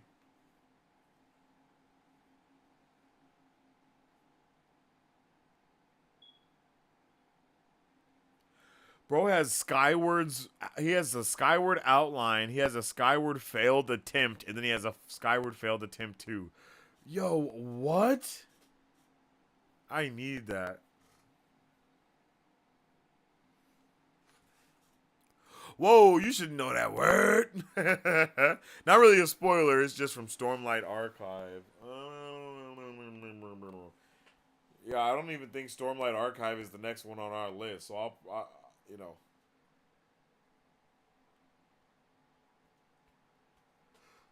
I'll get to it when I get to it. Yo, I saw a TikTok about something, and it was like a dude that was low-key making fun of Brandon Sanderson, but he was making fun of him kinda, but he was making fun of him in a way that was like actually very lore accurate, and the only way to know the things that bro was like making fun of him about was to have read all of the books in their entirety. So it was just hella funny because it was like bro was like, because I haven't read the books, but obviously I understand like the premise of it, right? It's like when you don't understand what's going on and people just start talking about a Brandon Sanderson book or whatever, and people in the comments were like, yo, this is crazy. Like, this dude literally knows everything. Like, he knows what's going on in the book. Like, he's read the books. That's how he's a. These jokes are actually good because he's read the book. I'm like, yo, that's hilarious. I love stuff like that. For real.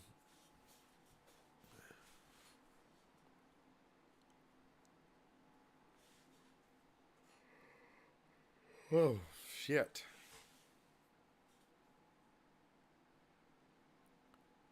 Lord Ruler is Rashik, y'all, and Reen didn't betray Vin. I mean, even me just saying that, no one would know what the hell I'm talking about. Could you imagine if someone just joined in the chat or joined the video and they have never, and they're like reading the book, and I just say that, like just Lord Ruler is Rashik, y'all. And Ring didn't betray Vin. Like, whoa. Most spoilery sentence ever spoken. Like, literally the most spoilery sentence ever spoken. What is this? Professor? Sorry, do you mind checking?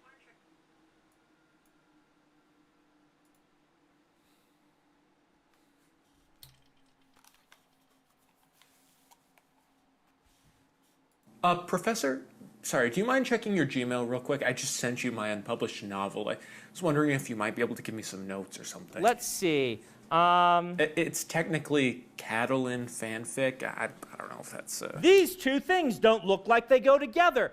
Oh, well, they obviously do. Thank you. I told you he would like it. It's a very kind of Disney romance, right? Not exactly.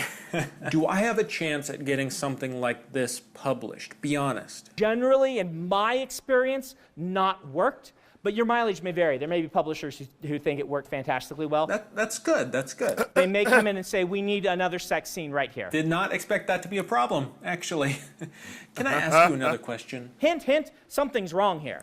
You're right. I am taking up everyone's time. Sorry, Dad. You are breaking some weird rule. Nah, that's crazy.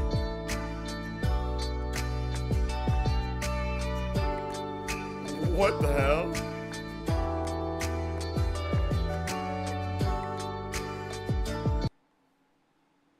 What just happened? What just happened?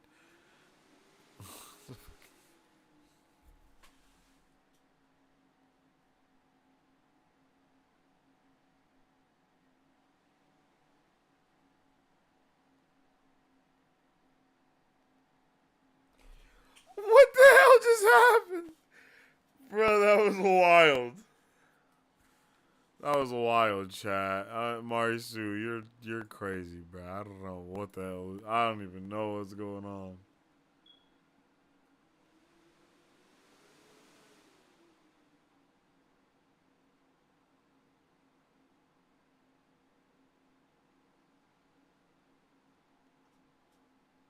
Yo. The thing about the thing about all of this is like when you guys are in it, y'all in it and you know everything.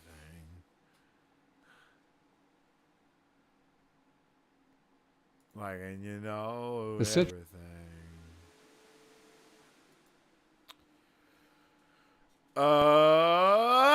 Freak out. All right, chat. That's it. I believe that is all of the things to talk about today. I believe we've done our overall thoughts and review of the entire book. We've done our part by part review and discussion. We did a little bit of Q&A at the beginning and answering questions, and we've just been all around vibing through this episode of Marvel Bros on this final episode of Book Club. Like I was saying before, I have been like kind of teetering and tottering around with the idea of creating another channel for BookTube stuff specifically. And if I do that, you know, I'll always let y'all know. Make sure you turn your post notifications on. Make sure all that stuff is good.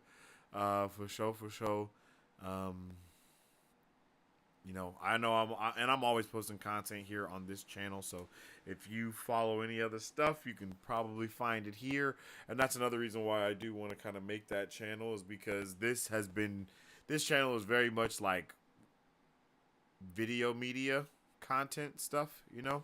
So the book media content stuff, I think it would be nice to have a channel dedicated just for like novels, comics, and all that type of stuff. You know what I mean? Like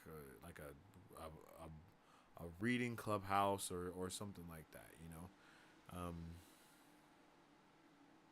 Marvel Bros Clubhouse or something like that. You know, something like that. We'll see. Marvel Bros Rainbow. You know. Reading Wednesday, but it'll be reading, you know, we'll bring back Reading Rainbow. How about that? You know, Reading Rainbow, but this time I got locks. You feel me? He didn't, you know, what is his brother name? LeVar something. LeVar Davis. Nah, his name ain't LeVar Davis. What the hell is his brother's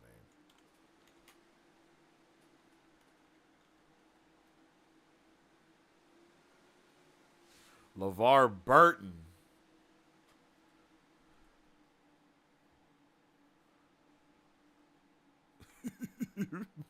Bro's killing me with the smile. OG LeVar Burton though. LeVar Burton as an old man looks dope with the what's it called? With the white beard now. Okay, I see you, LeVar Burton, coming out here with the OG, the salt and pepper, with the beard. Bruh, did anybody know LeVar Burton looks like this now? Wait a minute, this is crazy. I literally had no idea my guy was looking like this. Look at this man. Bro was stunting on him. Hold on, LeVar. Don't hurt him. Don't hurt him, LeVar.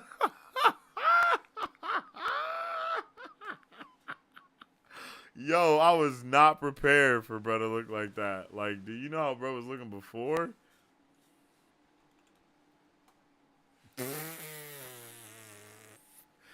Brother, our brother in Christ has come a long way. It's crazy how the white beard changed brother's like entire look, and him being old. Yo, that's wild. But yeah, man, it's gonna be something. It's gonna be reading with Marvel Bros or reading. I don't know. Reading flowers. Reading sunshine. It'll be something. I'll figure it out. If it is anything. Make sure you guys join the Discord so we can continue our discussion about all the things that we've been talking about here. I definitely appreciate all of y'all for tuning in and vibing out with your boy and talking about all these things that we've been talking about and nerding out about all these exclamation point discussion. What the hell? And nerding out about all these things that we've been nerding out about. I am really excited to continue with this book. When are we gonna continue with this book? I don't know. Or with this series, I should say. Yo, where the hell was chat? Whoa, that's wild. Some humorous I don't know where chat went just now. That was insane. Like, did you see how all those comments just came up at the same time, yo? That was insane.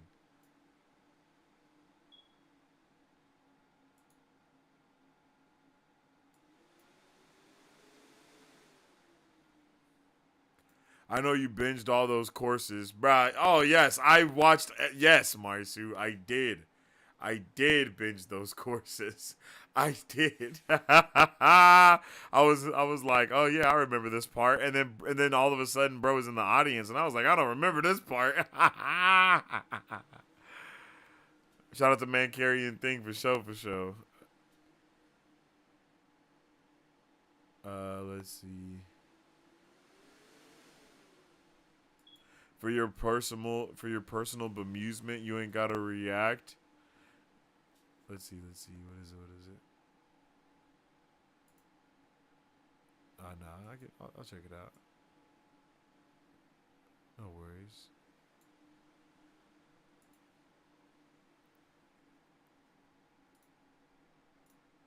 Oh.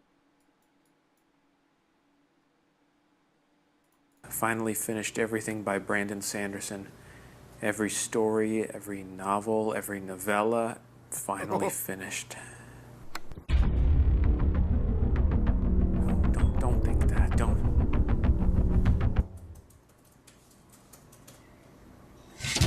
It's not possible. No. I am still working on Wax and Wayne 4. It's going really well. I'm somewhere around 12%. No. We also have a book release this week. We have the wide release on The Dark One. I still have to start Wheel of Time. It's not possible. It's...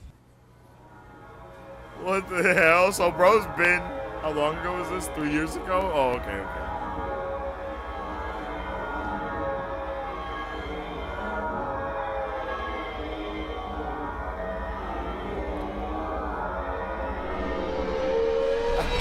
Which is crazy. Oh, I need to learn. Book, huh? Yeah. I need to learn how to. You know what I mean? I need to 100% learn how to do that, yo. Bro's funny as hell. I like that. I gotta learn how to. What's going on? There we go.